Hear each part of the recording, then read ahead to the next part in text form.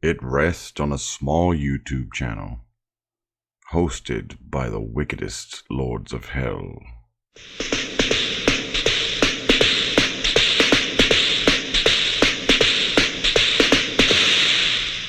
Here is the first internet clip show to offer to the daring a look into the final maddening space between life and death.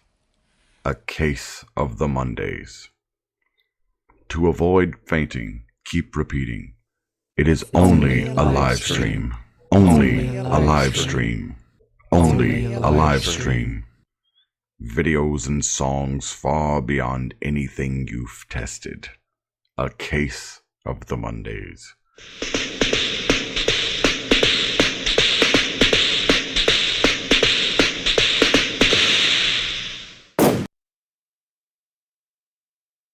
Stop you hammering, I won't hit no more. Cause every day's the anniversary of the year before. And if it's a day gone by, then it's 365. Random tangents, that's like a tree. Diverse inevitability. And if it's a day gone by, then it's 365. I said band, over the band. I can't believe it's Monday again. Part of the problem is the passage of time. Part of the problem is what goes with salt and lime. Part of the problem is the answer is a cure. And a big part of that is the thing that keeps me poor. Sunset's columns support a feeling like holes in a drowning man's frozen ceiling. And if it's a day gone by, then it's 365. 365. That's right.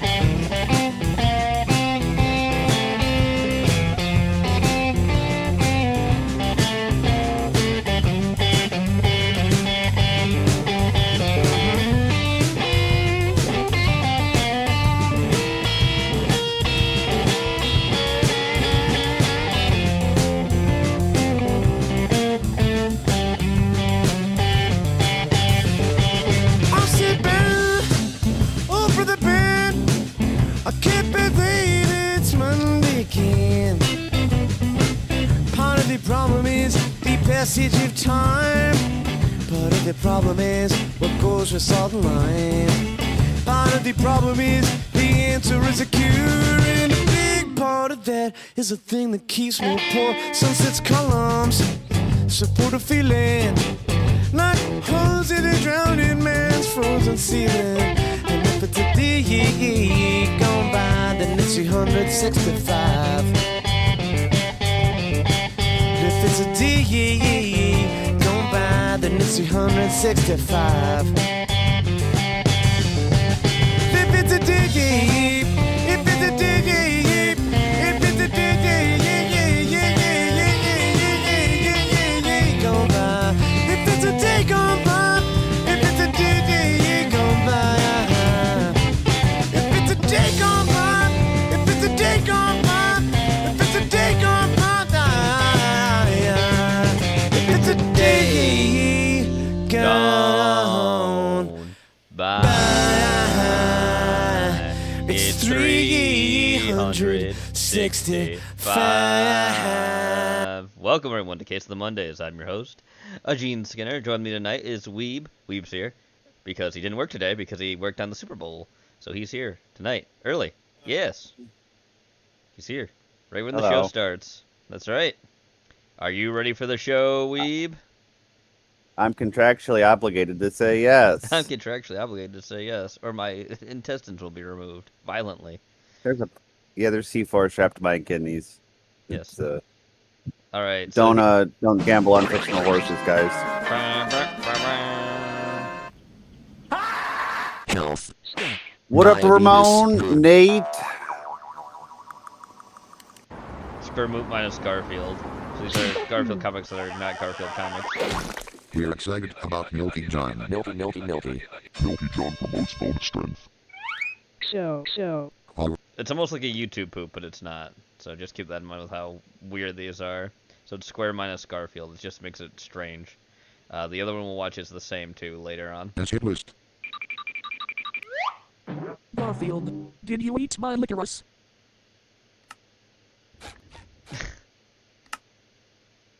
Who are you?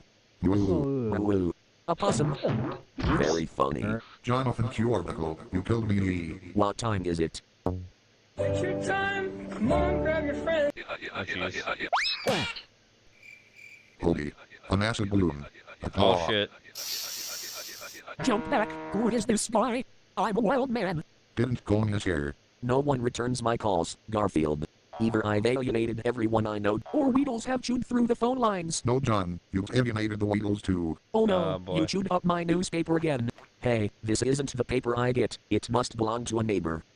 We have entered an endless recursion of time. We have entered an endless recursion of time. We have entered an... Just finished your summer homework. Just finish your summer homework. Check the mail for me, will you, Garfield?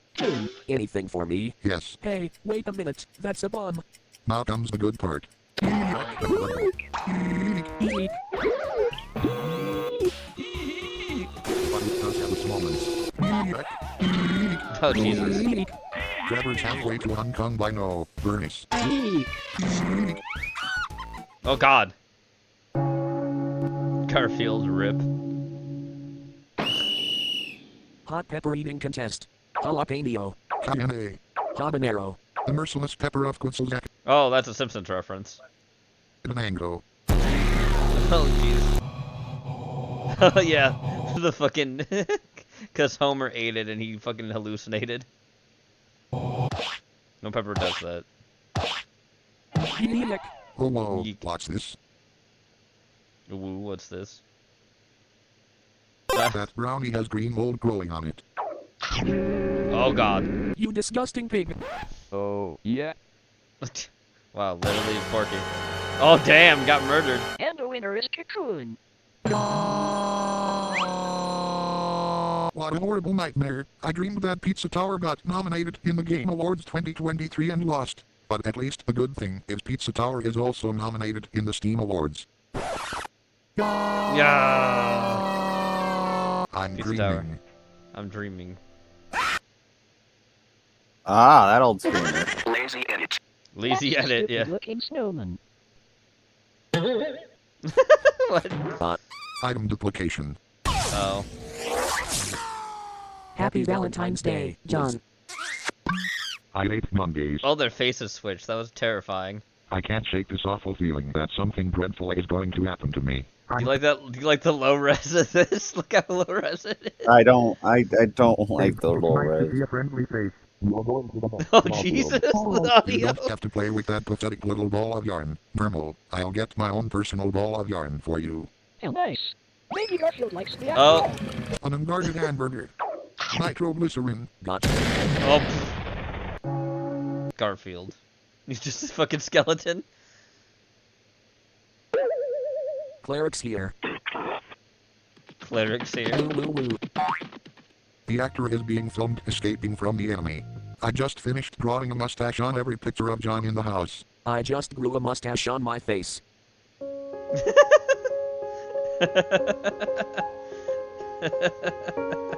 It's been a long time since I've heard a good splut. Bark.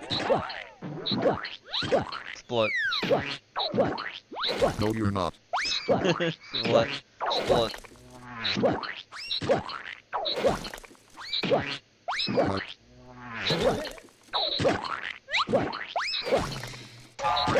That's a lot of splitting. that's more like it.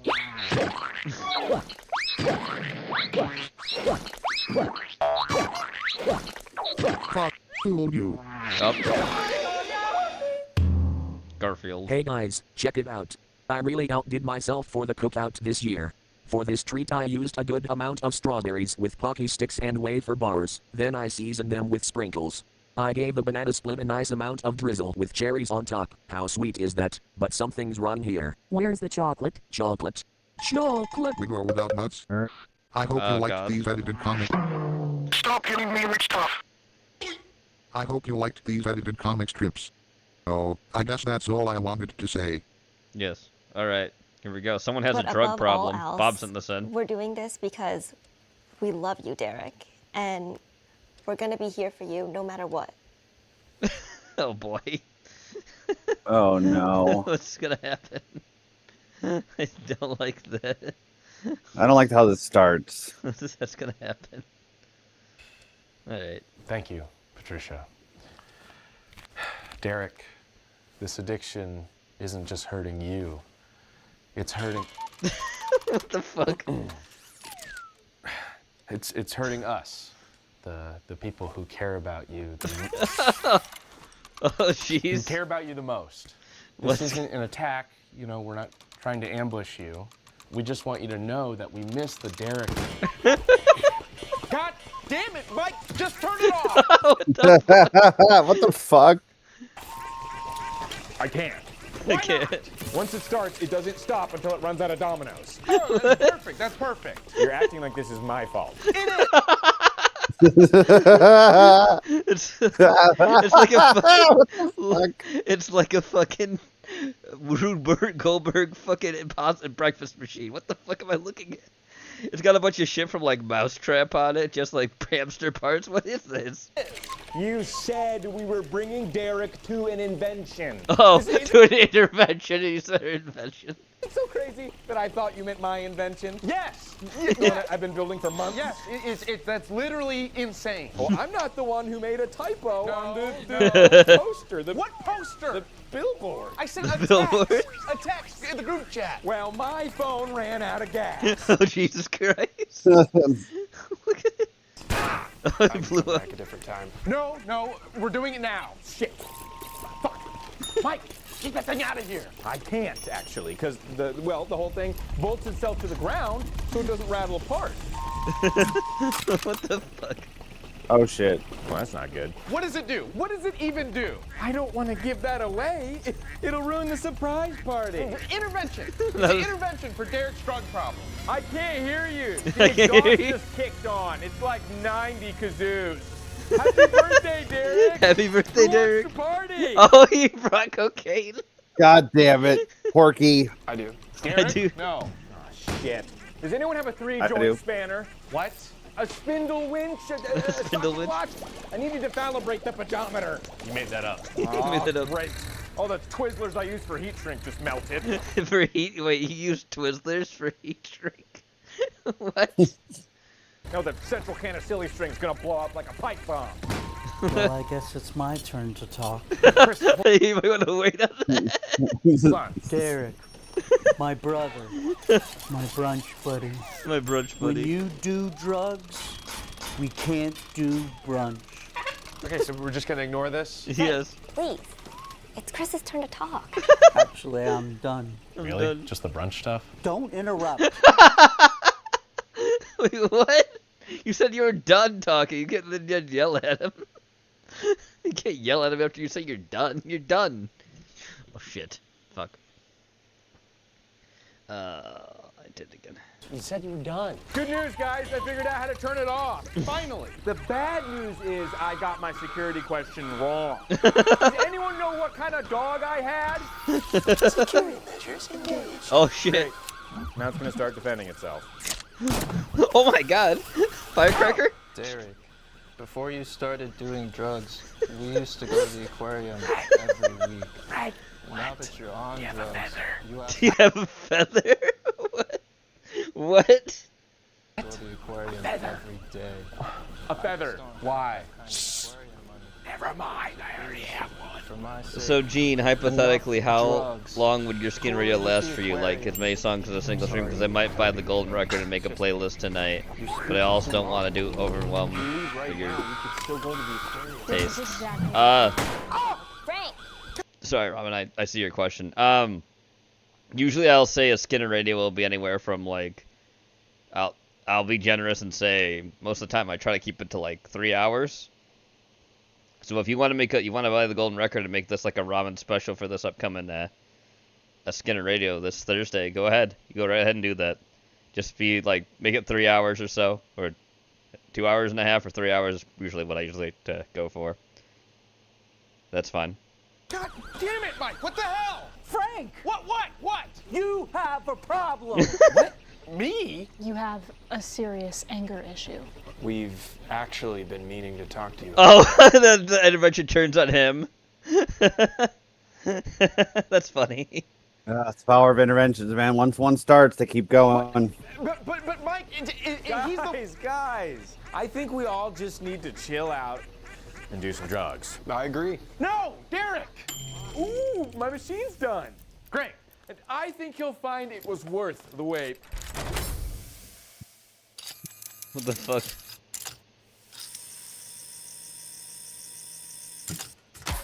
Happy birthday. It's a birthday cake. What? Puts a firecracker in there?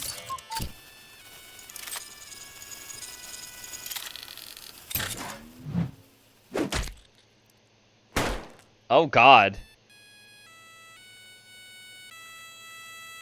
Is he dead? Cocaine, anyone? Cocaine, anyone? Right here. Right Yep, here. Yes, please. Just ate it. Can you turn that off? No. Yeah, dude. Robin sent this in. From Beck the Schizo. What is cracky, my brochacho? If you're watching this video right now, that means you've been selected for BlackRock's new Minister of Propaganda and Social Media Coordinator. So congratulations! This very helpful instructional video will teach you the anagram of matcha. Matcha. M in matcha stands for Make BlackRock Look Good at All Times, or in recent Or years, else. BlackRock has been combating these evil assholes who are trying to make us look evil. Like, what the hell, man? We're the good guys. Look at these But what the hell, man? We're the good guys. cool-ass robots we build, bro. Like, look at these little jit plants we made and shit. Like, they probably got little happy homes because of us now. But look at these little jit plants. They got sonar pings and shit coming off of them and Who? shit. Like, Ramen? how Is could this we be the bad ramen? guys? Yes. No one speaks It's Beck the ill How did I Schizo. know? BlackRock. It's Beck the That's all I'm Schizo. saying, bro. That's when he posted like a lot stands for before. any negative thoughts pertaining to BlackRock should be stuffed away and buried down deep inside yourself. We have Inside plenty yourself. of therapists and specialists who completely spend their time making sure that you don't think badly of us, because why would you? T in matcha stands for taking care of our shareholders. If you don't take care of our shareholders, then how else would we be able to pay for a trip to, the island or those baby eating ceremonies that we always take part in? Oh, baby, yeah, we get into the weather now, motherfucker. CHA is the last part of matcha, and the reason why it matters at all is because the weather is controlled by Hyperboreans. Absolutely. They call themselves the universe people, which are children of the cosmos, heirs to the hidden or the stars, the outsiders. They record the dreamers whispering prophecies about the coming age of alignment when humankind would finally reclaim harmony in the living universe. But now to their followers, they were more than faith, they were on a mission. And to the universe people, it was not chaos, but consciousness, the breath of the planet itself, storms and droughts and melting poles and stuff like that. All of it. They said it was the planet's vital balance. If humanity Bro, could what tune the into its hell? collective mind, they claimed that they could soothe the Earth's fury and calm the skies, but belief could not shape the wind. And there's the BlackRock Industries, entering stroke. Founded under the guise of environmental engineering firm, BlackRock had long sought to turn the commerce. They built the satellites that whispered in the clouds, drones that seeded rain, and orbital mirrors that fed sunlight into a sculpture shaped in clay. And when BlackRock scientists met the universe people's high priests, the alliance seemed impossible. Science and medicine. Oh my and they both shared the same God. political control for the universe people. Control meant salvation. Dude, this is too autistic and mad. Yes, praise to the party. Yes, of course. Yes. Oh, thank you so much for listening to the entirety of my Thank you, presentation. Ung Chang. I could kiss you on your big jiggly cheeks right now. Anyways, there's What? a new era coming. Are you gonna answer or decline to call, motherfucker? Also, my jits, if you want to see more Peak of me autism or just less for of that you, Weeb. stupid triangle-headed fuck called Frenius all the time, how about you ask that Beck to Schizo motherfucker to edit him out of some bullshit like that? That stupid that. twink eye, get that guy out of there.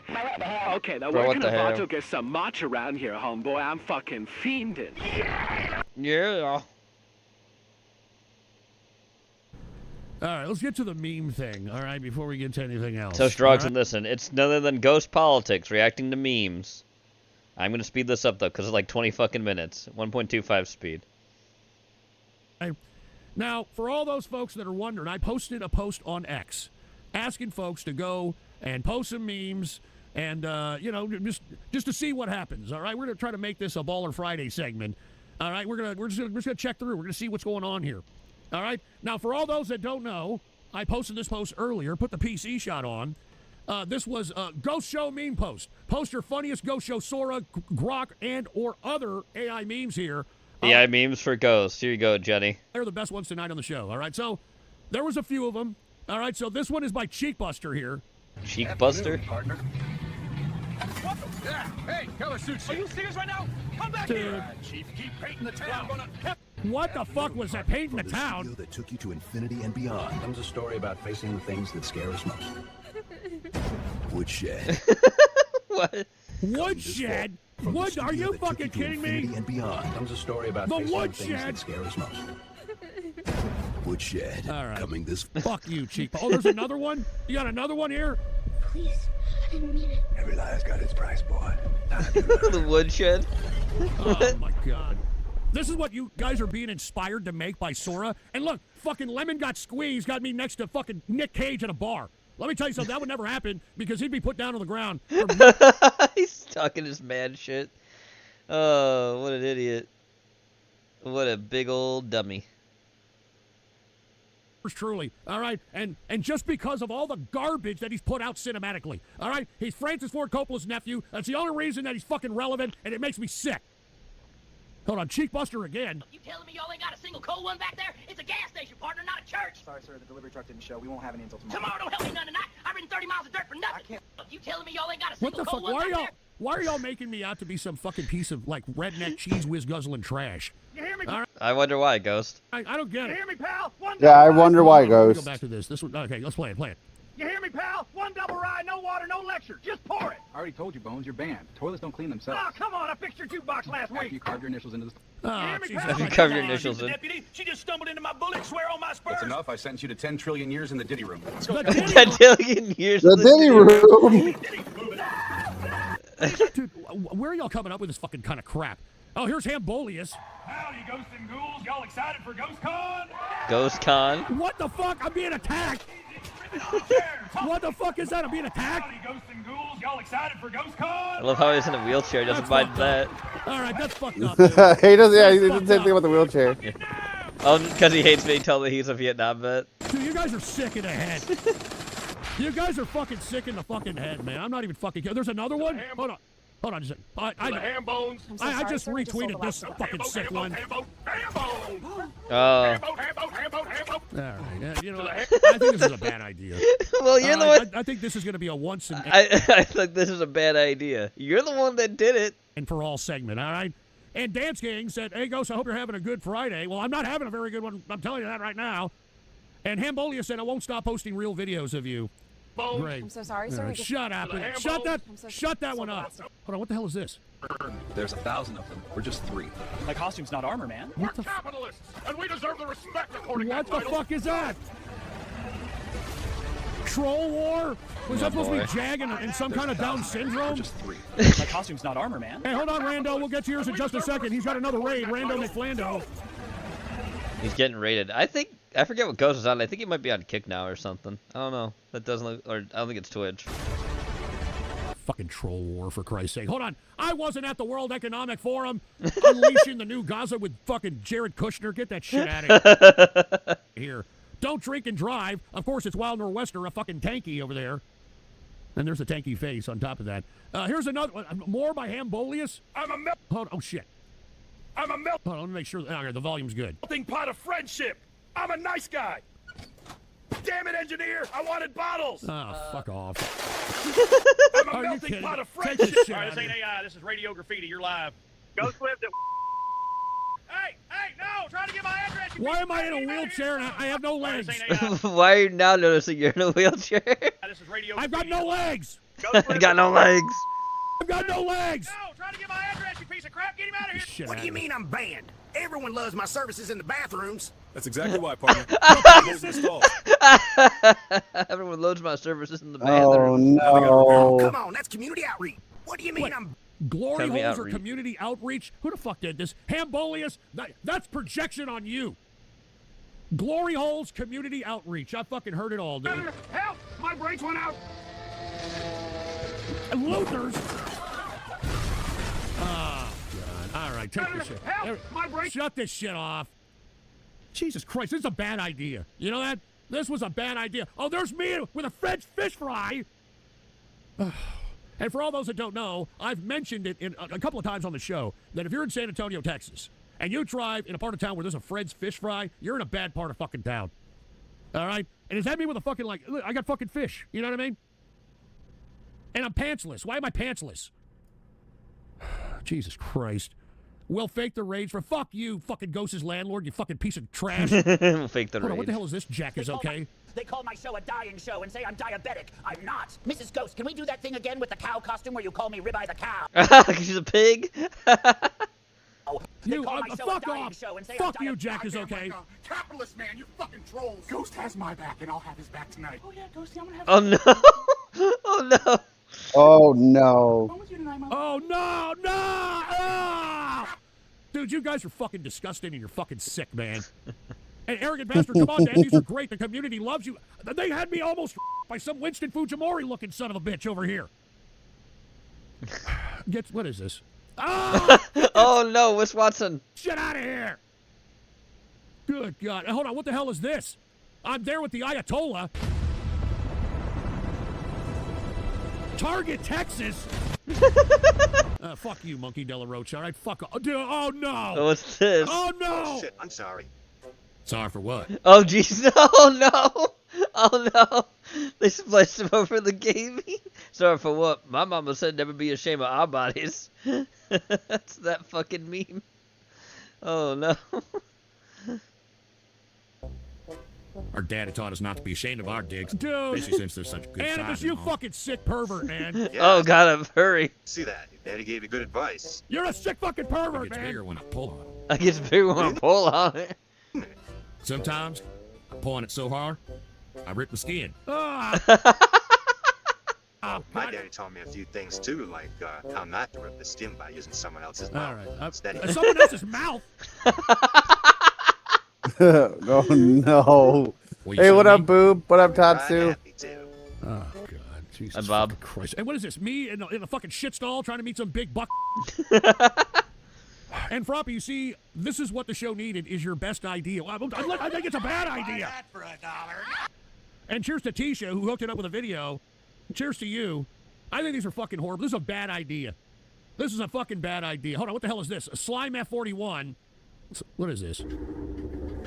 I'm playing a video game? No, shut up, you're dog. You're using AI to dox. Fuck you, man. AI to ducks. Oh, is that him and Rick and Morty? It is. Look at that. Hold on, J7, what is What this? the is this? This ain't the Walmart parking lot. You speak English? I need directions. Oh, hell, which one's Earth? Wait, please. I just wanted more beer. Oh, jeez. What the is this? This What ain't is the this, Walmart parking lot. J7?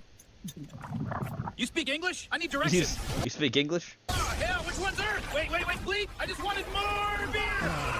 Take this shit out of here. Can't start the day without some Bud Light and waifus. I wake up Bud Light and waifus. at 6, drinking by 6:15, anime by 6:30. My family says I got a problem, but they don't understand that Are this is you my fucking kidding life me? and I'm living it. This hits different at breakfast. It's different at breakfast. And there's fucking anime. Can't start the day without some Bud Light and waifus. It's I a wake up Ghost 42. Fuck Bud Light, drinking by by the way. 6:15, anime by 6:30. My family says I got a problem, but they don't understand that this Get is my this shit out of here. Bourgeoisie hoards the fucking sauce, but I'm giving it back to the little bastards. Free cans of sauce for everyone. Oh, this fuck is socialism. you. No more sauce inequality. Fuck People you. deserve sauce. All right, this is becoming a bad Spread the fucking word, idea, dumbass. man. Cans of sauce for all. Come and get your This is a bad... No, Ghost. They never. No one would ever turn AI on you. Never. They never do that. No, never. Oh, hi, Jumberford. They putting what in the water? Y'all Fake hear me? rage. I make about $600 a show from engagement. 47,000 Twitter replies. That's how you fix the rage. That's rent money, bitch. I don't believe none of it, but Are you fucking folks kidding? love me getting mad. Dude, fuck you. Take this shit off. Look, this is a bad fucking idea. All right? This is the first and last time I'm doing this fucking segment. I'll tell you that right fucking now. Hold on, what the hell is this? Oh, no. You say 66 equals... Oh, no. Fuck you, Slime F41. Fuck you, dude. What is this? What is your fucking cotton picking problem, dude? Cotton Evening, picking? partner. Reason I'm stopping you is the swerving back there. You been drinking tonight? Just a sip or two. That's a bottle of tequila in your cup holder. You can't be driving like this. I'm fine, deputy. Sir, step out of the truck. Whee! Hey, evening, partner. Reason I'm stopping you is... All right, dude. Hold on. What the hell is this? Du, meine Arbeit. No! Yeah. Yeah. Dass ich gearbeitet habe, With dass ich Hitler. in diesen Jahren für dich eingesetzt habe. Who is this? Is that supposed to be him? It doesn't look like him. That's literally Hitler dressed up as Ghost. I've had enough of this shit. And Froppy, this is the type of content I can get behind. Hold on, what the hell is this? I'd buy that for $1. Do this instead. The other one's. I'm sorry, Rando. We'll do it, dude. We're doing this. I guess first and last ever segment called Ghost Show Memes here. First and last ever. Ghost, I need more beer. Boink. A pig? A pig. You guys are fucking going way fucking overboard. You're going below the belt, dude. All right, you guys are going below the belt. Holy shit! Hold on, wait a minute. We just got the Wanderer, who hooked it up with a $100 bill, and I'm paying $100 to make the Ghost AI segment permanent segment on the show. Are you kidding me? I'll make it a permanent segment by giving you $100. Amazing. I mean, I'm fucking the butt end of the joke, literally and figuratively, dude. I'm literally and figuratively the butt end of the fucking joke. Yeah, that's why he wants us the permanent fucking segment. The Wanderer over here dropping a hundo so I can continue to do this segment for Christ's sake. We'll do it every Baller Friday. All right? We'll do it every Baller Friday. That's sigh. I don't want to, but he gave me money, so I have to do it. Do it on Tuesday. Bad enough I have to fucking do this shit on Tuesday, man. Hold on, what is this, J7? What is this crap? Hold on. I'm trying, Ghost. What the is that? Interdimensional snake. Get it out. Why is the engineer black? Where's the engineer black? I'm getting regular gas station drugs from now on. Dude, you gotta be kidding me, J7. This is what you're doing on a Saturday night and shit? Pickle Ghost? I'm Pickle Ghost. Pickle Ghost? Science No! I'm a genius. How do I turn you back? Figure it out yourself, dumbass. I'm busy. You can't move. Shut up. Not Flip it over, Pickle idiot. Ghost. Wrong way, you fucking moron. Maybe if Don't you lecture had- me, bitch. Just fix this and give me some more beer. More Pickle beer. Ghost? I'm Pickle Ghost, my bitch. God. Science experiment. I'm a genius. How do I turn you back? Pickle Figure it out Ghost. yourself, dumbass. I'm busy. You can't move. Shut This is up. Flip fucked me up. over, idiot. Fine. Wrong way, you fucking moron. Maybe if Don't you lecture had- me, bitch. Just fix this and give me some more beer. All right, take this shit Engineer, out of here. package these for Why is distribution. the engineer He's black? he's just black. Your fans, That's man. not our problem. We're putting chemicals in the We're water. providing a service, dumbass. Now work. Why is the engineer black? This is the same batch I gave my grandson. Enjoy. Engineer, All right, package. get this shit out of here. chocolate. Ghost, that's not chocolate. Sure it is. No! Fancy-looking stuff, With too. Cleveland. Chocolate, baby. Ghost, that's That's not Cleveland chocolate. Brown. That's shit. That's literal shit. Ah, it's that high-end imported kind. Rich, creamy, swirly. Oh! Smelly. Ghost, please, it's poop. Woo, can't wait. Oh, hell yeah. It's poo poo. All right, I've had enough of this shit. Dude, I'm the butt end of the joke. Look at Pony Soup. Look at this. I'm the butt end of the joke. Me, fucking dumbass Trump, and fucking Elon Musk and fucking rose petals. On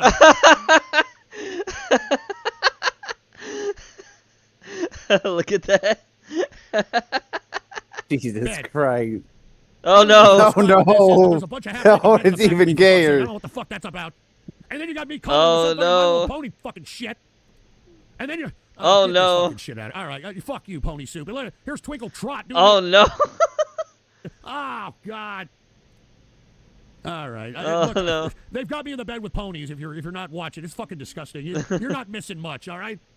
And there's me looking at fucking snake ass. Real funny. Yeah, real Snake fucking ass. funny, dude. I don't. Fuck. And here's me hanging out with fucking Sticks, Hexon, piece of shit, Pirate Head Hammer. Are you fucking kidding me? And of course, there's shit in the ashtray because that's what goddamn Sticks, Hexon, Hammer did in my inner circle when he was in there one night and fucking fucked up on I don't know what. Fucking posted nothing but shit. Literal shit. Wow. Fucking pictures, man. It was fucking disgusting.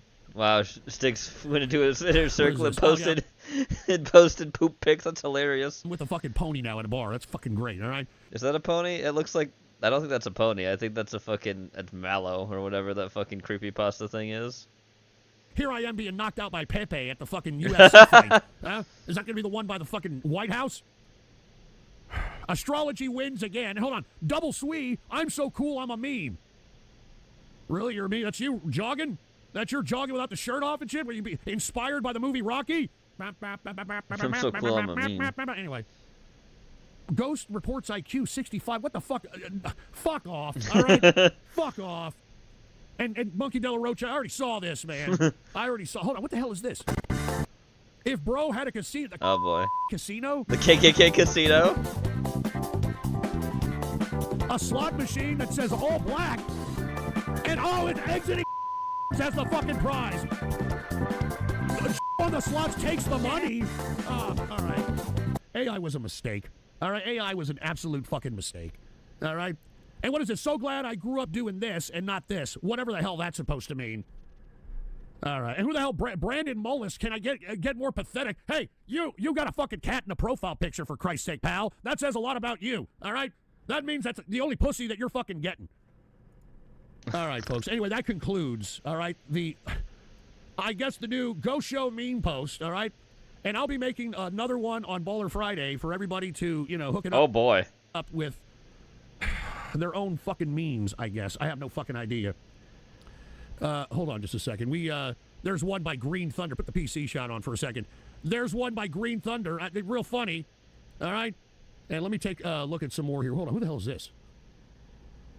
Hold on. What the hell is this? Hold on.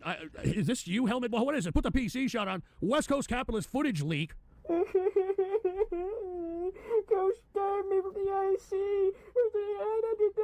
Hold on, I'll be right back. I'm just gonna pull my hair up. Okay. Dude, that's fucked up, Helmet Boy. All right, that's fucked up. What the hell is this? Riley Wells swagger? I am. One Ghost on Family or Sesame Street. I am pretty cool. I am Great. pretty cool. Yeah, fucking Sesame Street. What was that? Entertainment when you suffer weed. Suffer weed on dreams. Ow, fuck. Ow, bitch. Can you There. tell me where to get to Sesame I'm back. Street? Yeah, welcome back. Oh, Thanks, yeah, Doug. this one is what is this? This is me. It's you, Ghost. Yeah. Okay, great. He's asking the Grouch. It's you, Ghost. All right, Oscar the Grouch. This is This is Ghost and Friends on a plane crash. Are you fucking kidding me? What kind of morbid shit is that? And this is Ghost and the African Booty Scratcher. Great. All right. And hold on. People are talking about the new beer bitch here. What is this? Froppy, what the fuck is that poking under her skirt? Shut up. And old man Frank Tuck Job Tina. Tuck Job Tina. Tuck Job Tina. Very funny. All right, let me get to these ones that I'm supposed to get to here, all right? Let me get to these ones that I'm supposed to get to here at the bottom that are supposed to be, probable spam, all right? Oh, boy. Put the PC shot on. This is when Ghost dives in, Ghost Show memes. Fuck off, all right? The wheelchair. And what the fuck is this? No wonder this is probable spam. What the hell is it? Buck breaking for Defy. It's a buck breaking picture. Get this shit out of here. And still doing this? Am I too late? Well, there you go. I'm supposed to be, what, Optimus Prime with a little bit of fucking Spider-Man with, I don't know, the Joker? What the fuck is that shit? Oh, my God. You fucking piece of shit. You fucking piece of shit. I'm not even acknowledging. Take that shit out of here. And when Ghost pulls a ghost, and dude, all right, boy. dude, that's enough of this. Hold on, what the hell is this shit? Oh, Gridman! Hey, hold on, what is this? Hey, there's Franklin. Come out and play. Franklin. Hey, wait a minute. What am I? Oh, he's gonna get killed in the fucking anime. About to be knifed in the ass? What the fuck is this, Mama Luigi? You've been Mama watching Luigi. too much Blood In, Blood Out, dude. All right? Blood in, blood out. That's a fantastic movie. We do have. That's a nice burger. Why? Yes. I mean, give me a break. And this is me, having an AIDS burger or some shit? AIDS Yeah, of course it burger. is. Having an AIDS burger. And there's fucking Wilford Brimley. Oh, dude. Wilford Brimley Ghost? I'm in.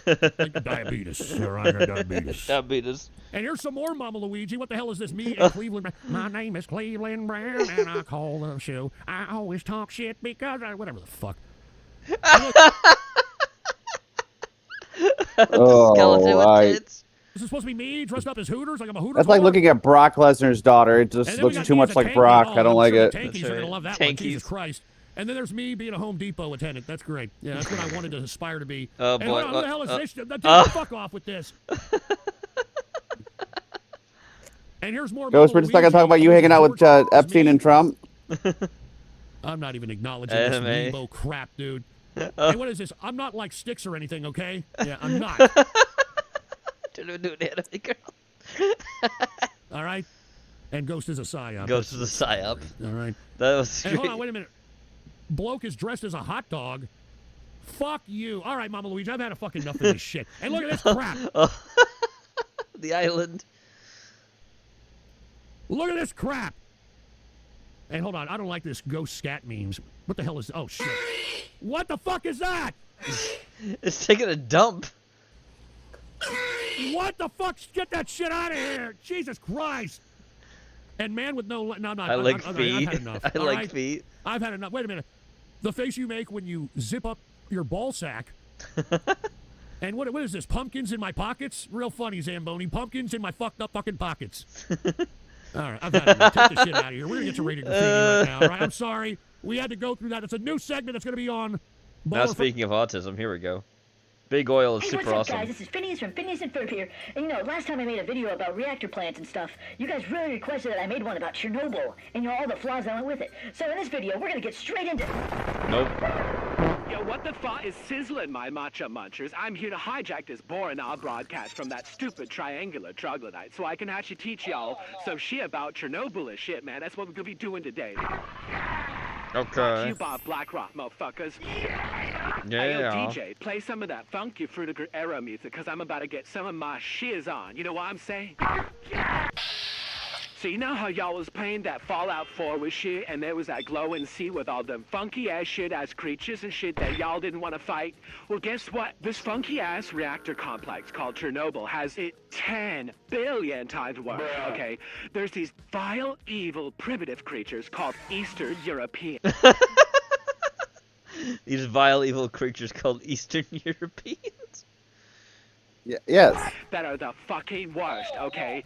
They fucking take up everything. There's Poor. no matcha anywhere, and you get hella radiation, and you'll probably die because how bad I'm so full from radiation, yum.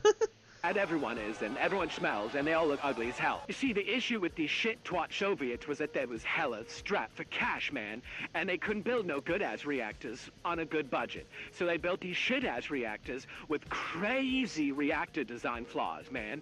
I'm talking positive void coefficients or positive temperature coefficient of reactivity, which makes the reactor design inherently unstable whenever at low power, making the reactor unstable to prone runaway actions. Like, what the hell, bro? Oh, shit. They got some control rod tip designs, like my tip be fucking creaming, bro, at the thought of this horrible bullshit, bro. And they got lack of Hell contaminant no. structures and poor instrumentation and feedback. And it wasn't just the fact that these Timu-ass reactors was, you know, bad Timu-ass design. reactors. They had some dummies working on that control panels, man. I mean, we got tests conducted in unsafe conditions. They operated with major misjudgments. And that lack of safety culture, bro. This would never happen with BlackRock, because BlackRock always advocates for, you know, safe conditions and shit, yo. Like, we the good guys, man. These guys We are the good guys, man. stupid. Hey, what's up? It's me, Phineas again. Sorry for the interruption. I didn't realize that the would get in my way, dude. I just, you know, I didn't expect that at all. I mean, if you'd like to learn, you know, theoretical and quantum physics of a reactor without the AI brain rot slot, then, you know, just stick around, man, because honestly, I'm so sorry. As you clearly just saw, Phineas was in a state of distress and needs to go on an immediate sabbatical, sponsored by BlackRock. Sponsored by right now, we BlackRock. will sing a small prayer for him in Spanish. In Spanish. La do you do, la ba you do, la ba you la dun deale on chitty la da ba don doodle but our lish. What? My Thank you so Xbox. much for watching this presentation. Make sure you submit more money to pay for Big Oil's crimes against humanity. And have a great That's right. day. Also, subscribe to Beg the Skizzo. Alright, moving on. Sharks on All this right, so end. I have this Bluetooth speaker connected to my phone, and I'm going to control whatever Ricky says, because he can't talk today. Because he can't talk today. And this is actually Ricky. This is actually Ricky's channel. It's not AI. This is Ricky. Fantastic, Ricky. Yep. Sir, are you okay? Sir. You hear what I said? My phone hurt. Usually I'm not homeless completely, but I'm in and out of places. Could I get $5 for a nice warm meal tonight? Do you hear what I said? My bones hurt. My Can you bones help hurt. me, please? My bones hurt. Sir, first off, thank you for your service. Second, do you think you can help me? What do you need? Can I have $5? I'm a gay retard. I'm a gay retard. I'm a gay I'm a retard. gay retard. Excuse me, can you help me? Can you help me? reach the top of the item on the top I'm a right. gay retard. Can you help me? Have yourself a great night. No, not the one, that's the wrong one. Trying to get that item right there on the top. You got it. Where do you want it? In here? To wipe my ass. To wipe my gets ass. really poop. There's make a big mess and get poop all over the place. All right, I'm out of here. You have a good day, all right? I try to suck my own dick. I'd like to get the kayak. It's in the other aisle a few down. Yes, sir. No problem. Take me where you need me. I would like the red one up top. Okay, got you. Is it okay if I go grab the machine to pull it down real fast? Use your hands and be a man and stop being a little baby back bitch. Bro, there's literally no way for me to grab it, man. Do you got rock for brains, kid? You're really starting to grind my gears. Do you need me to climb out of the chair and get hit myself? No, man, I got you. Where you from? Hey, this Southside. Nigga. Nigger. Yo. A kid nigga.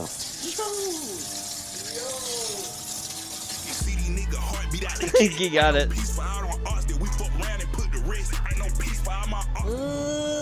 Some bullshit said it was on clearance. Why the fuck it charged me 190? It's supposed to be 109. I love Walmart. Fuck Target. I gotta have you guys leave, man. You retard. It's just a recording. I'm a gay retard. I'm A gay retard? Gay retard. Please don't kick me out of Walmart, please. Are you being an ableist? I'm Are just you being an ableist? trying to shop. Police, sir, please, sir. Scumbag. And he spoke at the end. He's like, "Oh God, crippled news. He's back. The only Sonic. Oh God. I don't know why it's not playing the next video, but I'll fix it. More BlackRock. Here we go, Weeb. Oh boy. If you thought your brain was rotted before, well, it's not yet. Schizo viewer, I bet you wonder where the hell you are right now. We in the shizzle digs up in here, motherfucker. We talking about some real shit today. Shit. What the heck is bracking, my twinophile? It's great to see you here Twinophile? at BlackRock HQ. I hope you like the new place now. It's Frutiger Era coded now, isn't it? It's in my Frutiger Era. You know, I just got some of those Dubai indentured servants to build this out for me. And what? It looks great now, doesn't it? What the hell, bro? You know, the reason why I invited you here today is not because I wanted to hang out with you. Oh, no. I don't want to hang out with you at all. You're a stupid chud loser. Why would I want to hang out with you? What? No, I just wanted to clear up some things with you and BlackRock. You know, I know you might have this connotation that you think BlackRock is all evil or whatever the heck you've been seeking online. But we're the good guys, yo. Let me explain to you why we're not the bad guys at all in this situation, and why we're the good guys, and why you guys actually support us every single day of every single hour of every single second of your lives. Oh, yeah. First of all, let me locanually explain how BlackRock works. Oh, shit. BlackRock is an asset manager managing over $10.6 trillion worth of assets. What? And being a global investment company, helping individuals and institutions invest for financial well-being through diverse funds, like ETFs and mutual funds and shit, yo. We also Shit, yo. You know, shit, yo. have a risk management assessment AI called Aladdin. Aladdin is this cool-ass, very sick robot that does shit like, guessing how much money we're gonna make and shit, yo. I don't know. I don't know how it works. See, we here at BlackRock aren't sure what we're gonna do with your money. What? So we have an AI figure out what we're gonna do with your money and have it divest it and invest it in things itself. Isn't that great? What? You see, unlike brokey loser wannabes who don't know how to make money and instead sell and share stock, individually, we here at BlackRock invest in as many stock options as we can and hold on to them as long as we can. And we do this with our partners like Vanguard and State Street. Yeah! This is called passive investment, in which we own 3 to 10% of most publicly available stock. This used to be terrible because in the early 40s, percentage of ownership of stock within the U.S. market was owned by normal brokey people. Oh, hell no! Like... Rose, dude, what would you even do with all that money? Thank God, because now U.S. corporate equity ownership now belongs to mostly corporations, which is awesome. That's great. Because now we get to control the money and not you. Okay. I know you're one of these loser chudlers who doesn't know how to handle money, so I've constructed a 14-step plan thank you. Mandarin Chinese for you to succeed. That's not really. I don't speak that. Never own a house ever again. 首先，贝莱德究竟是什么？以及还不是什么？贝莱德是全球最大的资产管理 I hope 公司， we're 而不是。 there's gonna be a test, baby. You better be taking notes. 银行并不是政府机构，它管理着约9至10万亿美元的资产。这些资金的大部分并不属于被害者，他们属于养老基金、政府、大学、保险公司、个人投资者，通过 iShares 等。 I think Ramen's secretly a Chinese agent, bro. I mean, he is black. Oh, thank you so much for watching until the end, my little matcha slop muncher. Make sure you like and subscribe and hype this video up. And always remember BlackRock's signature slogan. We own you. Said it. Alright, let's try to put this in. Some AI for us.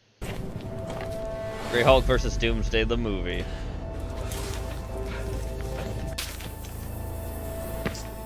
Wolverine, that's not gonna kill you. You're Wolverine. You know that's not gonna kill you. Just get up, you bitch. What the fuck, earlier? Just walking around. Fan made, written, and created by Ricky Shamu. I think this is AI? Maybe it's not. Maybe it's actually animated, but still. Maybe it's not AI. Maybe I was wrong. There. Getting loud. Want me to handle it? Oh, is he supposed to be Mr. Fix-It? Because that's the smart Hulk that's actually still strong too. I think it's supposed to be Mr. Fix-It. I already am. Never mind, this is AI. Yeah, that's AI. Never mind. Why are the cards yellow?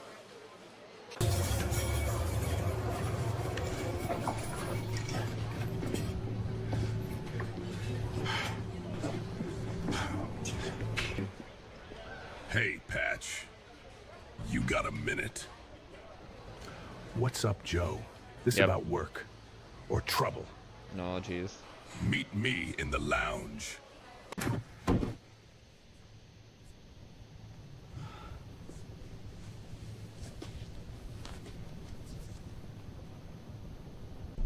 You don't usually work days. Short-handed. Nah, something's moving. Yeah, I felt it too. Thought maybe it was just my place. If you felt it, it ain't. I should take a look. You want backup? Not yet. Not yet, I'll just go.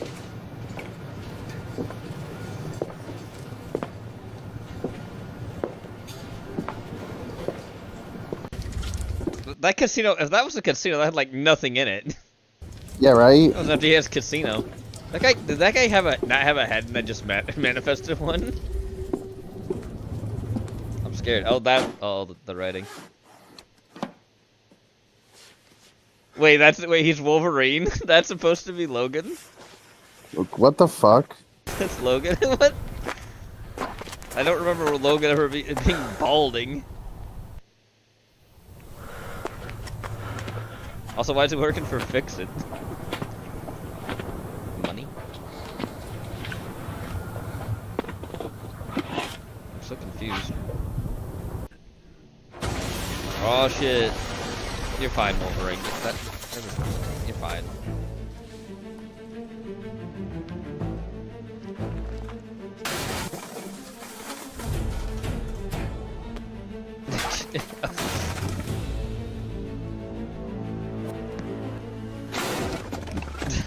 He's just getting his ass kicked.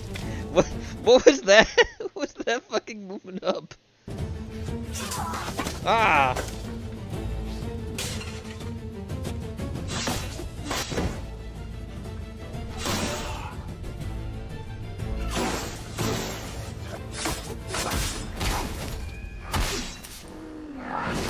Ooh.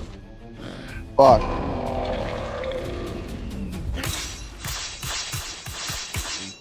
Not gonna do anything. Okay, calm down, Doomsday. That was okay. That's so much unnecessary movement. Yeah. What was that? This is like some Aikido fucking superhero shit. Yeah. What the fuck?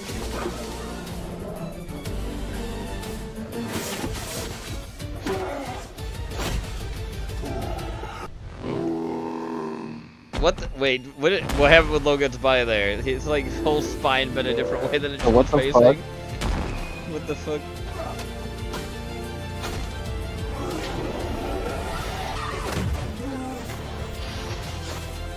Okay. I don't know why he's just bleeding now.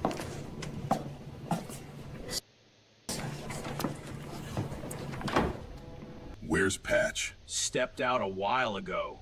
Said he'd be back quick.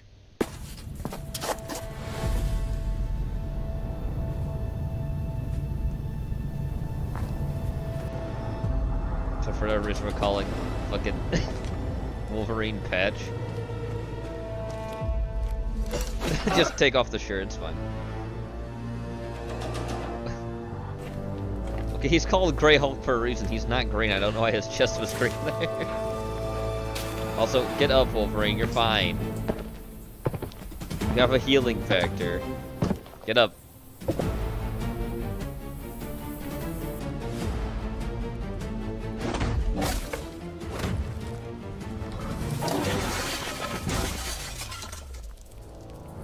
That just killed. That's not how Doomsday works. Okay, I was gonna say that shouldn't just kill Doomsday. More of this new fan-made series. It's important that you like and comment.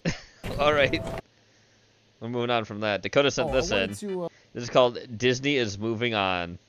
1.25 speed you said for it because it's another longer. Oh, it's not even that long of a video, but I'm gonna put up 1.25 speed because he told me to. All right, 1.25 speed. Watch the Disney CEO stuff. I think the new Disney CEO is kind of an interesting discussion. Here's the timeline on Disney. So Disney, let's say like 2016 to 2020. This is like GOAT Bob Iger era. This is when I had the Bob Iger quote poster in my stream setup because Bob Iger comes out the gate swinging and he goes, I'm going to buy Marvel. I'm going to buy Star Wars. What else did he buy? He bought one more thing. Pixar, Pixar, Marvel, Star Wars, Pixar. Fox, acquisition after acquisition, and Disney becomes massive, and their stock price goes up, up, up, up, up, up. And then he retires, and they're like, Bob Iger, you're the GOAT, you should run for president. This is when I read his biography, and I was like, Bob Iger, you're too tough. Your clothes are too fresh. Your swag too different. They'll kill you, Bob Iger. And then, by the way, right as he leaves, they launch Disney Plus, and it has a great launch. Disney Plus comes out, and it's like right out the gate, 100 million subscribers, like doing way better at a faster time than Netflix. It's going crazy. And then he retires, and all of a sudden, everything starts going to shit. Because Disney Plus is enormously fucking expensive. The growth flatlines. Yep. Netflix starts still beating them, and it goes bad. And there's the new CEO. And the new CEO, he's not doing so well. So then Bob Iger goes, time for one more ride. And then he comes back to the job in November of 2022, replacing Bob Chapek. This time he's fucking sweating, bro. This time it doesn't work. This time he comes back and it turns out like he's just dealing with the fallout of all of the compounding problems of here. The problem that Disney's not set up to compete with massive tech giants. And Disney Plus becomes ever more of a problem. So like, if you look at Disney, like back in the, I don't know, the 90s, early 2000s, like peak Disney, that is a company that is like a media company, a movie and toy and merch company with a little bit of a theme park arm as a bonus. Now, in 2026, Disney is a theme park company with a money-losing media company attached to it. That's right. It is. It is. Disney is like and to be fair too, guess what's also still losing money for them? The theme parks aren't bringing the money either, because nobody's going to their shitty ass parks because nobody likes them anymore. The theme parks are the only thing that still The only people that do are cringy ass Disney adults, and that shit's bad. Don't be a Disney adult. Don't even take your kids there. Go to Universal instead or something. Theme parks are still incredible because in the post-COVID era, everyone's like, I want to go somewhere in person, and Disney adults will pay through the fucking nose. But everything else is doing bad, and Disney Plus has become, it's shrinking now. Netflix is still growing. Disney Plus is now shrinking, and they put so much money into it. And not only are they losing money on Disney Plus, but they're losing all the money they could have got from selling Frozen to Netflix or Inside Out to Amazon Prime or whatever. Our Star Wars to Amazon Prime. Like they could have made so much money selling their stuff to different streaming services. And so all the opportunity cost is lost, and they're stuck on this. But then the third worst part is that because families are now cost cutting and they're cutting back on streaming services, they're buying like one or two, and it's often like Prime and Netflix or YouTube and Netflix. And so Disney Plus is getting cut out of young people's lives. And so there's a whole new wave of Gen Beta kids and younger Gen Alpha who are growing up with just Coco Melon and Miss Rachel or whatever, and they're not getting any Disney movies. So the future of the Disney adult theme parks are dying. Like Disney's sweating. All of it is like, it's all hitting at once, bro. They were in such a good spot and now it's like collapsing. And so anyway, Disney stock doing quite poorly, and they're pressure between the tech world, YouTube world, new kid stuff, And so now they have this new CEO, and I wanted to watch. There's a short video that's supposed to cover like his plans, but I'm like interested because I don't know what he can do in the short term except maybe. It's gonna be bad. It's not gonna be good. Let this company fucking fall. Let it fucking burn. Lean more into live service stuff. The next CEO of Disney is Josh D'Amaro. He's held many leadership roles within the company, including president of Walt Disney World in Orlando, Florida, and Disneyland in Anaheim, California. I mean, even that, like, if you're picking your CEO from the experiences category, that says something. That says, okay, we're going to go with the area that's working. We're going to get a guy who knows theme parks and live stuff, because I literally think that's Disney's area to lean into. They're just getting crushed in media. The company's revenue fell by 35% in 2020. But D'Amaro used that time wisely by making improvements to the parks. They should just pull the Band-Aid off and make them adults only for Disney adults. Just ban the annoying screaming kids from the park so that me and my wife can go to Star Wars Land and spend $300 on a lightsaber and pretend to be, that's what we need, dude. That's what Disney needs to, get out of here, kids. D'Amaro also had a hand in the company's international development. Think Fantasy Springs at Tokyo Disneyland, or the new Zootopia-themed land at Shanghai Disneyland. Dude, fucking That sounds awful. It's funny they're doing Zootopia in Shanghai Disneyland. You know why that is? Because Zootopia 2 is the best performing Western movie in China ever. It beat Avengers Endgame. That's funny. For some reason, maybe it's because everyone in China's a furry. I'm just putting that out there. Damn Chinese. They're furries. Can you believe it, Weeb? They're damn furries. Damn furries. Damn furries. The thesis. They love Zootopia. They go crazy for it, bro. By the way, like, until Zootopia 2 just came out, Western movies in China were on like a huge downward trend because they have their own movies now. They have their own Chinese homegrown movies. They had that New Jaw 2 animated movie, broke box office records last year. But then now, Zootopia 2 just came out and bucked the trend, dude. It went crazy. So they're going to make Zootopia 3, 4, and 5, I promise you. I promise you that. And they're probably going to be set in China. Probably. It's going to be the fox and the bunny taking a trip to a magical new Zootopia.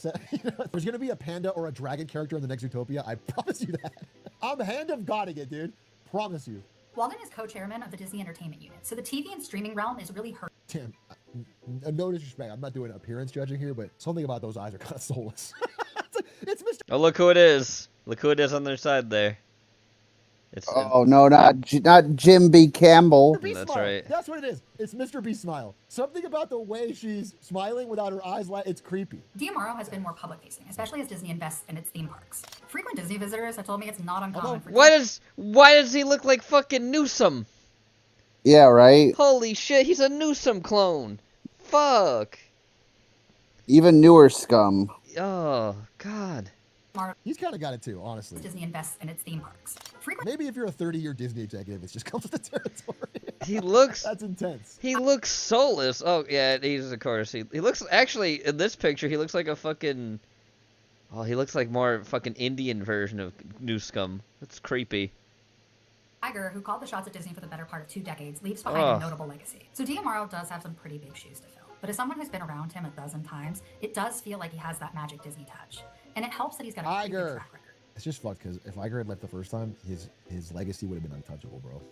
But now it seems more like the product of its time. Yeah, I mean, Disney stock has been flat since 2015. 11 years. Oh, no, I wasn't saying he had a soul. I just said even more soulless. Like, it looks like even less of a being was put in there. Performance is down 40%. Zootopia 3 will change everything.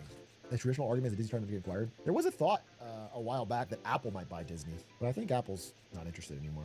Also, that should be blocked. Another thing that should be blocked. We don't need to consolidate ever more of the few relating media companies into 2 tech companies. You think Zootopia Tokyo Drift. You think to attract the gigantic Chinese movie market, they should call it Zootopia Tokyo Drift. That's what you think. Because they love Japan and China. I'm not so sure that you've nailed. I don't think you should be the next CEO of Disney. Also.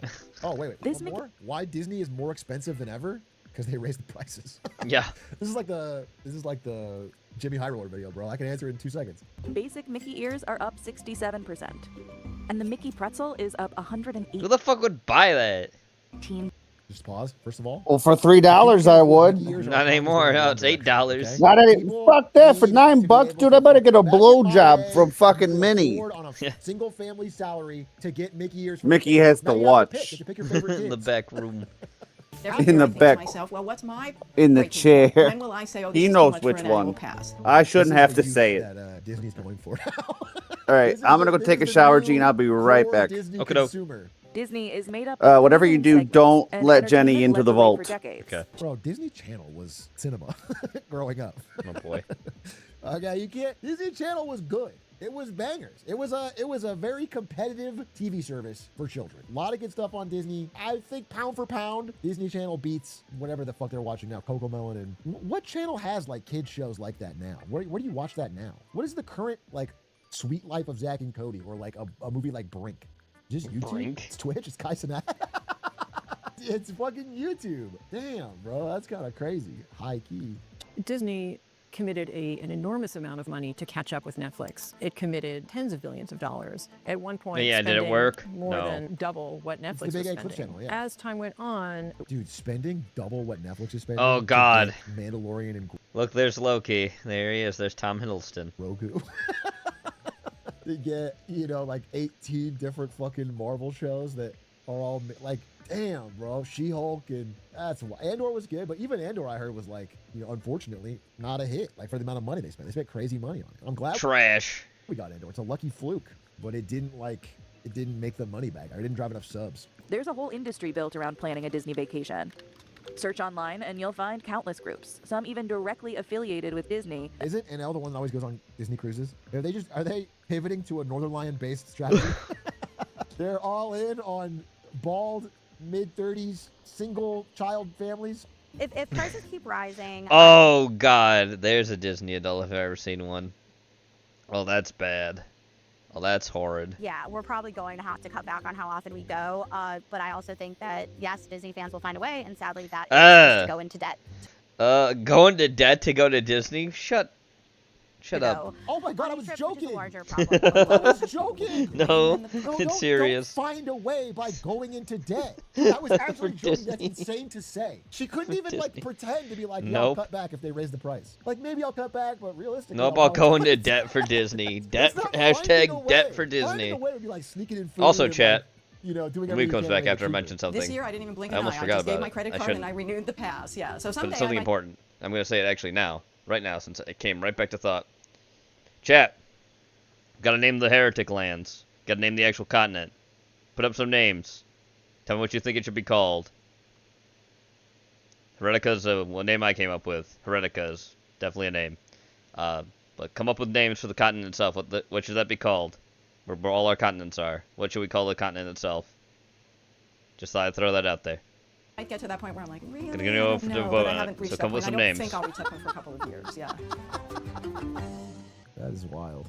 Anyway, it's like I'll I think a ask short-term it strategy with tomorrow doing too, more but I'm live gonna ask stuff, it more right now. cruises, more. But Some there's names a of the part in continents, Bob not Iger's the book continents, where but he talks the about actual when continent. he's What's not called? yet CEO. What's the continent called? He's Where all our working at lands Disney, and but he's kingdoms not are. CEO. He's talking to the CEO, Michael Eisner, and he's looking You at know. a parade of You know the Disney stuff lands. in like the late 90s. No, maybe this is Your like lands, the chat. mid-2000s. What's the continent they're all And on? all Give the it some names. popular floats are from shit that was made 10 years ago. So it's like Aladdin. It's Eurasia? like Lion King.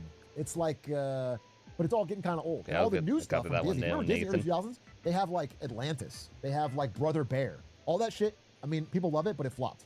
It all flopped. Yeah, it's like Pocahontas, Hercules, Tarzan, blah, blah, blah. Treasure Planet. All that stuff, it did badly. Like, it didn't sell a lot of toys. It wasn't like a big franchise. It was like okay. They were but my own they're down, too. iconic. People love them. People remember them from their childhood, but they weren't big hits. And that was the moment Iger said he knew he had to buy Pixar. Because all those kids, they liked the old Disney stuff, kind of. At that point, they were into, like, Toy Story. And it was all that was the new stuff for kids. That's when they had to buy Pixar, to, like, get ahead with the children and get cars and whatever. Yeah, but come So up with now some we're gonna have names. to buy Bluey. What the We're gonna continent have to shelf buy should be called. fucking Cocomelon. But what that really means is, the bigger lesson of that is, like, if they ignore children now, it'll hurt them a lot later. Because Disney adults will age out, although that one was pretty old. It'd be funny if Disney just becomes a retirement community. It'd be funny if Disney just keeps following this cohort of millennials until they're literally in the dirt.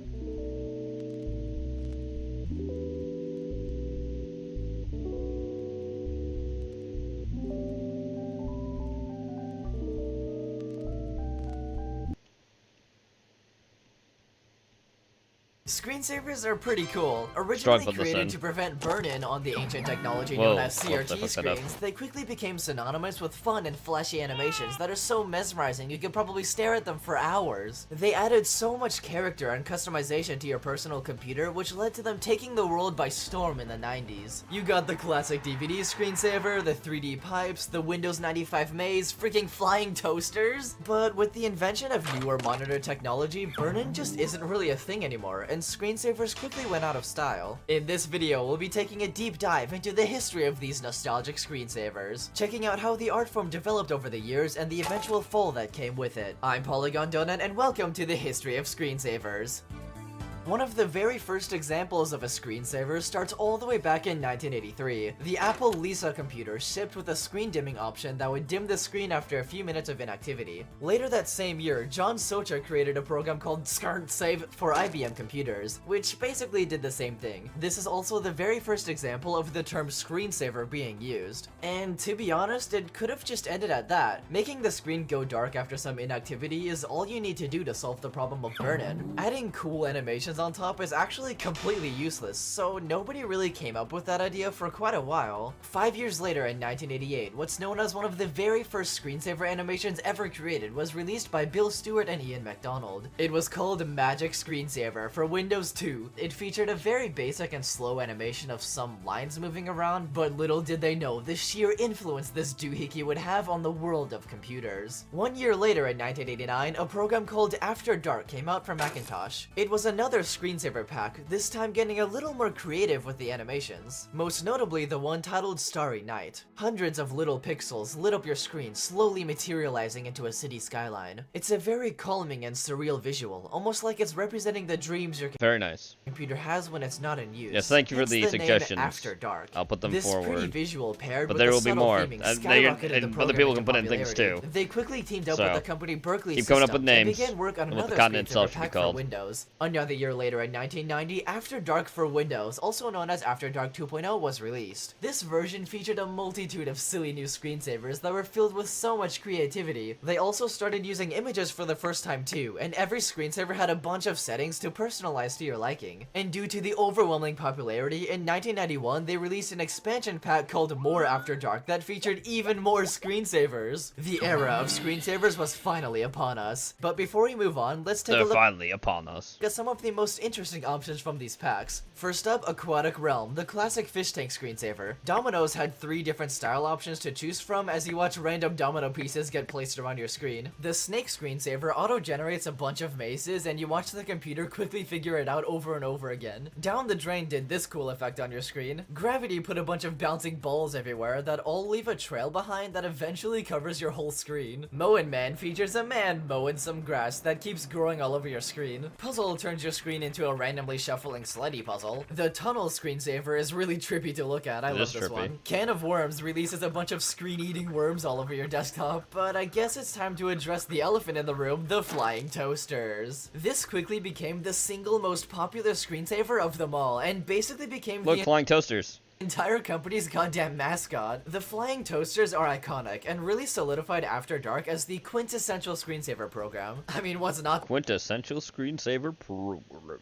to love about this? It's freaking beautiful. They even added a slider for how burnt the toast is. It's a goddamn masterpiece. With the wild success of After Dark and the growing popularity in screensavers in general, in 1992 the next version of Windows, Windows 3.0, actually featured some screensavers that came with the OS by default. First up, we have Flying Windows, which is just a bunch of Windows logos flying across the screen. Mystify features these colorful straight lines bouncing around. Bezier was a similar idea, but with curved lines instead. And finally, Starfield.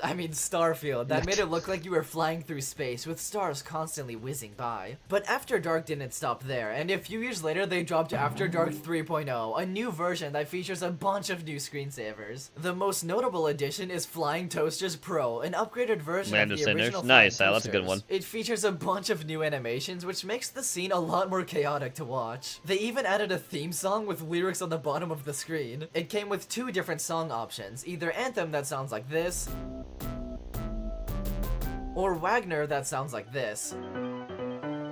This one called Guts is really freaking cool. I Hell could watch yeah. it generate these colorful patterns for hours. It's actually so sick. Bad Dog is another classic, although it's not really that much of a screensaver because it doesn't really cover anything up. The dog just kind of runs around and digs holes in your screen, and every once in a while a disembodied voice yells at him. Bad Dog! It is kind of entertaining to see what shenanigans this dingus gets up to. And what the Dingus. dog doing? Daredevil Dan basically sets up these cool motorcycle ramps for this Dan guy to do. And it's really funny to see all the different outcomes that can happen. The best part is that whenever he gets hurt, bro just sits there and goes, ow. Ow. Me when I get hit by a car. Ow. Ow. Ow. Fish Pro is the new version of the previous Fish Tank screensaver. You could also watch a freaking rat race on your screen. Look at them go, they're doing such a great job! You Bet Your Head lets you watch a fully simulated trivia game show between these little gizmos and gadgets. And whenever someone gets a question wrong, they just freaking kill them. What the f- Dead. For the next few years, they also started releasing some licensed screensaver packs as well. There's the After Dark Star Trek pack, a few interesting ones being the Brain Cell screensaver and the Tribble screensaver. I've never seen Star Trek, so I have no clue what these goobers are, but they look very polite. But of course, we also have the After Dark Simpsons screensaver pack. In this one, Aw, shit. you get to watch Homer mow the lawn on your screen, and every once in a while, this geezer walks by and says a goofy line. Hi-de-ho, neighbor. If you watch it Hi, for a Dad. really long time, eventually the entire lawn gets mowed and it restarts. You could also watch Homer Simpson slowly eat your entire freaking desktop, every once in a while throwing up an icon. After he finishes, your screen just keeps turning into random foods and he continues to eat it. And finally, there's this one with a bunch of character heads flying around. There's a Looney Tunes pack, a Disney wow. pack, another Star Trek pack, and finally this Damn one Star called Trek Totally packs. Twisted that has a bunch of really gross themed screensavers. It also has a version of flying toasters called Flying Toilets, which is kind of funny, I guess. I don't know. And now we finally arrive in maze. the wonderful year of 1995, the beginning of a new era for The tubes. screensavers. Windows 95 just came out, and along with it, a wonderful new selection of screensavers. Also, this channel, by the way, is Polygon Donut. Just in case you wanted to know.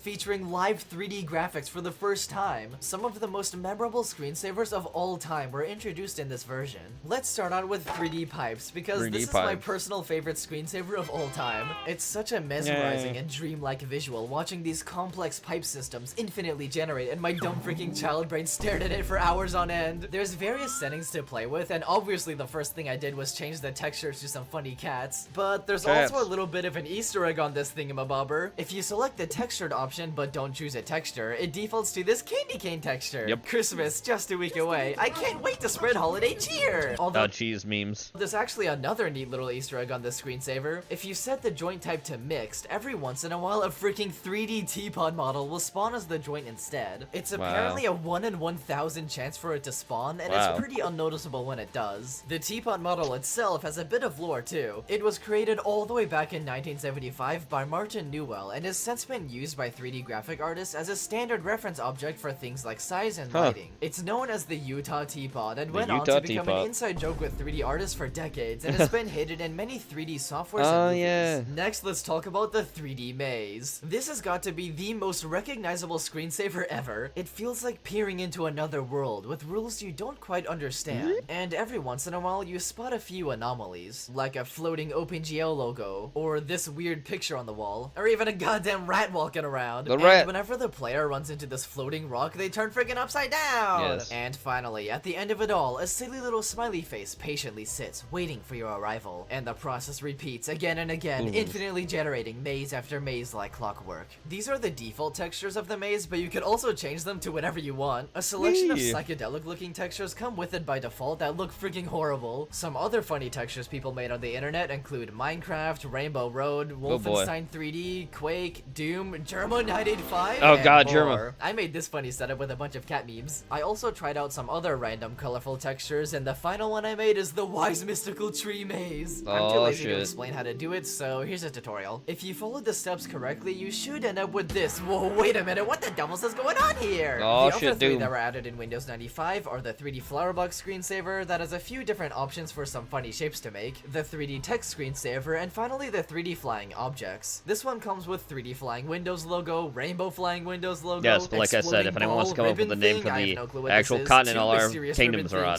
continue to do so. They put a lot in, and textured flag. The flag option shows I'll the just same mention that globe tomorrow image from too. the 3D maze, but you can Because change eventually it to we're gonna name whatever it. you want. But It'll that's be a not vote. all, because that same year, Windows 95 Plus also released. It's an expansion pack for Windows 95 that includes a bunch of gizmos and gadgets to play with, such as games, themes, and of course, more screensavers. This is also the very first appearance of the beloved Space Cadet pinball game. Oh, yeah, that the game. Screensavers it comes with are travel, nature, mystery, sports, Leonardo da Vinci, dangerous creatures, inside your computer, and the golden era. For some reason, this one randomly plays really creepy noises.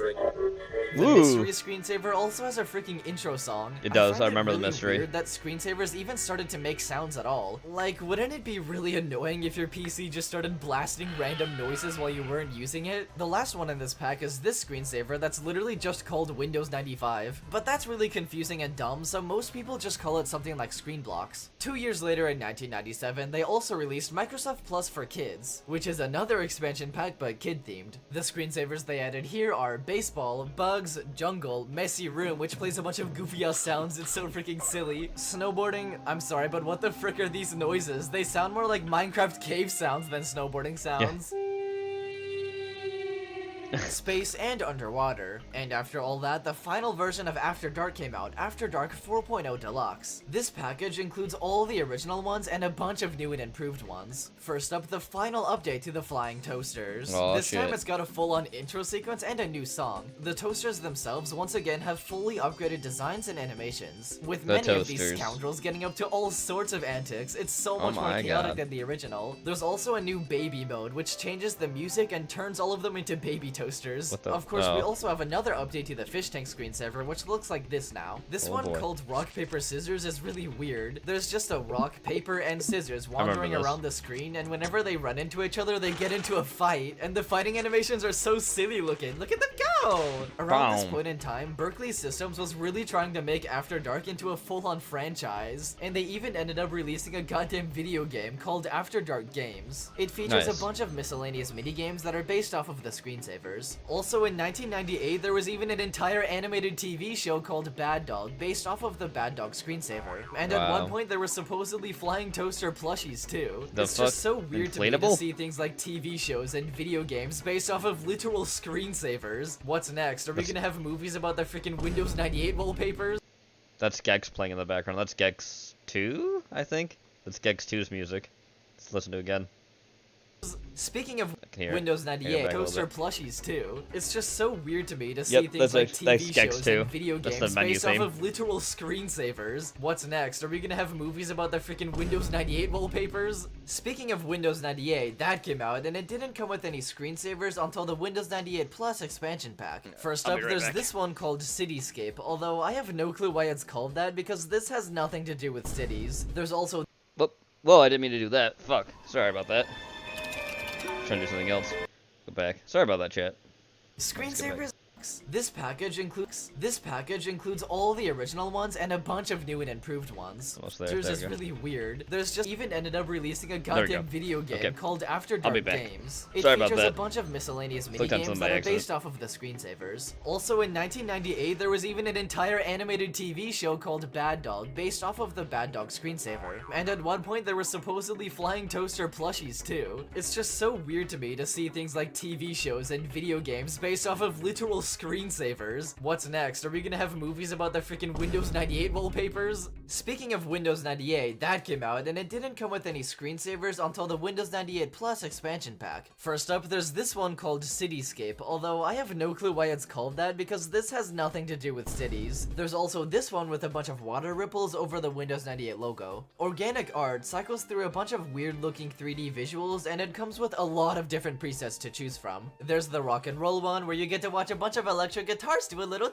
dance. In this one called Science Fiction, you get to watch a bunch of miscellaneous goobers do a little dance. In the one called Architect, you get to watch architecture do a little dance. And in Falling Leaves, well, you get the drill. World Traveler is a slideshow of a bunch of photos taken around the world. Although for some reason, there's just something so odd to me about these photos. Because of the low quality and limited colors, they almost look fake, as if these places don't even exist. It's the same mystical vibe you get from Windows XP wallpapers. And besides that, there's a bunch of screensavers based off of random comics, including freaking Garfield on a pogo stick. 2 years later in 2000, Windows ME released, which didn't really add anything. Apparently it had a version of the 3D pipes where the camera rotates around, but that's about it. And now, in the year 2001, Windows XP just released, which would sadly be the precursor to the death of screensavers. We were given a warning with the unfortunate removal of the 3D maze. The only new one added is just a Windows XP logo screensaver. At least we have the Windows XP Plus pack, which thankfully comes with more screensavers with far more advanced 3D graphics. Aquarium is basically the 3D version of the underwater screensaver from the Plus for Kids pack. I also like to consider it a successor to all the After Dark fish tank screensavers. In nature, you get to watch a bunch of leaves fall into this insanely high quality RTX 3D water. DaVinci is a 3D version of the one from Windows 95 Plus. And I've always thought both of these are really ugly. Space is a 3D version of the Kids Space screensaver, and you kinda just watch this astronaut fly around. There's also Robot Circus. I have no clue what this is. Sand Pendulum is pretty cool. It comes with 2 backgrounds, either grotto or checkerboard. And finally, Mercury Pool, which has 2 options as well, either cavern or industrial. I wanna swim in the goddamn radioactive Windows XP cavern! But now, the looming death of screensavers is finally upon us. The popularization of new LCD screens that don't get burn-in began, and CRTs quickly went out of style. In 2007, another version of Windows came out, Windows Vista. This version literally removes every single previous screensaver, including every single one that Windows XP just added. The only survivor of the great Windows screensaver massacre is the 3D text. They did add a few new screensavers in this version, including Aurora, which has this satisfyingly soft Aurora visual. Bubbles, which puts a bunch of bouncing bubbles all over your screen. An upgraded version of Mystify that now features a more soft and glowy aesthetic. Ribbons that covers the screen in soft glowy ribbons. And finally, Energy. While these new screensavers are great, don't get me wrong, it marks the death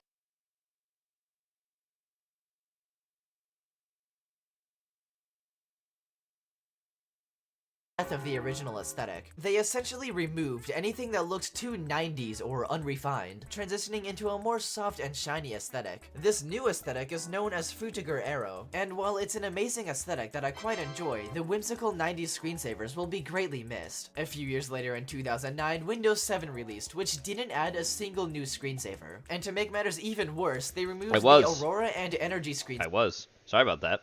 What I said is go play the movie caption contest besides coming up with names for the continent. Thank you.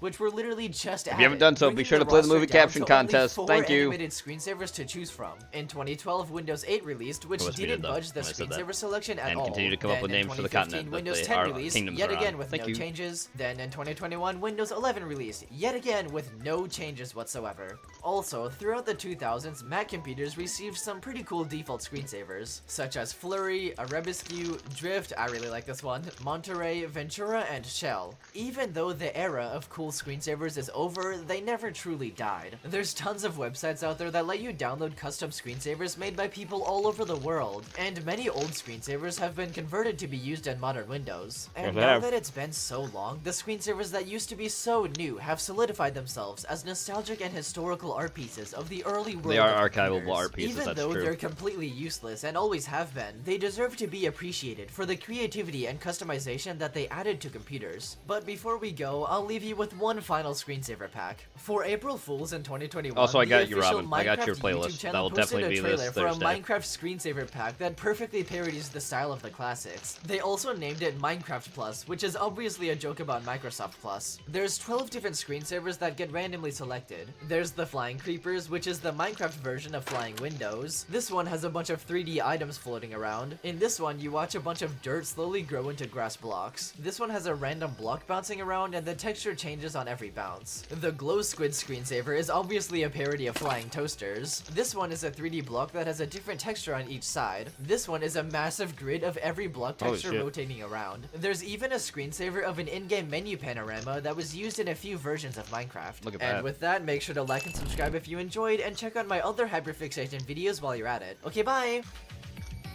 Okay, bye. Alright, you know what time it is, Ramen. Speaking of music that you love. Action. Action. Friday Night Funkin'.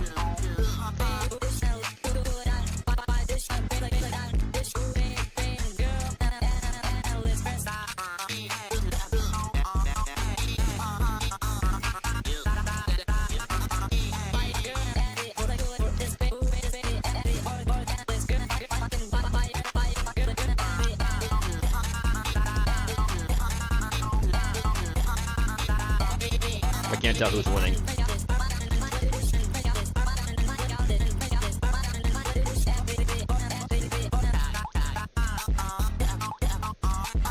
Can't tell if the Cyclops is winning or this Two-Face guy.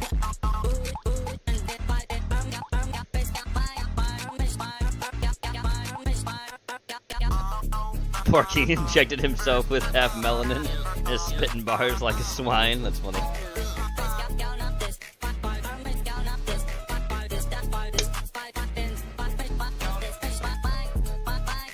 Porky looking like a fucking Bad Apple parody.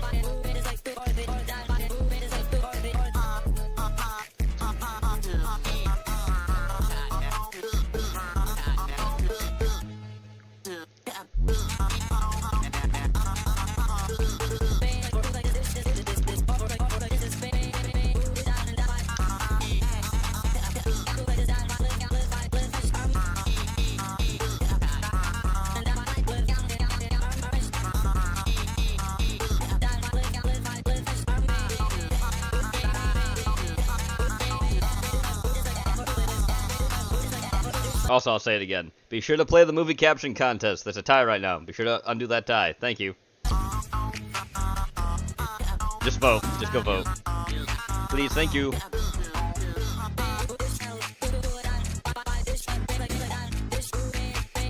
Yes, Jenny, you're back to your favorite. The end.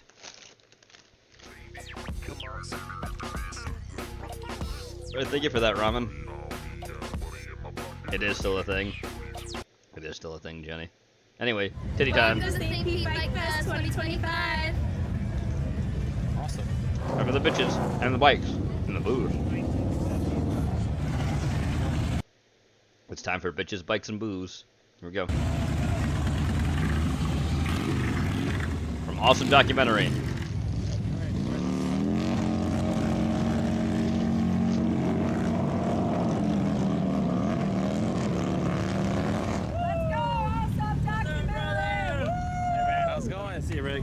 Did you see Kelly yet? No, I haven't seen him. We just been here like half an hour. We haven't been too long. Oh, he's here? Here too. Yeah, okay. He's around here somewhere. Text him. Welcome to St. Pete Bike Fest 2025. Awesome. Cute. Yeah, that look good. Thank you so much. Thank you so Y'all much. gonna be in a bikini contest? Oh shit, is she?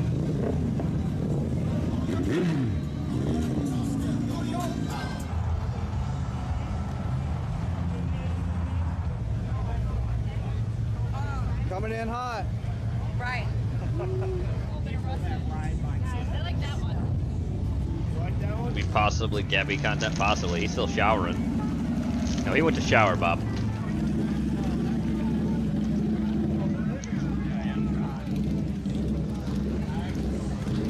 As I said too, be sure to think of names for the continents that all our kingdoms are on. Think of a name for that whole continent, that huge landmass. Thank you.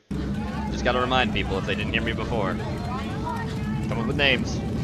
I know Tatsia and Nathan put up a lot, so did Hal. Hal put on a really good one, I like his. But they're all going to be submitted. And then eventually, name. We name something at some point.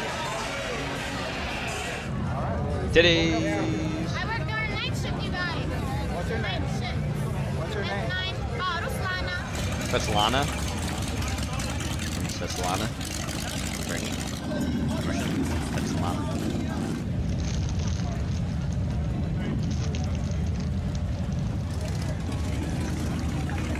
Wow, look at those tats.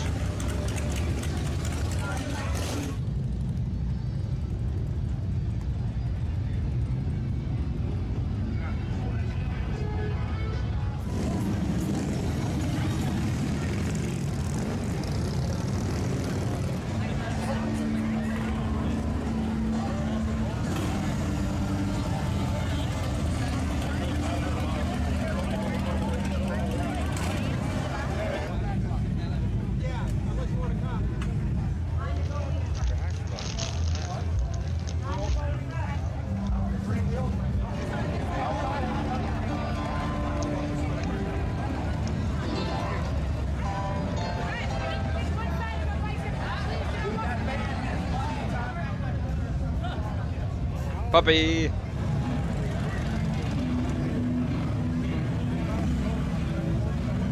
Puppy.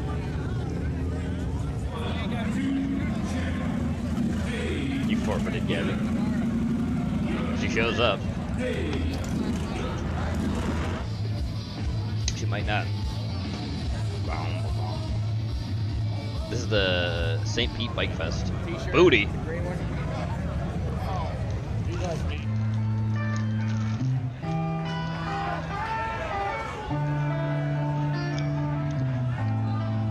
I'm from Ukraine, but I'm a citizen now, so yeah. Yay for that. Yay! This icon.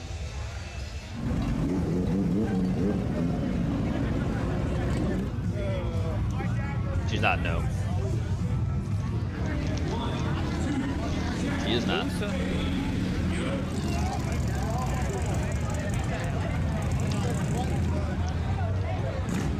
Right there, right there. Titties. Pretty thick. There you go, there you go.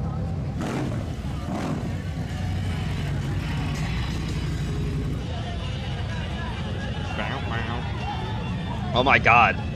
Oh my god, that what is this chick? Look how tall she is and look at her nose. What is this chick? Oh my god. Oh my god, what is her phenotype? What is this? I have to gawk at it. Like, what the fuck? Oh, hi, Mood. Good to see you. Hope you're doing well. It's been a minute. Look at this fucking chick. Oh my god. Her fucking... She's tall. She's this huge nose. Succubus? I don't know what that is. Jesus. Is that a human? Doing good. Oh my god, there she is again. That's a front shot of her. Oh, that's Porky's dream woman. Oh, welcome back, Weeb. Thank you, yeah.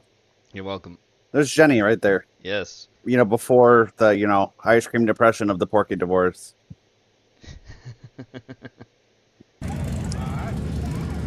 Promise submitting that name. So Weeb, one of the things I'll insert here, I'm gonna say it again too. Oh, look at this guy. Alright, so the first matter of business. We need to name the continent itself that all our kingdoms are on, right? And we're gonna come up with names, and Chaz put up quite a few names. So, you're a creative guy. You can come up with some names too, I'm sure. That you might want to. Hallandia. It's not just Hal. It's Heretic. It's all of us. Hallandia. Alright, I see where your loyalty lies. Anyway. No, or maybe Heretica. That's what I said. That's what I said. There's a few that said too. They said a lot of them. Heritanica is what maybe Ramen Quebec. Heritanica is what Ramen put in Lower of the Lands. There's quite a few. Mm. They're all gonna be voted on, so it's not like any of these names are going to waste. Toronto. Toronto. Mm-hmm. I see your Comes creative Native juice. American. I see your juices are lacking because you don't want to play. I'm trying. You're coming. You're just. Thanks, Hal. He agrees. I second Weeb's first idea. Hallandia. Of course you do. And also, play the movie caption contest, Weeb. Go break up a vote, because no one else is doing that right now. Or cow? Cow, I did. Cow. That's us. What kind of pelt? Skunk. It's a real skunk. It's real skunk. Yeah, it smells like ass. On your win. Titties. You were awesome. Thank you. You had a good time? You got to see the fucking abomination of the huge, tall woman with a huge nose. That was terrifying. Oh, Porky's dream woman. Banter holla. Banter. That's pretty good. No, because that means there's somewhere where there's a depressed British guy married to a fat Indian woman who cries all day, and I don't want to have to go wipe out. What the fuck is that abomination? Yeah, I told you. She's huge. She's so Hello, weird. it's me. She's I'm so Grand Tour. She's so weird. I'm collecting all these names, by the way. None of them going to waste.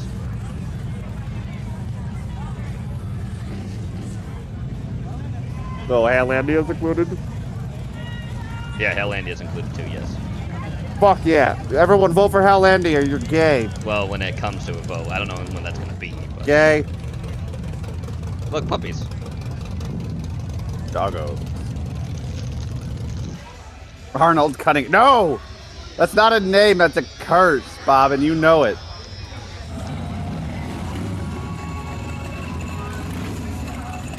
Don't let her peck you with that nose for real. Oh, Mood left because anti-cog. Okay, Mood. Bye.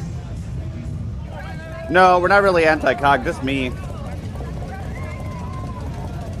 Not often.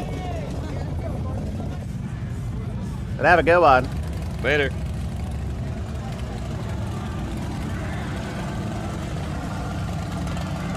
Okay, we're not just making variations on Heretic.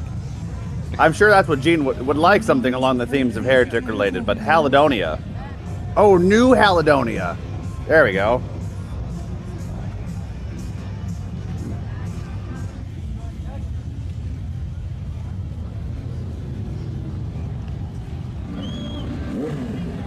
Yeah, they said they've been here for 30 minutes. God, stop showing it. Don't you? What do you have? Nothing to shake. What are you shaking? Yeah, nothing to shake. You are.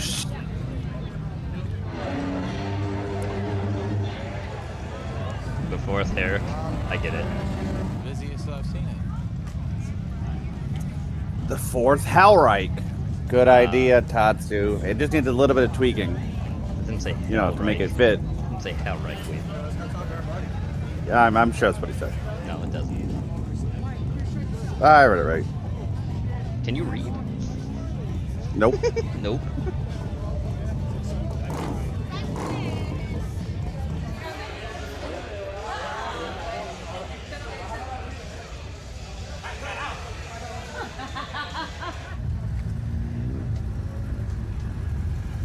Oh, no, I get you, Robin.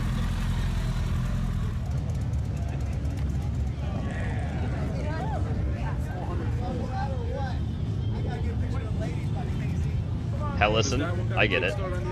Hellison, that's pretty good. Yeah. What about Hallison? Doesn't always have to be Hal, Weeb. 73-72, I was close. Listen, I get paid per the Hal mention, all right, dude? He hasn't paid you at all. The check just got lost in the mail, all right, dude? He's good for it, he said. After 10 years, it's been lost in the mail. You know how the mail is, dude. You know, blacks and all that. Mail's pretty white. Yeah, but the mail service is. You know how many hood queens are in the fucking postal service? Oh god, they're showing her again. Freakazoid, go away! I know that's you.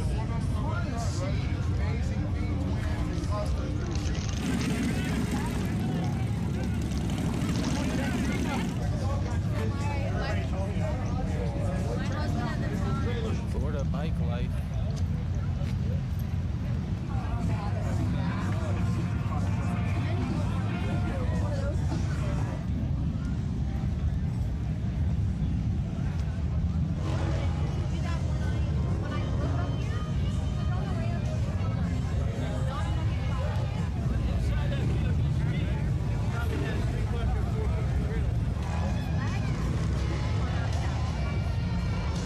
Get the bikes in the background, so. Do you want both of us? Yeah, both Get the of bikes these. in the Pretty much just background. say, welcome to St. Pete Bike Fest.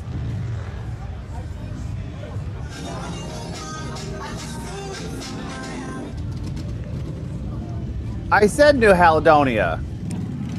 Tardland. Tardland. No, Bob. Gross.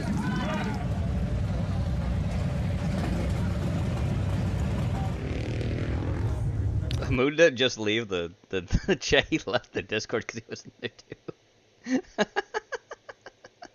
What the hell? I think he did. Pretty sure I don't see him on the list anymore. I think he left. Like left. That's funny, because Cog's still in the Discord. He's still in our Discord. I think no one's kicked him. Alright, we're at the St. Pete Bike Fest. Bert's Barracuda Harley Davidson.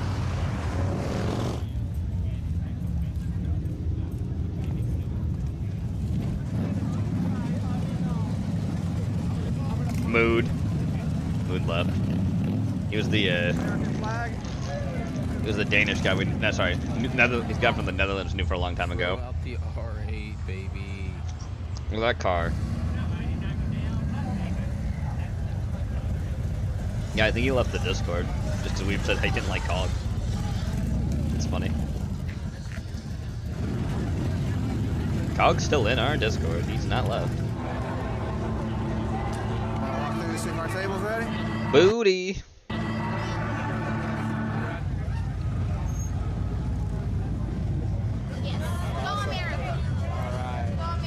Go America. Hell yeah.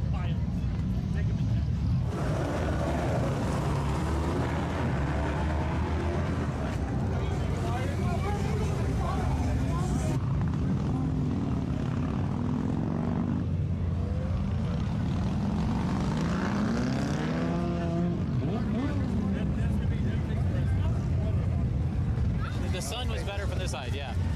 Perfect. Get the sun on that name.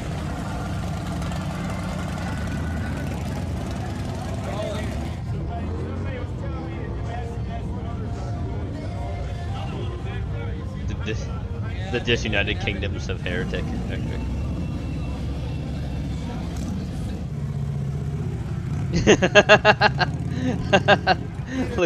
Look what Bob said, Weeb.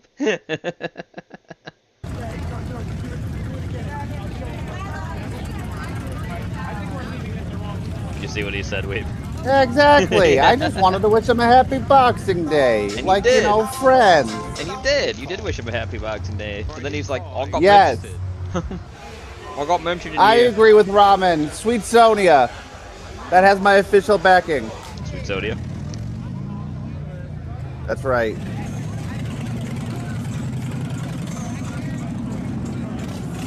And Porky was there too. And Porky was there too.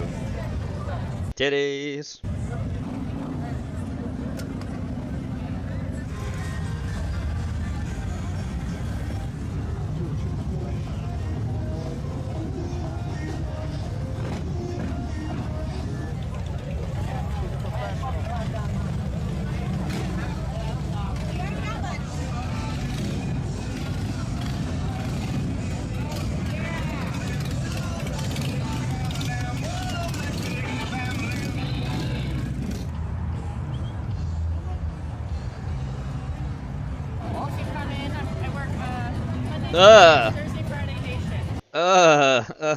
I don't like her.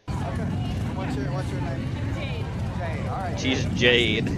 Nice seeing you too. Nice seeing you. She's so creepy. She's so tall and odd.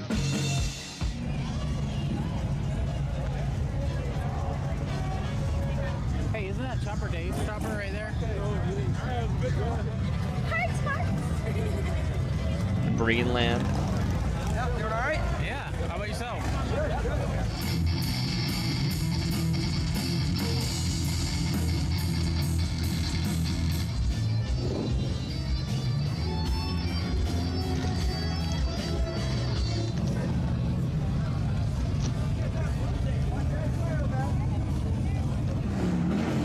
She's pretty thick.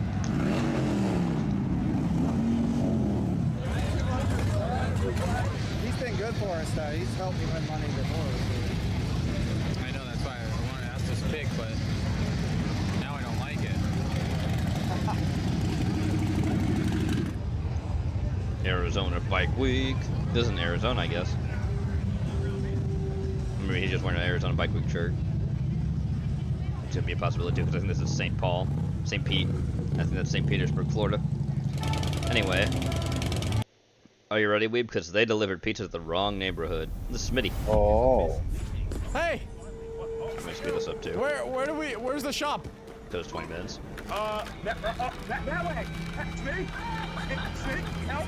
I don't think he's doing so. I don't think he's doing so high. He's heading in the air.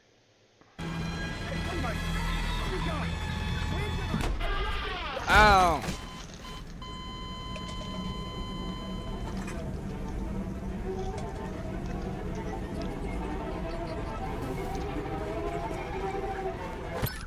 Wow, he took his money. This is $20.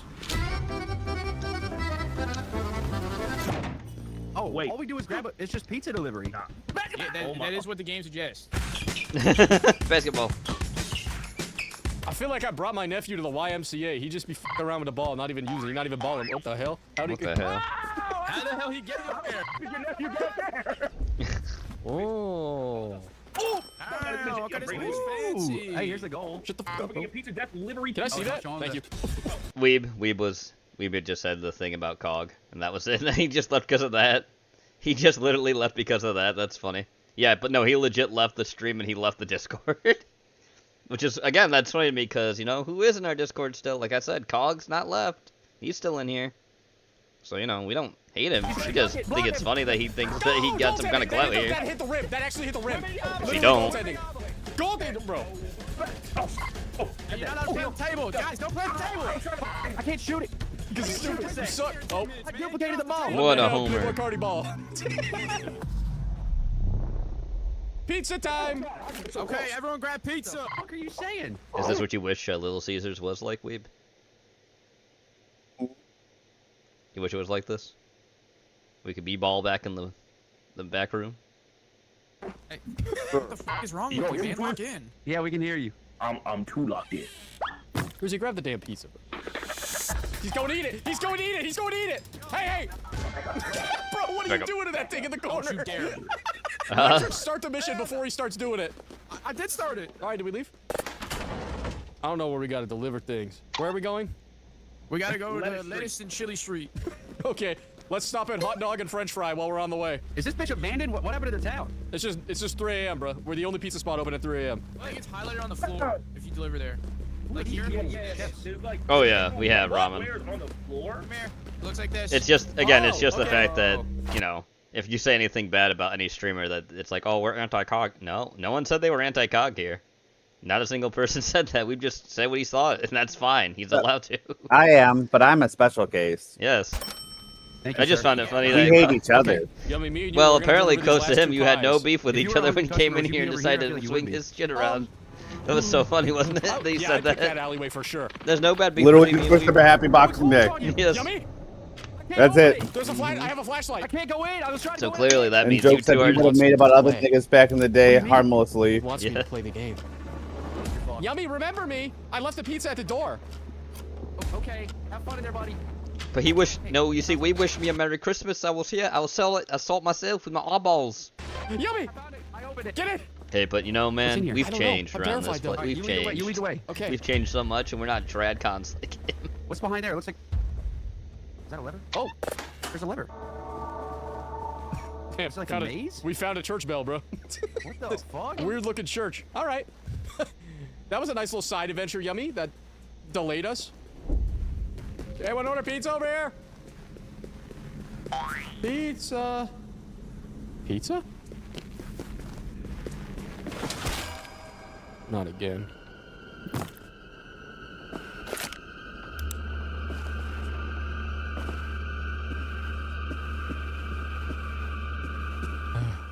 Well, I mean, Dacia, to be a tradcon, you have to marry a person that's not of your clear race, and you I got know, nothing to worry about. live in your tenement I'm good. houses. Oh my Right, god! Weeb? That's what real tradcons do. They marry Indian women in Britain, right? They do that. A bull hair doctor. Yes. I didn't deliver a single pizza. I'm sorry, Dude, guys. I kept getting trapped in buildings. Not my fault. Alright, it's the same exact setup, bro. Lock in. Okay, so the things that are pinned, that's where we deliver?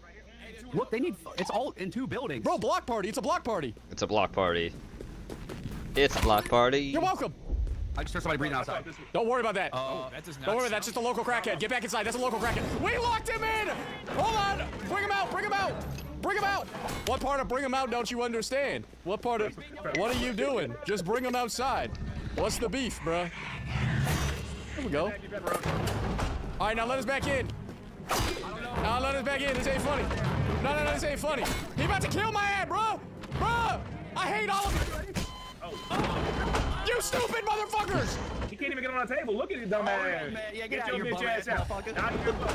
So now what? Can we heal him? I think it's for the next day. Come here, buddy. Are you okay? Wait, just. Oh, he killed me. Your first idea was Hatlandia, right, Weeb?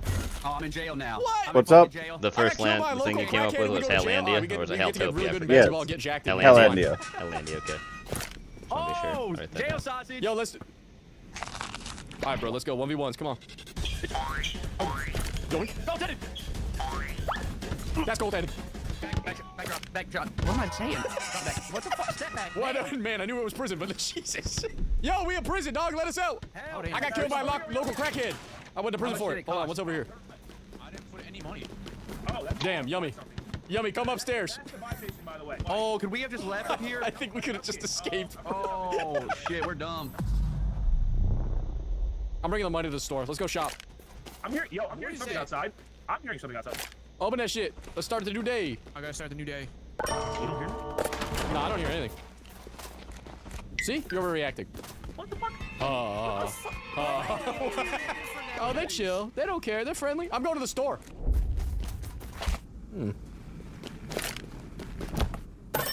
That's the British version of shit. How do you even know where you're going, bro? What the fuck? How do you even know where you going when you even know the way? Is this new? That is new. Hey, yo! The rough. Whoop. Oh. Uh-oh. Uh-oh. Oh. Hello? How are you getting hurt? I'm good. I'm good. I don't take damage. All right. Oh my God! What the fuck? Holy shit! Oh my God! I almost pooped my pants. I almost pooped. There's a ghost car, dude. I almost drove over Smitty. Dude, that was terrifying. No, it's still not it. Got it. Okay. Who's walking? We got 420. You hear that? Wait, I saw him. I hear that and I see that. Is he in the wait, oh wait, Yummy had the strap though. Boom, throw the pizza in the I'm gonna car. kill him. What do you mean you're gonna? He just stood up, bro. I wouldn't even fuck with that guy. Oh my. Yeah, you're dead. Yeah, you're dead. Nah, you can't get up here. I don't think he can. I hope he can't. I'll test it. What do you mean? You want pizza, bro? I don't think he wants pizza. I think he wants. What if he just jumped on you from over there? He's warning you. He's literally warning you. Maybe it's a mating call. Maybe it's a meeting call. I'm These gonna hit him. goofy ass I'm gonna hit him. sounds. Stunned him. I'm gonna hit him with another banana. Oh, what's he doing on it? 10 minutes left. It's 7 minutes left. We're coming. Did we do it? 7 minutes left. Wait. Did we do it all? What's wrong with Grizzy? Grizzy? What did he say? Don't leave, Yummy. It's gonna shut. Yummy. No, Yummy, no. No, Yummy, no. Man, that is tragic. Bro, try to be the hero. That is tragic. Day 4. Hold on, I got pee. Oh, no. Man, now Imagine seeing a ghost car. I really trying gotta to kill pee. you. That would have been a great time to stop. You gonna pee with the pizza in there, bro? Oh, you're right. My fault, dog. Let me just fucking. Alright, I'm done. You wash his hands. I didn't even wash my shit. I'll pick this up. Get too close to the door, you start hearing motherfuckers breathing heavy. Oh. I don't think he wants a pizza right now. I don't think. Wait, that might be your customer, brother. That's not our customer. Nah, that's your customer, dog. That's your customer. You know why? Because I just delivered my pizza. See ya. Have fun. My pizza. Okay. Okay, like an antidote. Yummy. Hey, I got a pizza. Are you down there? Yeah, I'm gonna throw it up. Hey. I'm a Tardcon. Tardcon. Really, man? It flipped over. Bro, conservatively You could have just tardotic. jumped with that thing and you flipped over. It's fine. Look, now bro. you Got pissed the that little guy table off. on the You pissed top. him off. He's coming over here. We got the little table on the top. The cheese won't touch the box. Where's the customer? That's Oh not god. Oh, dead. Damn, I didn't know. I really thought we just died. Oh. Hey, buddy, you gotta pay for that. Stop. You gotta pay for this. See what I got? Money. You pay money? You pay good money? Yummy. Yummy. Hey guys, we only got 10 minutes left. Whoa! Oh my god, ghost car. Bro, it's bad over here. Yeah, we only have 10 minutes left. 10 minutes? Alright, I will go find it. Rectrix here. Wait. Hey, that was It's more like midnight. 10 seconds. Well, it was like 10 when I left. I'm bad with time. Oh. I'm bad with time. 10 minutes left, guys. Oh, they got their porket player. That's right. This is different. Map different. Guys? Did it change? Bro, this is different. We're in like a different part of the city. What the hell? We had to What the hell? Hey guys, 10 minutes left. Grizzy, deliver that. Nope. Why? Is it actually 10 minutes left? Oh, you said 10? No, you got 3 hours. Guys, 10 minutes left. Okay, I'm gonna go deliver this one. I got it. I'm not gonna die. I'm not gonna die. It's the last time we saw him. Oh wait. Wait, did he? Wait, what?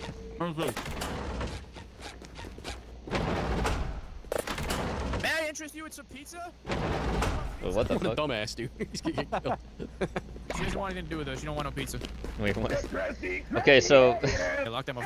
Okay, that's really weird. But I think that's a glitch thing. So, I tried adding the mood's name in Discord to see if he, like, in our Discord. It says he's online. It says he's, like, in there, but he's not. He's not on the list. He's not on the list weird. at all. That's really weird. I think it's because when you leave, you're not logged off yet, that, like, they'll still show people without being there. So I think that's funny. I don't know what. How bizarre. How bizarre indeed. How also silly to get. How also silly to get mad because people don't like Cog. Man, there's like 3 here. Sorry, dog. Not everyone loves him. I don't give a I personally don't give a shit about him. I just find it funny when he come into our Discord and said what he said. Like an idiot. Whoa, what the fuck? That's rare. You thought I was gonna kill you? Loki, careful. Of what? You just walked right over that. Come this way. There's another pizza spot. See, bro, you just gotta know where to look. Come on. Inside and shit. Look, we delivered 3 in here. Yo, this Patrick is crazy. Walk through the whole apartment complex. All right, let's go. Follow me. Pizza! Grizzy, on this side. Where are you? Pizza. That motherfucker lost. They're both over here. I don't think it's. Oh, yeah, right here, pizza. Grizzy! Both here. Oh, they're both here. Hey, come here. Grizzy, left side, pizza. This way.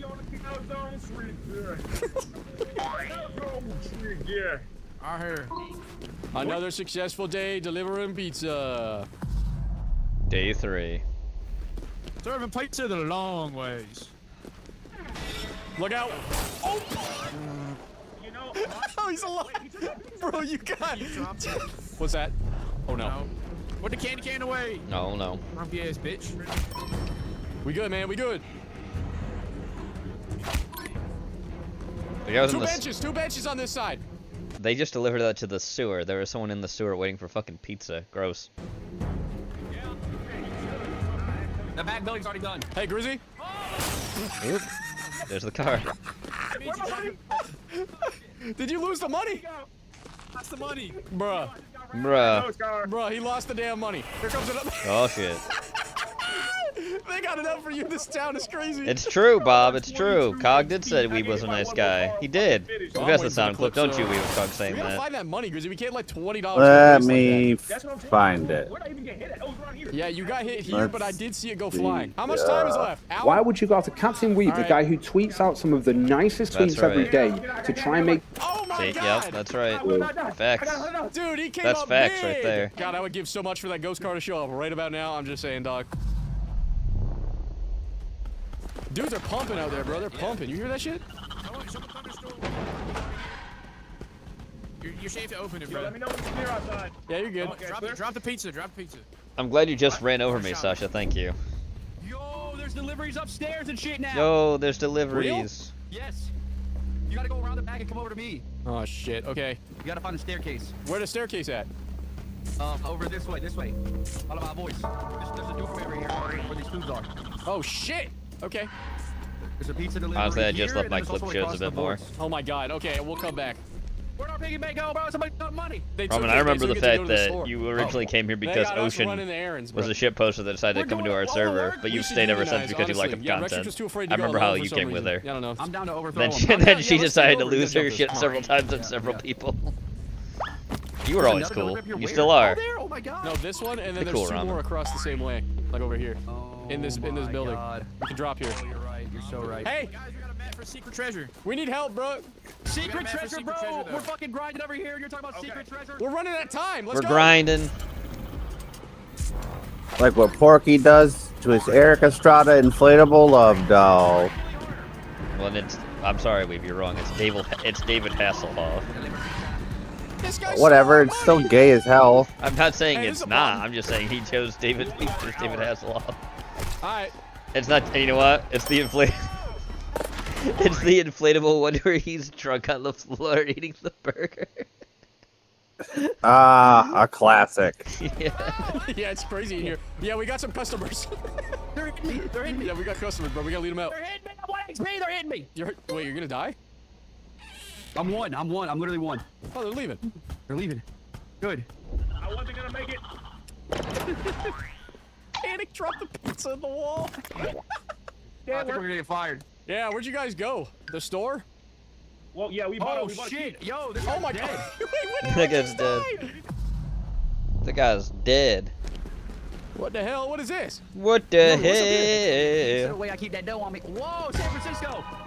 Whoa, San More Francisco. accurate, San Francisco. Look at all the smog. This is definitely it. Yep. 90-degree road and smog. What's through here? Bro, what the fuck? Where are you even going? I can't see shit. $20. I'm stealing $20 from these campers. Let's go. Let's go check out the shop. I think it's a gas station. Y'all open? We hungry. I got $20. How far can $20 get me here? What the? I'm not even turning. What in the back? Bruh. So I got turned. What the fuck is that building?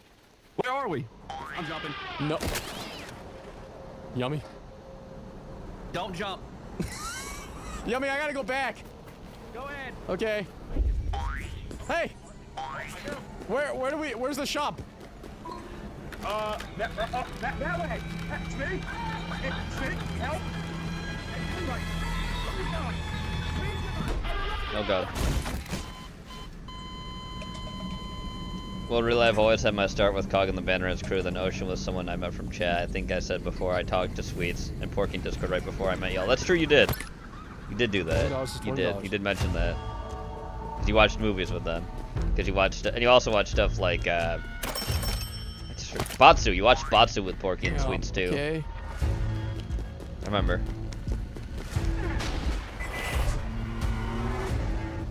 But I think that was after more so than before. Excuse me, sir. Excuse me, sir. Where's my stapler? Are you kidding me?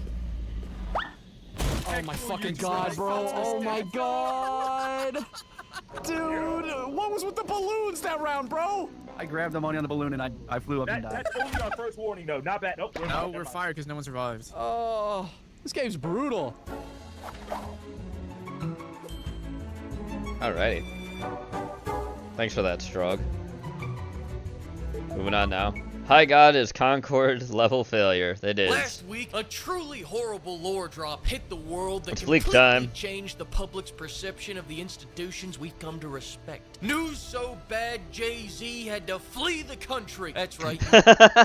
Yeah, that's why. That's why Jay-Z fled.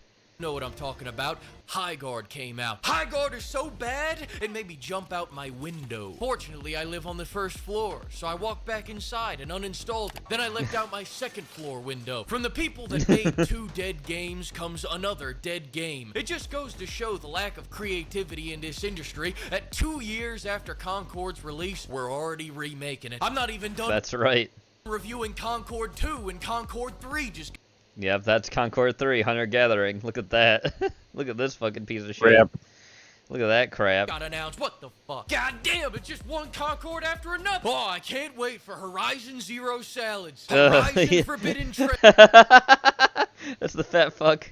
That's the fat fucking Mill bitch. coming soon. But enough of that Concord. We're talking about this Concord. The devs maintained radio silence before launch. They should have kept radio silence. Don't even drop the game. Just keep going and never look back. This Yeah. game's like the buzzing sound in Kingsman. I play it and I want to throw a shake weight at a hippie. People are complaining that many of the reviews were left by people with less than 2 hours. If you have more than 2 hours in this game, you are worse than a scooter rider. My favorite part about this whole thing was them calling it a new breed of shooter before announcing that it was every fucking shooter. Hey, here's a new breed of dog. It's called a golden retriever. Get the fuck out of here. Getting serious here, having 6 or 7 minutes into High Guard, I now have more playtime than 80% of the reviews. So Yep, the only person.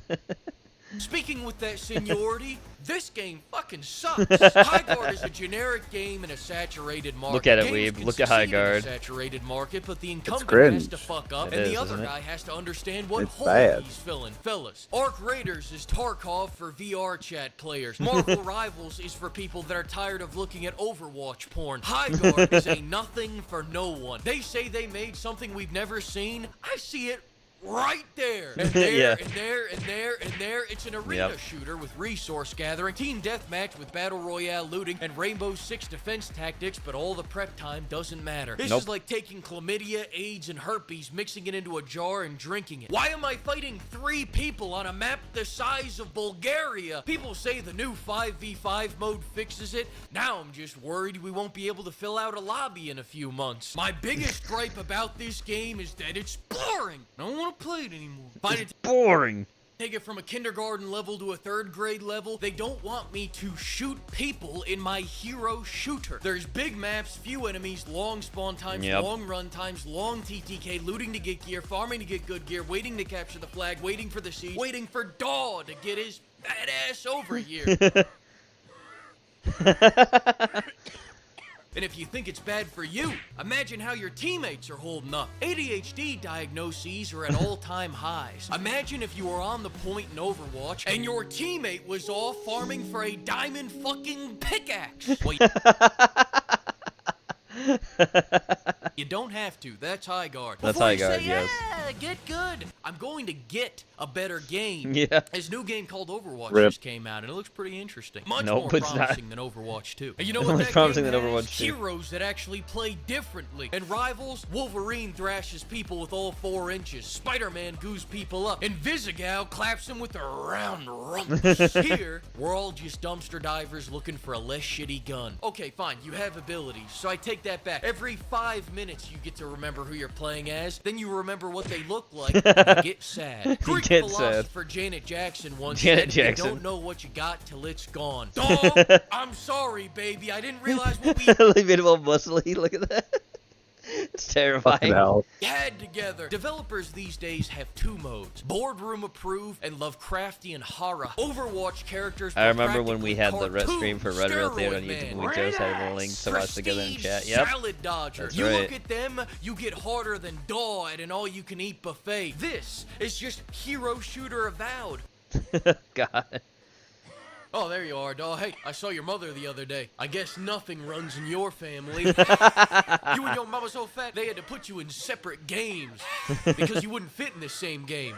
I'm sorry, just get out of here, you salad dodger. I'll catch up to you later. Shouldn't take long. Shouldn't Now take all long. this can be forgiven if the gameplay was good, but is it? Hell no. The gunplay is impactless, and the time to kill is longer than Avatar 3. But hey, maybe I'm getting too negative. Let me see if a Steam review can convince me to give the game another shot. This one looks insightful. Geoff Keighley slept with Miss Piggy so we could play this game. Thumbs This man is a saint.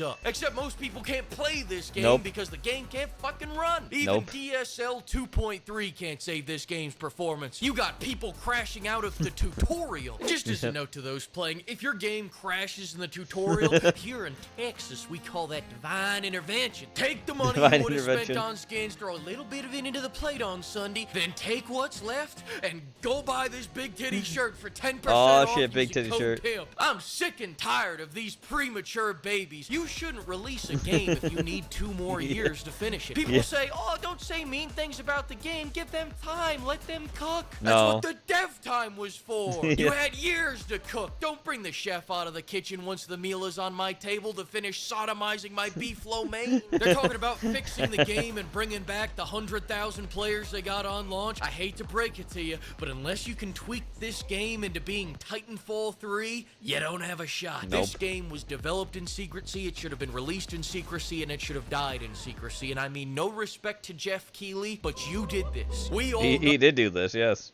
know Geoff sacrificed High Guard to promote his appearance on The Muppet Show. He said, No, they expect one of us in the wreckage, brother. Kojima. He's with Kojima, of course he is. I know it, he knows it, he knows it, he knows it, he knows it, you know it, I know it, he knows it. I'd rather stare at this wall waiting for Neo 3 than keep playing this game. 9 out of 10 rage bait from Joke Keighley. Joke Keighley. But you eat everything. Not everything. Eat everything. Not yet. Thanks to the flock of pimps He's for just eating the bankrolling this credits. video, and another huge thanks to everyone that used code PIMP. Next week we're talking about a good game. It's finally, the time is here. We're so excited. Oh my god, I just wanna... Alright, time for spooky time. From Dark 5. Spoopy. That's right, and I'm gonna speed this up too because it's 20 minutes. It's my own video and I'm Black speeding it spot. up. It's all about Secrets of Greenland. There's a black smudge on the last page of a dead man's diary. Oh boy, I will be right back because No Sasha larger needs than a grain food. of rice. The stain. Wow. So you're gonna get scared on your own, alright? I'm sorry, I can't be here to save you. N-word, guys. You hear that? He's a real N-word. Plot lay the final secrets of an Arctic tragedy that claimed 3 explorers, nearly upended an international border dispute, and left one man alone in a cave with frozen feet, a dying stove, How we and the last doing, traces of heat he Trey? could find: fish oil, rubber, and his own waste. The man was Jørgen Brundtland, a Greenland-born Inuit, and the last surviving member of Sledge Team 1 of the 1906-08 Denmark expedition. Their mission was both scientific and geopolitical, to determine if Peary Land, a vast tract in northeast Greenland, was an island or part of the mainland. If an island, it might fall to the United States. If a peninsula, Denmark could claim it. The future of Arctic sovereignty, as it turned out, rested on the endurance of 3 men and a map. Brundtland's companions were Niels Peter Høeg Hagen, the expedition cartographer, and Ludvig Milius Eriksson, the leader and ethnographer. Yeah, I remember those days, Ramon. Those were good times. Trapped by melting ice in an unmapped fjord and already starving, they made the fatal decision to push west. One by one, the men fell. Hagen died on November 15th. Milius Eriksson 10 days later. Only Brundtland, frostbitten with torn shoes, pushed on, dragging their notes and Hagen's maps across 15 brutal miles of ice and stone. He reached a cave near an unmanned supply depot at Lambertsland. There, under a waning moon, he wrote that he could not go on, and that, quote, the bodies of the others lay out on the fjord. The search party found Jørgen Brundtland in March 1908, collapsed beside his Lux petroleum burner. His diary and Hagen's sketches were close at hand, preserved in the freezing dark, and later carried back to the Royal Library of Copenhagen. The documents survived. The story didn't feel complete. How had Brundtland starved and frozen to death with a supply depot just steps away? Decades later, in 1993, a curious researcher secretly removed a tiny black spot from the diary using a pocket knife. The fragment was sent to the National Museum of Denmark, but it would take another 25 years and the help of CERN's advanced instruments to reveal the truth. Inside that speck, charred rubber, petroleum residue, traces of fish oil and wax, and even Brundtland's own waste. It told a forensic story of desperation. The rubber matched the gasket from the Lux stove.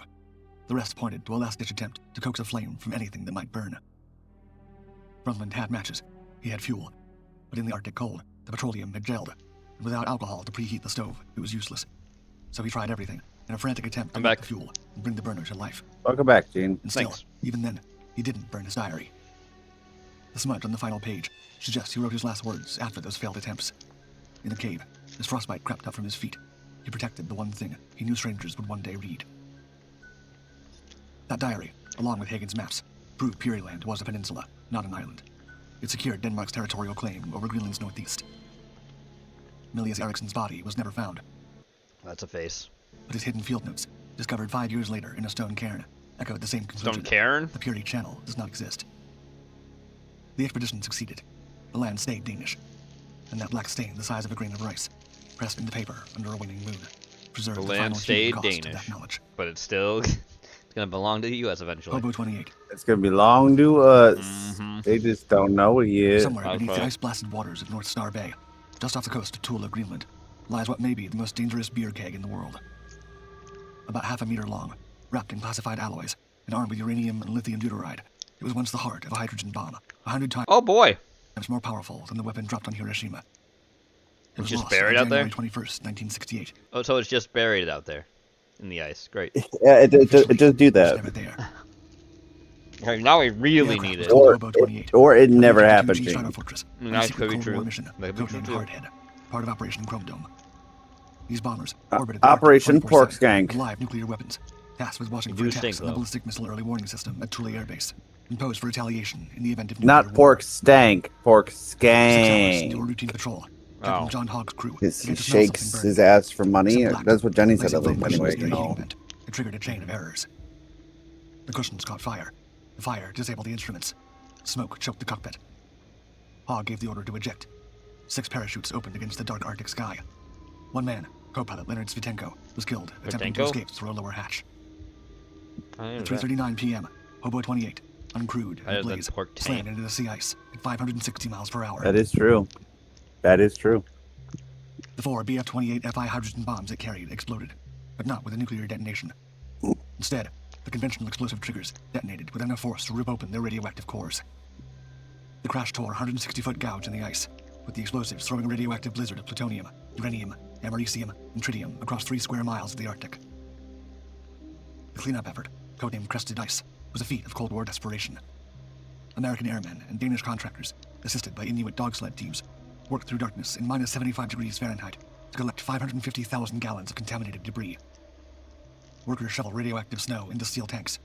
Igloos were built to house radiation monitors. One general later marveled that the aftermath of mankind's most sophisticated weapon had to be cleaned with the most primitive of tools. They recovered parts of 3 bombs, yet one object, a half-meter uranium cylinder known as the Marshall's Baton, the fusion secondary of one bomb, never turned up. The Star 3 minisub scoured the seafloor. Classified documents quietly admitted the truth. Quote, no parts of the 4th secondary had been identified. Denmark, which had declared itself nuclear-free in 1957, was told otherwise. Officially, everything had been accounted for. Unofficially, a debate still exists. Did the missing secondary vaporize, melt through the ice, or simply sink beyond reach into 800 feet of dark Arctic water? For Greenlanders, whose villages were moved to make way for Tula, whose hunting grounds were blanketed in fallout, the distinctions never mattered. One of the Cold War's most powerful bombs may still be beneath their waters. And the only thing colder than the Arctic that day was the silence that followed. That's what's ours now. Uh-huh. Yeah. Crockerland. Crockerland? In late June 1906, a man stood on the frozen edge of the world and saw something that would ruin reputations, cost lives, and haunt Arctic maps for 3 decades. Okay. From a ridge on the far northern shore of Canada, American explorer Robert Peary claimed he glimpsed a vast new land rising from the polar sea. Oh, shit. Mountains, valleys, an entire continent waiting to be claimed. He named it Crockerland. There was just one problem. It wasn't there. Peary was already famous, already desperate.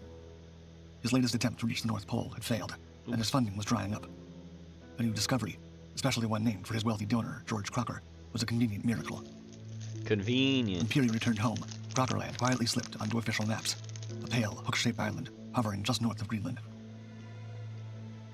But by 1913, with both poles claimed, and America hungry for another heroic conquest, Crockerland transformed from fantasy to obsession. Hell yeah. Enter Donald Macmillan, a former schoolteacher turned Arctic explorer, who pledged to locate this lost continent. Backed by the American Museum of Natural History, his crew brought wireless radios, film cameras, and a promise of live broadcasts from the Arctic. Instead, their ship wrecked before it even reached Greenland. Undeterred, Macmillan led a smaller party, 2 Americans and 2 Inuit hunters, across 1,200 miles of frozen ocean, ice, and snow. Then, on April 21st, 1914, it appeared. Great heavens, what a land, Macmillan wrote. Mountains and valleys stretched across the horizon. But Piugatok, an Indian guide, frowned. Puchok, he said. Mist. It was a phenomenon known as Fata Morgana, a mirage created by bending lights and freezing air. Macmillan pressed on for 5 days, chasing the mirage. And then, like the land itself, everything unraveled. Running low on supplies, Macmillan split the group. Naval Officer Fitzhugh Green and Piugatok set out alone. They were soon trapped in a storm. Well, shit. When Piugatok turned back with the only stove, Green panicked. He fired 1 warning shot, then 2, into Piugatok. Oops.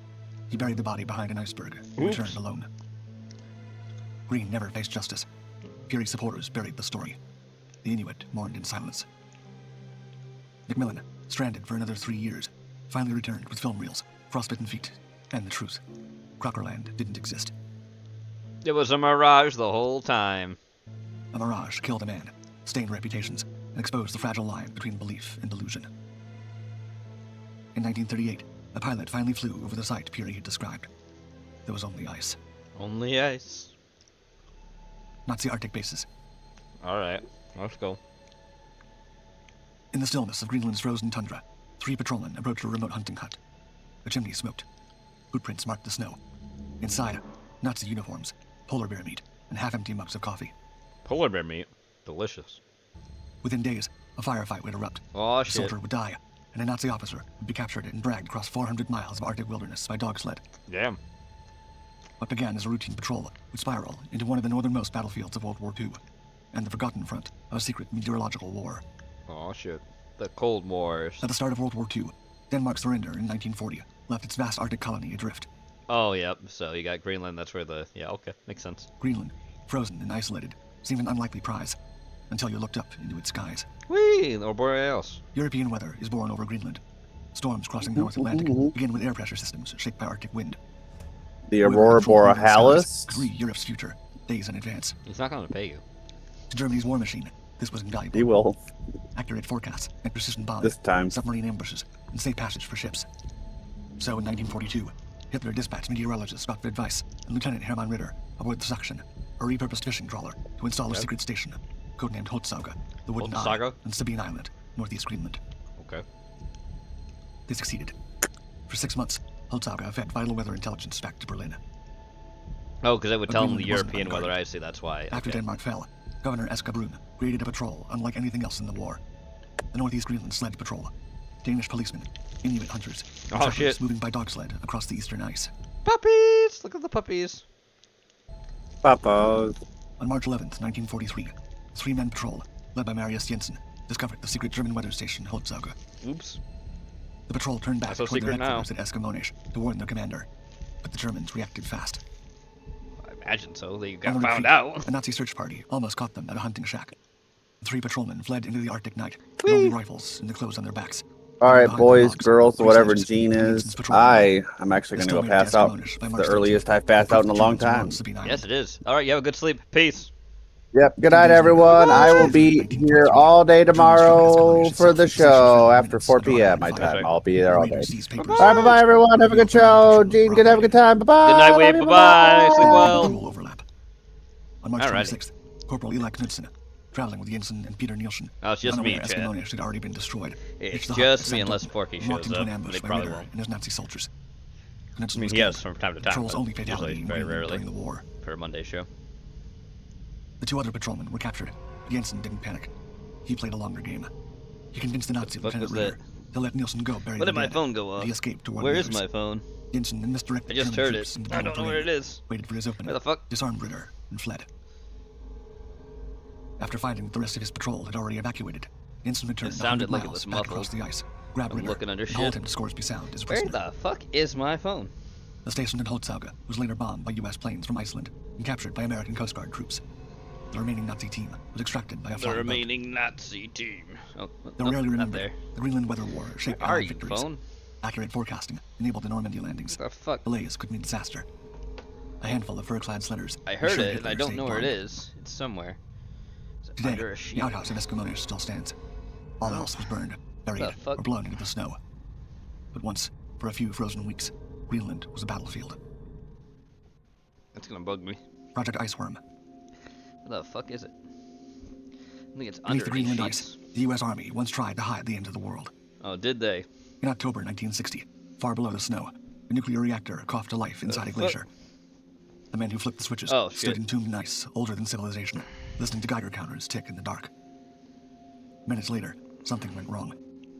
Radioactive neutrons is leaked this into the fucking frozen phone? silence. Above them, That's lay gonna tens bug of me feet of because I snow know and it's ice. here somewhere. Ahead of them, once the reactor was repaired, Huh. lay a secret no one outside the Pentagon was supposed to know. Where? It's not like it's there. Officially, this was Camp Century, a triumph Not of American over engineering, here. a nuclear-powered research station, That's gonna proving bug that the the Arctic fuck could be out of me. civilized. Reporters toured its tunnels. Because it made a Magazines noise. celebrated its movie theater, library, and chapel. Even National Geographic sent photographers. What they weren't shown was the real blueprint. Oh, shit. Camp Century was a cover. Hidden beneath the rhetoric of science and survival was a plan to thread Greenland's ice with railways for nuclear missiles, 600 of them. Each mobile, concealed, and armed over the pole of the Soviet Union. The ice sheet, Army planners argued, offered, quote, unique adaptability. Remote, close to Moscow, and nearly impossible to target. If nuclear war came, the missiles would rise from the ice like ghosts. The camp sat 127 miles from Tula Air Base, supplied by slow-moving convoys dragged across a white void. Temperatures plunged to minus 70. Winds howled past 100 miles an hour. To power it all, the Army installed the PM-2A, one of the world's first portable nuclear reactors, Oh, did it now? producing enough electricity for hundreds of homes, an absurd amount of energy for a science station. Absurd. But it made sense if the ice was meant to host a hidden nuclear arsenal the size of a small country. Well, yeah. Even Denmark, which technically governed Greenland, wasn't told the truth. Life below the ice felt strangely domestic. 200 men slept in prefabricated bunkhouses, watched weekly movies, and showered in communal bathrooms. Wow. Waste, diesel fuel, sewage, even radioactive coolant Sewage. was dumped back into the glacier, It's fine. presumed lost forever. Boredom, veterans later recalled, was the real danger. Then the ice betrayed the plan. The Greenland ice sheet wasn't still. It flowed. Ceiling sagged. Steel buckled. By 1962, the reactor room had dropped 5 feet. Scientists drilled cores and delivered the verdict. I Tunnels see would this. collapse within years. The missiles would tip. The rails would twist. Nature had veto power. By 1963, the reactor shut down. By 1966, the camp was abandoned. Don't think so. The grandest nuclear hiding place ever conceived vanished beneath moving ice. Decades later, during a climate flyover, NASA accidentally rediscovered the camp in radar scans. A faint geometric scar under the snow. The secret had not stayed buried after all. Oops. Oopsie doodle, it came up. Nor had its consequences. Some climate models now show that by century's end, melting ice could expose the camp's radioactive and chemical waste. Oops. The Cold War, it turns out, left a time bomb beneath the Arctic. Well, shit. Which of these Greenland mysteries do you think is still unfinished? And what do you think is still hiding beneath the ice? Let me know in the comments. Clearly. As always, thank you for watching Dark 5. Oh, you're like and welcome. subscribe to continue exploring the greatest mysteries of this world. Now let's get back to this Garfield comic. I wonder how I'd look without this body. Swat, swat, swat, swat, swat, swat. Swat, swat, swat, swat, swat, swat, swat. Amoeba man goes in search of food. Amoeba man should probably cut eye holes in his membrane. Yeah, A probably. canary walks up to me the other day, and he says, I haven't had a bite in 3 days, so you know what I did? I ate him. Brenda meets Cthulhu. Hi, Cthulhu. Oh, I was just talking about him. Haircut? No. No. Garfield, sometimes I wish I could understand what you're thinking. Eat, sleep, eat, sleep. Eat, sleep, eat, sleep, eat, sleep, eat, sleep. It's gonna bug me now. I know where my phone Nothing is. going on over there. Nothing going on over there. Nothing going on over heard there. it. I don't This know where must it is, be though. where the action is. Nothing going on over there. Nothing going on over there. Nothing going on over there. This must be where the action is. Going on over there. Going on over there. Nothing going on over there. Nothing going on over there. Nothing going on over there. Going on where the action is. Lesbian flag. Lesbian flag. Christmas will be here soon. Is it down here? I don't think it is. It'd be weird if it was. I dropped it.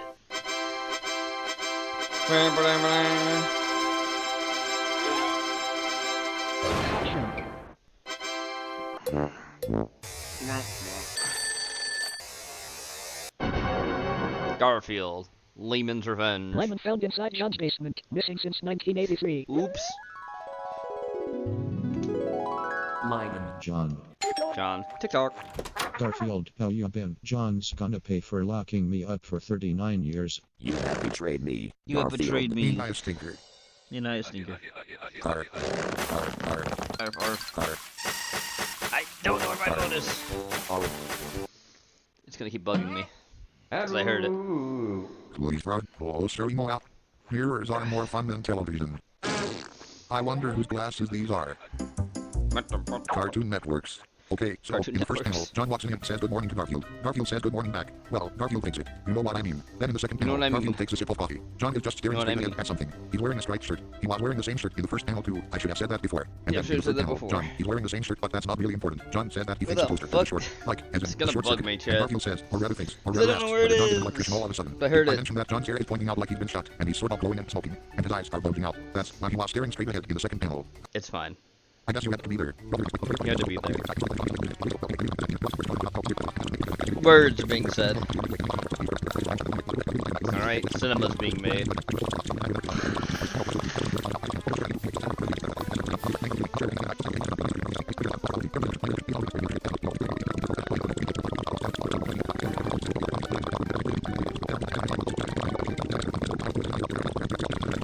Oh my god. How many Garfield Retold comics are there left? 4, and they're even larger. Huh? Who's gonna suffer?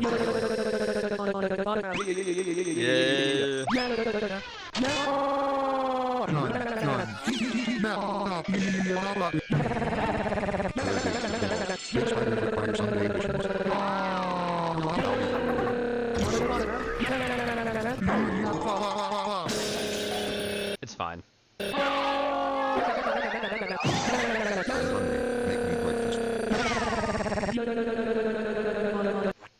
I'm watching television with a cat. Hey Garfield, come on in. Is John out of his mind? It's the middle of December. Fresh eyeballs. That settles it. No more dimension hopping. Oh god. Feeling down? Hey, you're not this guy. There. Feeling better? Hey, this isn't water. It's chicken stock. Next time I should try a Red Bull. Red Bull gives you wings. I wonder if this marshmallow bomb works as advertised. That went as expected. Treats. Some cats read expiration dates, and some don't. What the fuck? Master, I have returned with the antidote. Cleverbot. My name is Stefano. My name is Cleverbot. I am very rich and macho. So you're not a robot? Anyone want to chat? Silly computer. Oh god. Liz likes me more than she likes you. Liz also likes broccoli. Garfield will not chase the mouse. This is infuriating. He is frustrated after arguing with Garfield. He is angry after arguing with Garfield. He is melancholy due to lack of friends. Help me! Help me! Oh god. Garfield, go back to bed. Ah! Check out this neat little webcomic I found. Watch this. It's called Square Root of Minus Garfield.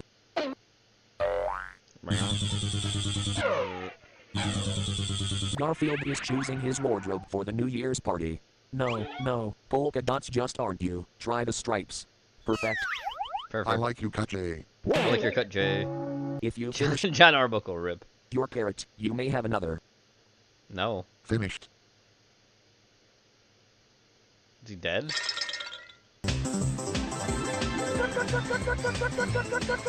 It's fine. It's fine. It's fine,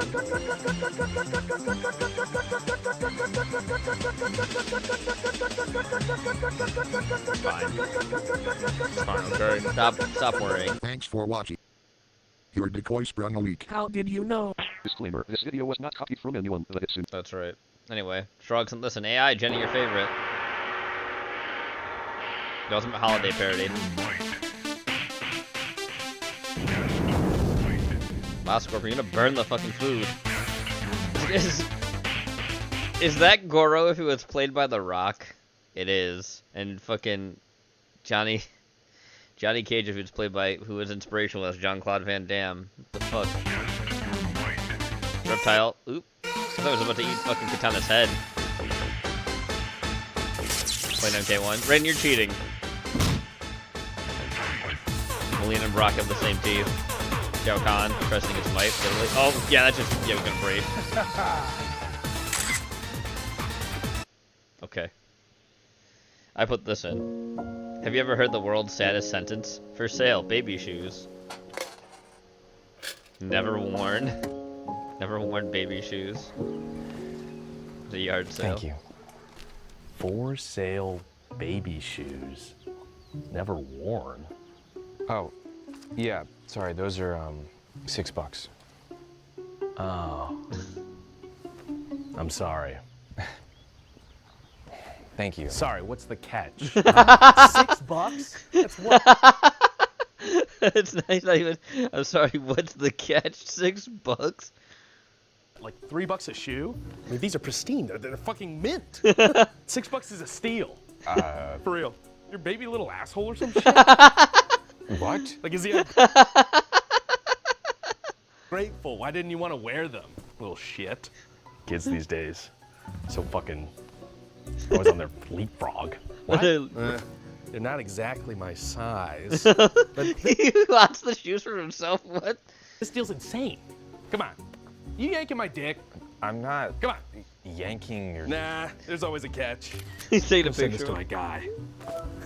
Yeah, you see him?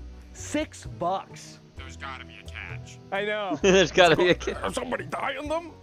Oh. Ooh. Yeah, probably not. Not in them. So when'd you get these things? 9 months ago. Oh. Yeah. So they're out of season. He's just keeping being a dick. Those are out of season. Come on. You should at least knock off like $1. You know what? I'll pay the full $6. If you throw in that cool box. Oh. Oh. That's not for sale. Come on. That shouldn't even be out. Come on. It's the baby coffin. It's so bad. Perfect size box for these shoes. That's like the perfect box for transpo. It's not a box. That's. I'm so sorry for your loss. What? Thank you. It's not a loss. It's not a loss. Nobody's taking a loss. If anything, I'm giving him a deal. You're not gonna get a better offer. Well, baby's gonna walk up here, buy the shoes all by himself? Baby can't talk, dude. Let alone drive my Maserati. That's a Mazda. That's a Mazda. Excuse me? How much for the mobile and the crib? It's 40 for both. Why are you practically giving away baby? Oh. Oh. Yeah. You're one of those big baby fetish diaper freaks. He just keeps making it worse. Fucking freak. You're probably wearing a diaper right now. And you do all that shit with a kid in the house? Fucking freak. Oh, dude, you better take my deal or I'm spilling your beans. I'm just kidding. I don't kink shame. I'm into some pretty fucked up shit myself. Here, check it out. Oh my god. Oh my god. Yeah, 100% illegal. 100% illegal. He's crying. Is the guy fucking a donkey? Excuse me. You think I could fit a pet gecko into one of those shoes? Back off, dude. Sale's mine. I'll give you $20 for him. What? Oh. Wait, I'll give you 30. Okay. I could do 40. 50. 50 bucks. No, wait. 60. What does he want the well, baby shoes on? I can't do 60, but I could trade you. 600 cash, but you gotta take it right now. 600 cash? Deal. Ha! Yes! Literally go fuck your lizard. It's fine. Probably would have regretted trading this lizard helmet. Even though it was never worn. Is he gonna get it that time? Oh. Oh my god. Did your lizard die before he could wear that? Wow. He knows about the lizard, but not the baby shoes. Yeah. Wow. That is so sad. Okay. Hey, man. I'm sorry I called you gay. You didn't. You didn't. I'm pretty sure I did. No, he didn't. You didn't. He Pretty sure I didn't. did. He told me to go fuck himself. That was funny. I'm glad I put that in. Aftermath. Here we go, Ramen. Prison colony.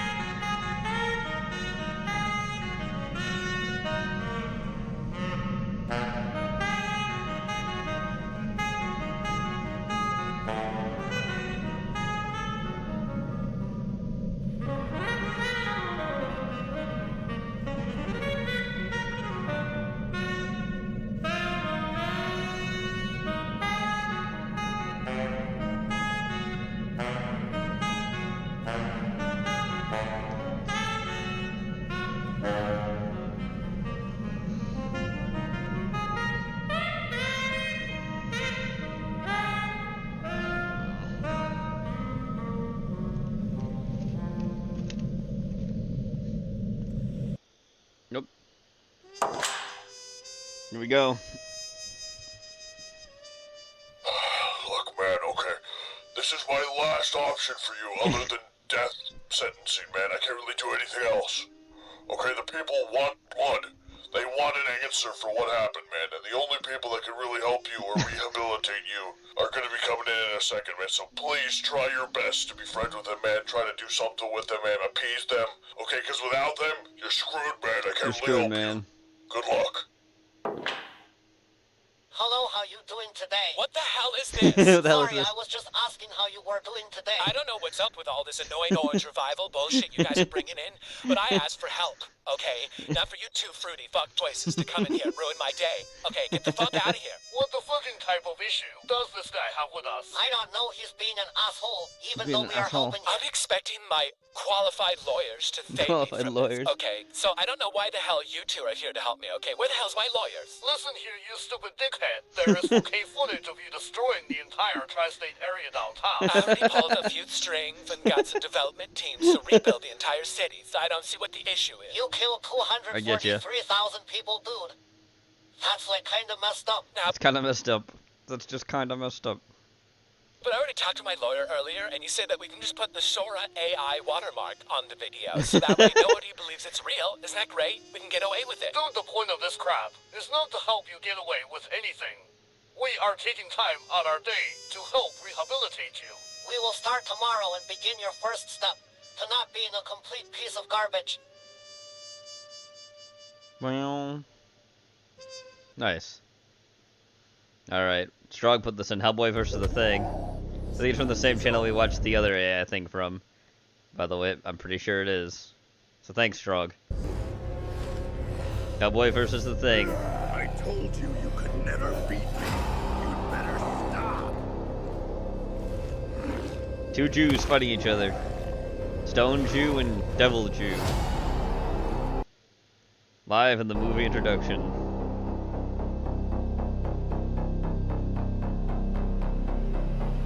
Short film spin-off, episode 9, season 2. Alright. There's Reed. Mr. Fantastic. Totally not based on Plastic Man or anything. Are you sure this experiment is okay? We don't know where Susan and Johnny are. I'm not sure. They suddenly disappeared, and we only found a little trace of multiverse energy where they last stayed. You're not sure? Then why should I be the one to participate in your experiment? Don't worry. My system calculations and indicators can't be wrong. Are you sure about that, Reed? Although this multiverse signal is very faint, there's a 20% chance it will succeed. That's a low that sounds percentage. good. Wait a minute, how much did you say? 20%? Are you kidding me? 20%. It's clobbering time, Reed. Is already high. A multiverse crisis is something far more terrifying, believe me. The multiverse transfer confirmation process begins. Uh-huh. Countdown. 3, 2. Wait a minute, 1. Reed. I'm not ready yet. Process complete. Oops.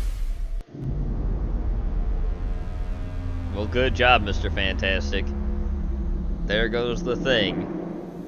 No, not now. Now, what's going on? System error, critical failure. That's impossible. This can't be happening. It is, though, Reed. Multiverse doesn't have much time left. It is AI, Reed. It's happening right now. It's happening right the hell here. Right the hell now. Oh. Time has run out in this universe. You're not Reed? What's that voice? Ben Grimm and Hellboy. The Thing versus Hellboy.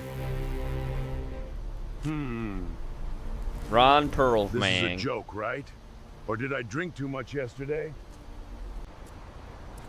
The AI does not sound like Ron Perlman at all. I hate the smell in this place. It makes me feel irritable. He sounds like fucking Sasquatch.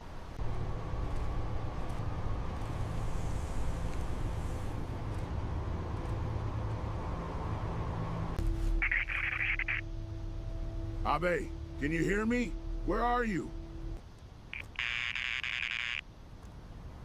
Damn, are they playing hide and seek with me? Damn, these idiots always having to solve problems alone. Boom, morphed again, yeah. For real It strong. seems like there's trouble everywhere, but at least it's better than just wandering around here. And here comes the Thing. My biggest mistake was participating in the experiments with Reed's machines. Where is this place? I don't know, Ben, where does it look like? It looks so unfamiliar. Hey, you weirdo, it seems like you've made this place a mess. Who are you calling a weirdo? It's time for who could out-Jew the other Jew. Have you ever looked in the mirror and seen yourself? And what's that stupid thing on your forehead? A new style? Oh, that was a glorious achievement of mine. At least it was cool, not like a walking rock. There's nothing glorious about that stupid, stubby thing on the forehead.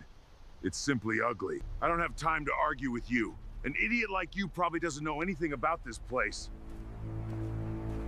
Didn't your father teach you manners? Insulting someone and then leaving? What did you just say? About my dad? Don't mention my father. The ugly guy seems angry now. What's wrong? That AI sounds so weird. Was I right? They This both. is the biggest mistake of your life. Ha ha! Two Jews, fight it out. Ben's eyes are glowing. Why are his eyes glowing? He doesn't do that. Makes more sense for Hellboy to have glowing eyes. Is that all you've got? Why do you sound British for a second? You're too weak. New York Jews. It's not over here, you bastard. Do you think it's over already? Don't try anymore. The more you try, the more pain you'll feel, redhead. He's just smoking. Pain? That's not in my vocabulary. You stupid redhead. Okay, I'll do as you wish. Oh shit. Now it's raining, I guess? Don't see any rain, it's just puddles everywhere. Get down. Stay down. Finished. Get off me. Back off, demon. Back off, demon. Which one's the demon?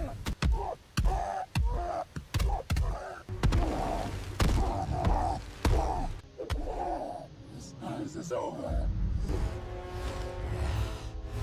I told you you could never beat me. You'd better stop. You better stop or I'll give you such a pinch.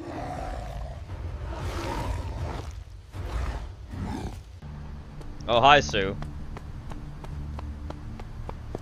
Stop it, Ben! Why does... Let him go! Wait. Susan? Wait. Calm down. Why did Sue sound British? Sue Storm is not British, she's American. Down, Ben. He's a friend, not an enemy. Fine, that's what you say.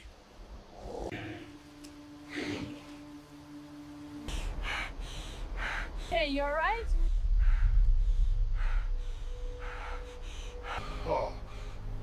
Oh, is this heaven? Why'd you say it's heaven? Are you an angel? No, I'm Susan. I apologize for my teammate's behavior. Why should you apologize to him? It's not my fault. He's a weakling. Stop talking, Ben. Don't make Stop talking, Ben. Governor J. things worse. Fine, I won't say anything more. Booty. Sorry, Red. Let me help you stand up. Now, can you explain what's happening? Ben, we've wandered into another universe. A lot has happened. Where the fuck's Johnny? We need to get to a safe place first. Another universe? So where exactly is this place? This is the west port of Gotham City. Wait. We'll talk about the rest Then why the hell's Hellboy here? He doesn't exist in the... He exists in the Dark Horse universe. He don't exist in DC. Later, we need to leave now. Yeah, Gotham City? Where's that? That name sounds stupid. Well, it's also what New York's called anyways, so... Come on, I'll take you guys to the Multiverse Council meeting place.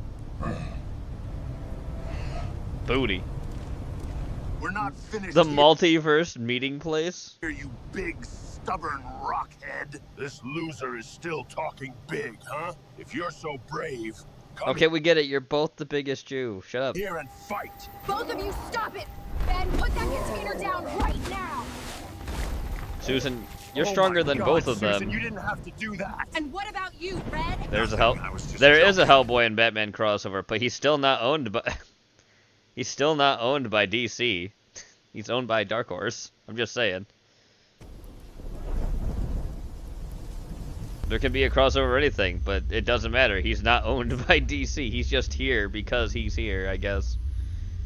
But he belongs to Dark Horse. He does not belong to DC. Is that Johnny? Nope. Oh, it's Ben 10?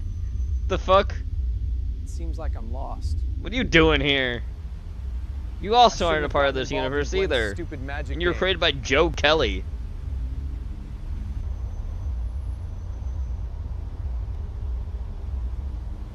Get your ass out of here. I get you. Is that Human Torch? Is that Blue Beetle? Who is this? It's Blue Beetle, okay. It's Jaime. Detection of alien biological signals. Is there some mistake?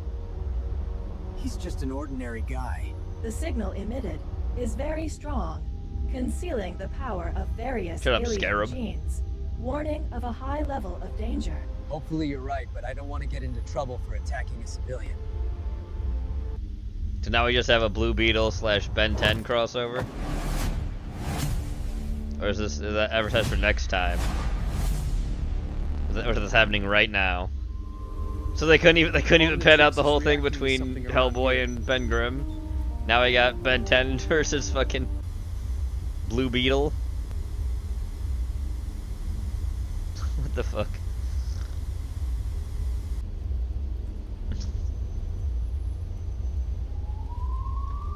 Also, Ben 10's whole idea comes from Dial H for Hero, which is an old comic book series. Hello, my friend. Do you need any help? Bonus fight. First of all, what kind of creature are you? Hey, that's impolite. I'm 100% human. There. You see? Oh, he's an alien. Oh, he is an alien after all. You're illegal. Which Ben 10? There's been up-teen reboots. It's not just reboots, it's multiverses, Nathan. It's not just reboots. Ben 10's a whole multiverse in itself. Don't try to fool me. You're an alien, right? They weren't reboots. Wait, they were don't be like the ridiculous. different We whole all know universes. You're an alien threat here. If it's the original, that'd be funny. Weirdo in a bizarre costume making judgments about other people. Are you sure it's him? I think he's quite stupid. That right. 100% alien subjects. Threat level dangerous. There, stop arguing, you alien. Well, I know, more The thing multiverses, behind you yeah. is talking. Nah, that's technology. Okay, it's a bit alien, but I'm human. Stop arguing. I don't trust those who like to wear masks. Danger alert. Combat mode activated. He's Hey, not. buddy, take it easy and put it He's not even popping out the thing. The thing's supposed to pop up, so he dials it. down. You really burned me up. He didn't even turn it. Just Oh yeah, Lava Man.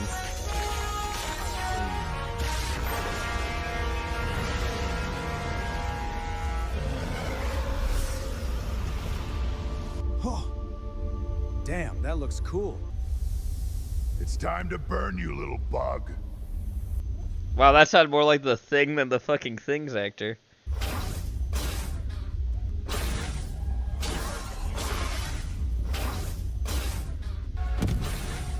Oh my god, this CGI. This AI CGI.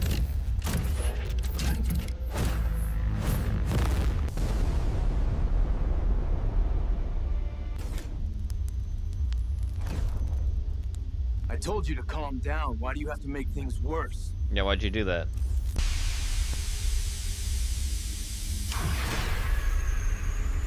What the hell? You must be kidding me. Ready for the second half?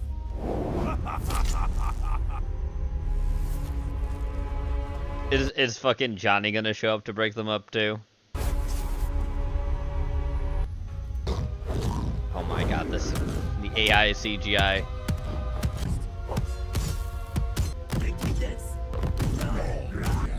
Oh my god.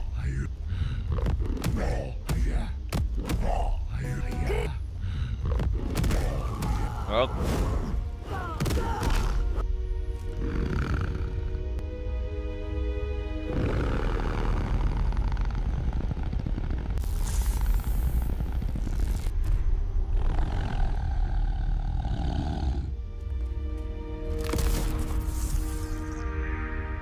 Just gonna walk away.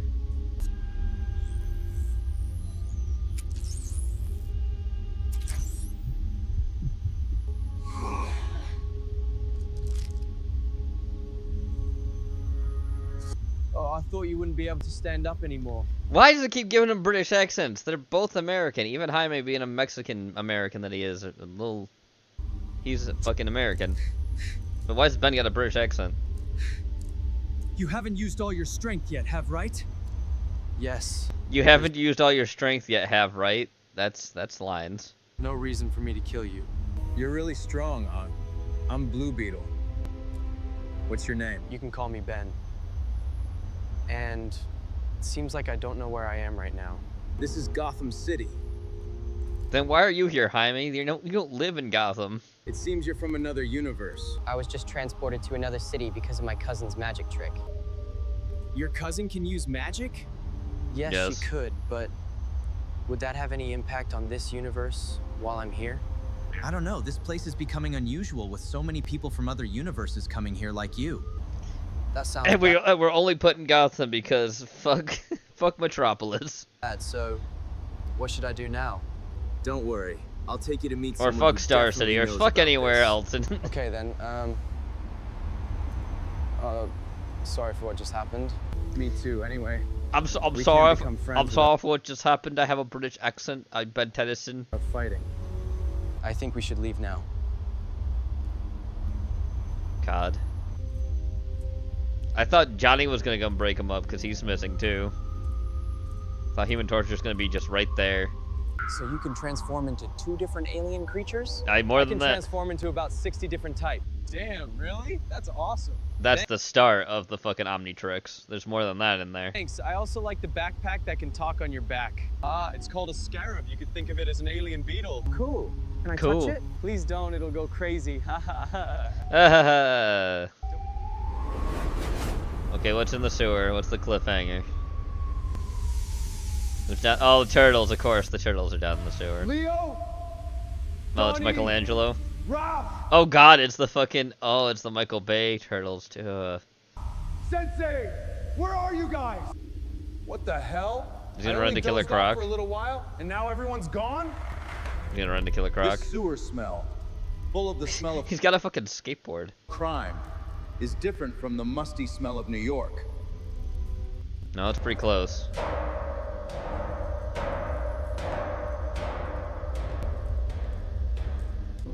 I thought it was gonna. I literally thought he was gonna run to Killer Croc. Where the hell am I?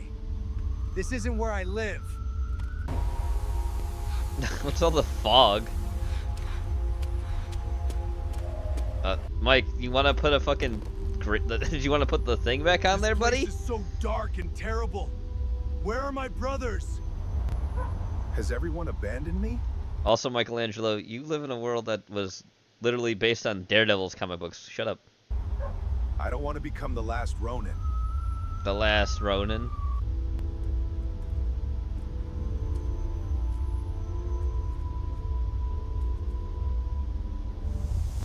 The Batman signal, which there's been a crossover between Batman and Teenage Mutant Ninja Turtles 2. Fans here? Up. Oh, what, Mystique? Hey, Big Turtle, can you tell Hey, Big Turtle. Yes, I'm glad Mystique sounds like that. me where this is? Waiting for the next episode, only on Live in the Movie. No, wait a minute. But why the fuck? Why is Mystique here? No, too. Why? I'm so confused. Anyway.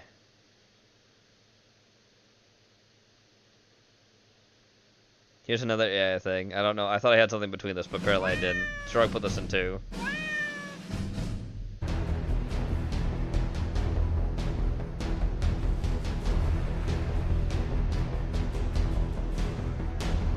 Cat. Conan the Barbarian.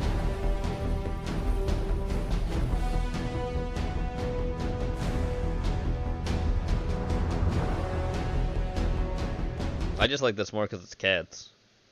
I just like cats. Cat looks evil. What the fuck?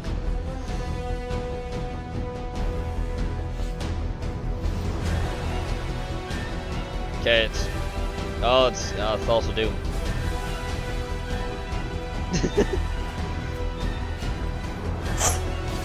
Ew. Poor kitty.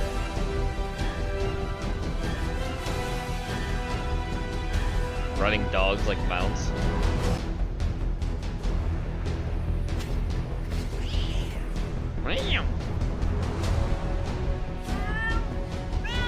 More cats. Dog.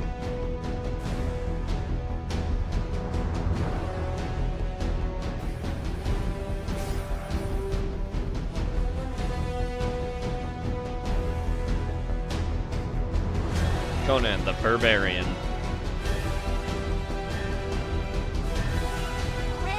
Meow.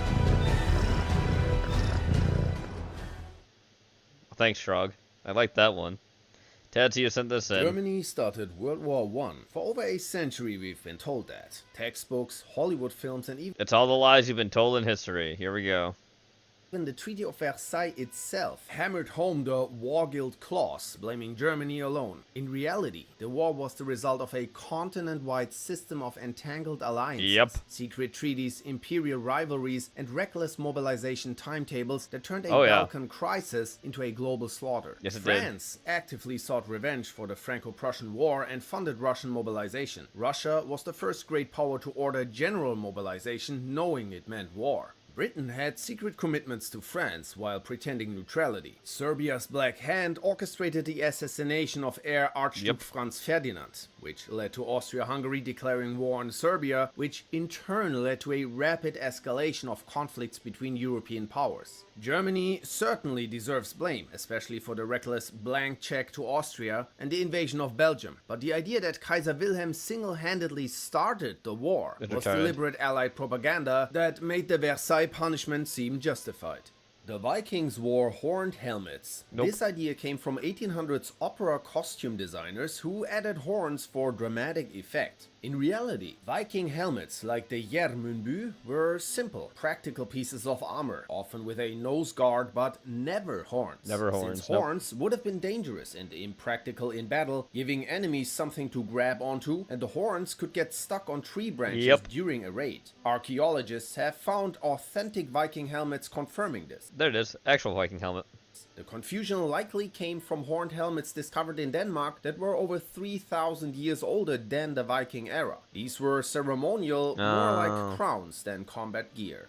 Napoleon was short. Actually, Napoleon Bonaparte's height was around 5'6" to 5'7". In modern terms, average or above average for his era. The myth began because his recorded height used the old French inch system, which made him seem smaller when converted incorrectly. He also appeared shorter next to his tall imperial guards, which are huge. To the illusion. British propaganda, especially satirical cartoons by James Gilray, exaggerated his size to mock him as a small, angry man. This false image eventually inspired the term Napoleon complex, linking short stature with overcompensating behavior based on a misunderstanding. The Trojan horse story, told in Greek and Roman works like Homer's Odyssey and Virgil's Aeneid, describes the Greeks hiding inside a giant wooden horse to infiltrate Troy after a decade-long war. However, no physical evidence of such a horse has ever been found, and the detailed versions were written 400 to 800 years after the supposed event. Archaeology confirms Troy was burned in 1200 BC, but not by a wooden horse. The tale was probably symbolic, or inspired by real tactics. Siege weapons covered in horse hides, ships referred to as seahorses, or even an earthquake that broke Troy's walls. The Einstein failed math myth is untrue. In fact, Albert Einstein was a math prodigy, mastering algebra and geometry by age 12 and calculus by 15. The myth likely began from a misunderstanding of the Swiss grading system, where 6 was the highest score instead of the lowest as in other European countries, making his top marks look like failures. Another source of confusion came from his first attempt at the Zurich Polytechnic entrance exam, which he did fail due to weak scores in languages, history and biology, but not math or physics. Einstein himself later clarified that he had never failed mathematics. The Great Wall of China can be seen from space. This myth began in 1754 when English writer William Stukeley claimed the wall was visible from the moon, and it was later popularized in a 1932 Ripley's Believe It or Not illustration that repeated the false claim. The wall is too narrow and blends with the landscape, making it almost invisible even from low Earth orbit. Astronauts have confirmed this, noting that highways, airports, and dams are far easier to spot with the naked eye. The idea persisted because of the wall's immense length and early speculation, but in reality, only special cameras or satellite imaging can detect parts of it under perfect conditions. Columbus discovered America. When Christopher Columbus arrived in 1492, he discovered the Caribbean, but not America. Continents were already inhabited by millions of indigenous peoples who had lived there for thousands of years. Yes. Norse explorers like Leif Erikson's the one who actually discovered Newfoundland. Eriksson had reached North America, likely in present-day Canada, around the year 1000, centuries before Columbus. His voyages were limited to the Caribbean and parts of Central and South America. He never set foot on the mainland of the modern United States. Columbus also believed he had reached islands near Asia, calling the locals Indians, unaware he had encountered an entire separate continent. Rats spread the Black Death. Recent research from the University of Oslo suggests the plague that killed a third of Europe in the 14th century was more likely spread by human fleas and lice, not rats. When scientists compared models of how the disease spread, the pattern linked to human parasites matched like lice and fucking fleas. Historical death rates far better than the rat-based model. This means the real culprits were likely human-to-human transmission through parasites, not the rodents long blamed for one of history's deadliest pandemics. The samurai hated guns. When Portuguese traders That's a big lie, because when the Portuguese brought over guns, they went all good ho for them. Used firearms to Japan in 1543. Samurai, in fact, quickly adopted and mastered them. Japanese gunsmiths began producing their own matchlock guns, improving the designs and creating tactics far ahead of their time. Warlords like Oda Nobunaga used firearms to great success by defeating traditional cavalry with organized guns. Like that, look at that shit. Firearms later declined during the Edo period, not because samurai rejected them. The funnier thing again is the fact they think samurai didn't want them ever, because you see actual like paintings of them using them. But because the Tokugawa government restricted their use to prevent rebellion during an era of peace. The idea of samurai rejecting guns came centuries later, popularized by films like The Last Samurai. In reality, samurai used firearms as tools of war and integrated them into their training. The Salem witch trials in colonial Massachusetts are often associated with the image of a woman being burned at the stake. They took place from February 1692 to May 1693. Accused 200 people of witchcraft, convicted 30 and executed 20, but none were burned. Executions were by hanging or stoning and hanging, pressing with heavy stones. The idea of burning witches comes from European practices in countries like Germany, Scotland and France, which later generations mistakenly applied to Salem. Roman vomitoriums. The common myth portrays the vomitorium as a special room in Roman villas, where the wealthy would go to purge themselves during a banquet feast, so they could eat more. In reality, Romans did not vomit between courses. Some maybe did, but at least not in dedicated rooms. The so-called vomitorium was a passageway in amphitheaters and stadiums. Its name comes from the Latin vomere, meaning to spew forth, describing how the passageways efficiently emptied large crowds. Like Colosseum's 50,000 spectators in about 15 minutes. The misconception arose from later writers misinterpreting the term, and today vomitorium still refers to crowd exit passageways in modern venues. Jesus' birthday. Most scholars agree that the exact date of Jesus' birth between 6 and 4 BC is unknown. The Gospels of Matthew and Luke, the only accounts of his birth, do not give a month or season, though Luke notes shepherds were tending flocks at night, which is unlikely in December. Some traditions calculate his birth by assuming the Annunciation, the Archangel Gabriel's visit to Mary, occurred on March 25th. Placing his birth 9 months later on December 25th. Other traditions celebrate it on January 6th in the Eastern Orthodox Church or in spring or fall. January 6th being Jesus' birthday would be amazing. December 25th likely originated from early Christians and Emperor Constantine to replace pagan festivals like Sol Invictus and Saturnalia, which celebrated the winter solstice and the return of the sun to encourage conversion. The Great Chicago Fire of 1871 killed over 300 people and left many homeless, but the famous story of Mrs. O'Leary's cow knocking over a lantern was fabricated by a newspaper seeking a sensational tale. Mrs. O'Leary, being poor, Irish, Catholic, and a woman, made an easy scapegoat. The true cause of the fire remains unknown. Historians suggest possibilities like neighborhood boys with a cigarette, or even a meteor shower igniting fires across the area. Oh shit, meteor shower would be interesting. The humans thought the Earth was flat myth. Educated people have known the Earth is round since ancient Greece. Yes. Philosophers like Pythagoras and Aristotle provided evidence for a spherical planet in the 4th century BC, and Eratosthenes even calculated its circumference with remarkable accuracy in the 3rd century BC. Nice. The idea that medieval Europeans thought the Earth was flat is a myth, popularized in the 17th and 19th centuries to depict a supposed conflict between science and religion. Christopher Columbus also did not set sail to prove the Earth was round. His crew feared the journey would take longer than expected because they underestimated the planet's size. Yeah. The Cleopatra was Egyptian myth comes from the fact that she was the last ruler of Egypt. But she's not Egyptian though. And embraced many Egyptian customs to rule effectively. But she was of Macedonian Greek ancestry from the Ptolemaic dynasty. The idea of her as a seductive Egyptian beauty is also exaggerated, fueled by Roman propaganda and later Hollywood. Her influence came from intelligence, charisma, and political skill, not physical appearance. Yes. The story that she died from a snake bite is also unproven.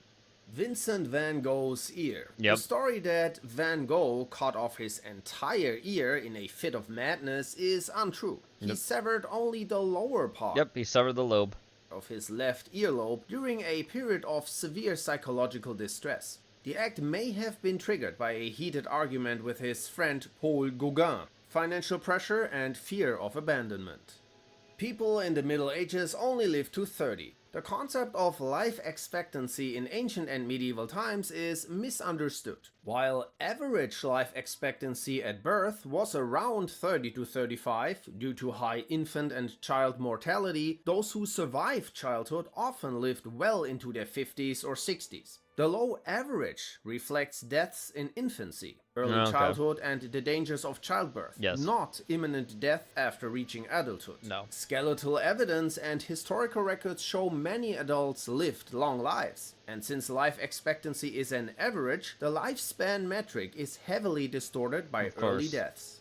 The idea that Galileo was imprisoned for his heliocentric model is a myth. Nicolaus Copernicus published his heliocentric theory in 1543, way before Galileo, without punishment. Galileo's real conflict arose because he offended Pope Urban, who had been funding his research by publicly mocking him and not following the church's required procedures to validate the model. The issue was personal and political, not purely scientific. He was found guilty by the Inquisition and sentenced to house arrest, not punishment or a dungeon. Corsets were torture devices. While extreme tight lacing could be harmful, most corsets back then were everyday supportive garments, similar to a modern bra. They helped shape fashionable silhouettes, supported the back, and provided comfort and confidence. Only a small number of wealthy women wore them for extreme waist reduction. For most, corsets were practical clothing rather than instruments of pain. Paul Revere's midnight ride on April 18, 1775 was part of a coordinated effort by local patriots in the province of Massachusetts Bay. Yes, it's just Paul Revere. To warn Minutemen of the approaching British army before the battles of Lexington and Concord. Yes. But Revere was not the only rider. No, of course. Yeah, there's more than one. Dawes and several others also carried warnings. Yes. Contrary to popular myth, Revere also didn't shout, "The British are coming!" Most colonists still considered themselves British, so the phrase would have been confusing. His ride relied on secrecy, using a network of riders, signal guns, and church bells to spread the alarm. The fame of Revere's ride comes mainly from Washington Irving's 1861 poem, which exaggerated his role as a lone hero. The Allies fought the Nazis to save Jews from the start. The idea that Nazis were universally opposed from the start because of their treatment of Jewish people is misleading. Anti-Semitism was widespread in the West before World War II. And it's coming back in style, baby. And Allied intervention was not initially motivated by a desire to stop the Holocaust. The scale of Nazi atrocities only became fully recognized once the genocide was revealed. The Holocaust succeeded in part because many countries refused to accept Jewish refugees, reflecting the broader indifference and prejudice of the time. The Library of Alexandria's single fire. Wasn't a single fire? The Library of Alexandria was not destroyed in a single catastrophic fire. Its decline happened gradually over centuries due to neglect, political conflict, and multiple events. Julius Caesar's fire in 48 BC damaged nearby ships and warehouses, but likely spared the main library. Later, the Serapeum Library, part of the Great Library of Alexandria, was destroyed by a Christian mob in 391 AD, and the Arab conquest in 642 AD may have caused further losses. The library's demise was a slow process. The idea that Gandhi single-handedly freed India is a myth. While his non-violent movement mobilized millions and was crucial, independence in 1947 resulted from multiple factors. The contributions of other leaders like Nehru and Subhash Chandra Bose, armed movements such as the Indian National Army, economic and political strain on Britain after World War II, and events like the 1946 Royal Indian Navy mutiny. The story of Emperor Nero fiddling while Rome burned never happened. The Great Fire of Rome in 64 AD destroyed much of the city, but the violin didn't exist until nearly 1,000 years later. Historical accounts by Tacitus and others, written decades after Nero's death, combined fact with rumor. Tacitus records that Nero wasn't even in Rome when the fire began. He returned to organize relief efforts, opened his palaces to shelter the homeless, and arranged food supplies. The image of Nero playing music while the city burned likely arose as a metaphor for neglect, shaped by later writers who viewed him as a symbol of corruption and decadence. Propaganda turned a complex ruler into a cartoon villain. The pyramids were built by slaves. Archaeological evidence shows that the pyramids were constructed by paid, skilled workers. Farmers and seasonable laborers, not enslaved people. Excavations have uncovered a workers' village near the pyramids, complete with dormitories, bakeries, and even a hospital, indicating an organized community. The builders' tombs, found close to the pyramids, contained food offerings, but no treasures or signs of mummification, suggesting they were honored workers rather than slaves. Studies of their remains show they ate meat regularly and suffered from injuries consistent with heavy labor, not abuse. The myth likely came from Greek historian Herodotus, who visited Egypt long after the pyramids were built and was later reinforced by Hollywood. How and whether humans alone built them remains another debate. Yes, humans did. We're very, very skillful primates. We are very, very skillful primates. Okay, now don't touch my spacesuit. In the year 2823, Earth stands on the brink of collapse. Its last hope, a team of astro gliders scour the galaxy for seeds and, I don't know, some other crap they can harvest. But the evil Lord... and there he is, of course. There's Brandon Rogers. Look at him. Of course, that's him. Atheist. I'll show you a flat Earth. We'll stop at nothing to stop them. Will our heroes have what it takes to... Why is this coming off like a Kablam short? Do whatever they need to do in this episode? Saturn's rings on my fingertips, an asteroid belt around my hips. I see stars, they see me. Captain Starbender, Nebulita. The colors of the galaxy, Spacesuit, Zoragayo. Oh my god. Come on, get your spacesuit on. Don't touch my spacesuit. What did they say? Captain, we're picking up a distress call. Put it through.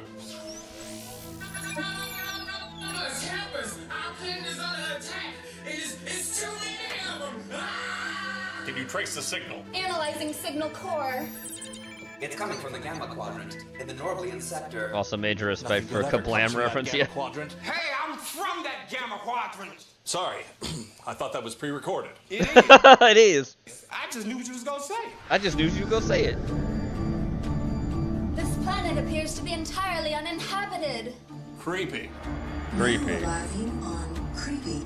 Oh my god, it's literally the fucking California desert. The oxygen here appears to be breathable. It's pronounced breathable. Breathable? God, I wish you were a man. What?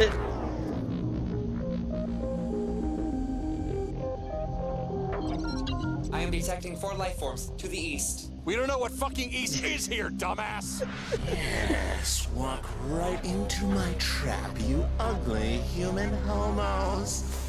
The life forms appear to be coming from inside that orifice. Nice work, robot. I have a name. You take the lead. I have a name. We don't know who could be in there. Good call, female. Set Xander's Good call, female. to decapitate. To decapitate.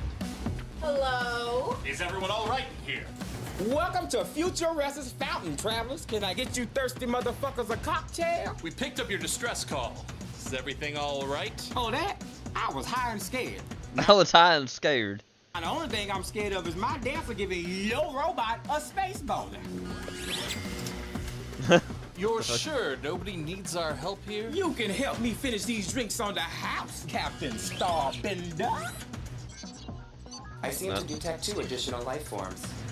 So, you know I'm a captain? Yeah, I'm your biggest fan. Now hurry up and drink that shit before I quit. It's drugged. Wait a minute. No one's a fan of us. Oh shit. Oh. Wait! It's a trap! No shit! Oh, well, dead. Zorgio! You're going to space jail, bitch. And you're going to space hell! Oh shit. Fred Rogers. Rathius. And Venexia! Blackface. Blackface? Blackface? Yeah. Curse you, Starbender! Run! He's a robot, you assholes. Let's go. Seize them, sister! With pleasure! Whoop. Can you run any slower? Leaving so soon, but we were having such a good time. Time doesn't exist in space, idiot! Why the fuck did we stop running? Yeah. Why did you stop running? Why is there a dog? Why is there just a dog there? Look at Shiba Inu. Brandon, did your dog have to go out for a walk? Whose dog is that? My space hole, pig! You're really starting to bend my stars. Oh, you piece of shit! How about we try bending you instead? What's the dog doing? Oh. Damn it! My space face! Distraction! Distraction. Fucking sad. My only weakness! Oh, I forgot we could just teleport! Damn it, sister. Computer, give me a status report on Lieutenant Zorgio. Zorgio reconstruction at 98%. They just 3D printing him. Now let's get off this piece of shit planet. Say one more thing about my hood. Now leaving piece of shit planet. We'll never escape this atmosphere. You're not even doing anything. We did it! Wow. On thrusters at 100%. Let's take this chase into space.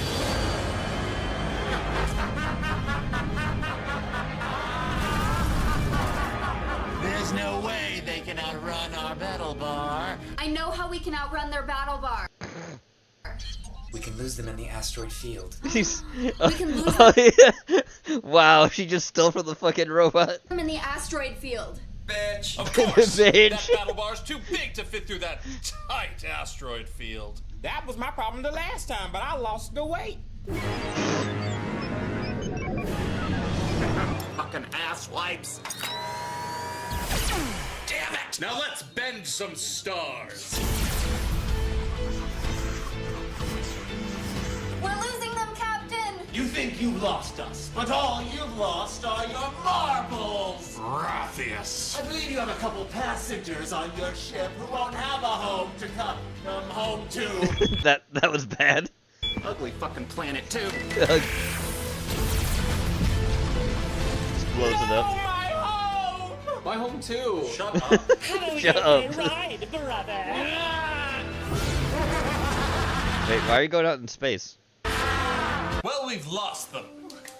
I'd ask you where you'd like to be dropped off, but it seems like I'm talking to a couple of homeless spacers. I know. Wow. How would the two of you like to become honorary astrogliders? Yay, I'm the first black astroglider. Welcome aboard, and may you glide into infinity. I did not vote for this. I did not vote for this. Yes, and my sexy sibling.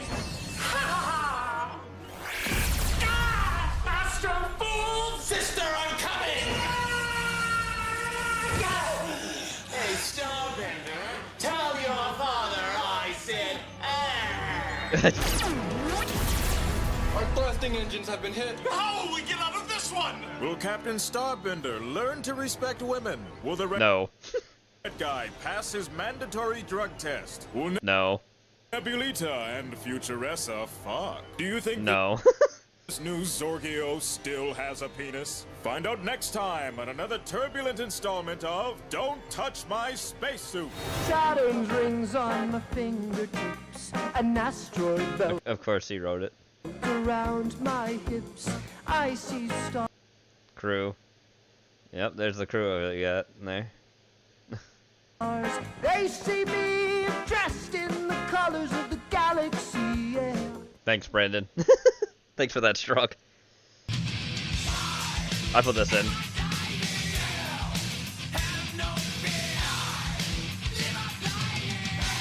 From good on a stick.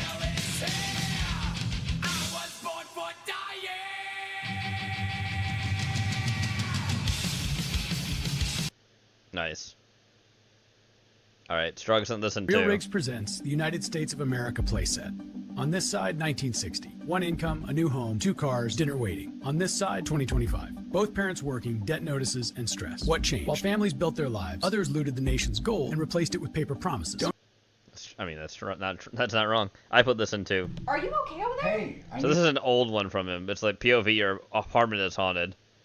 need your help. Instead of being your Come here house real is haunted. quick. I need your help. Don't do that. Don't do that. No, this is not the this is doppelganger. Use the cross in the. That's a doppelganger. One I gave you. It's in your pocket. Yeah, watch out for those. It's called a doppelganger. They'll make a copy of someone you trust and try to get you in the basement. It's pretty scary, but they're bad at their job. They were my long-lost aunt. We found her. Touch her. Found her. Watch. He's not. Oh, he's gone. Look, he left. Oh my god. Oh my god. Oh, yeah, how's it going? Well, I have no idea what that is, but if you try to fight it at all, you pull every muscle in your body. It sucks. I want your soul. You hear that? Are you Yeah? sleeping? Yeah, this will happen to you. And the guy. Yeah, it's What? part of it. Go to bed. Go to What? bed. Yeah, the attic moves sometimes. I don't know why. It seems to be completely random, but there's some cool stuff up there I wanted to show you. It's always foggy. I was thinking we could go check out the basement, you and I. Just one-on-one, we could take the camera. It'd be great. What do you mean? That's not me. That's not me. That's not me. He almost got you again. He's gonna get He you almost in that got you basement. Look, he's gone. He's pretty good.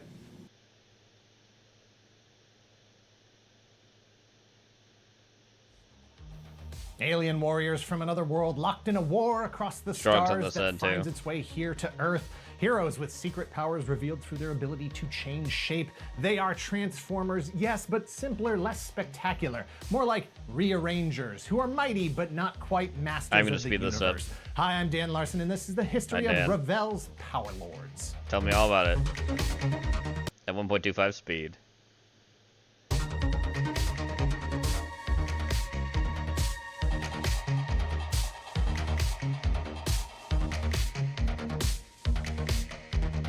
Ba-da-da-da.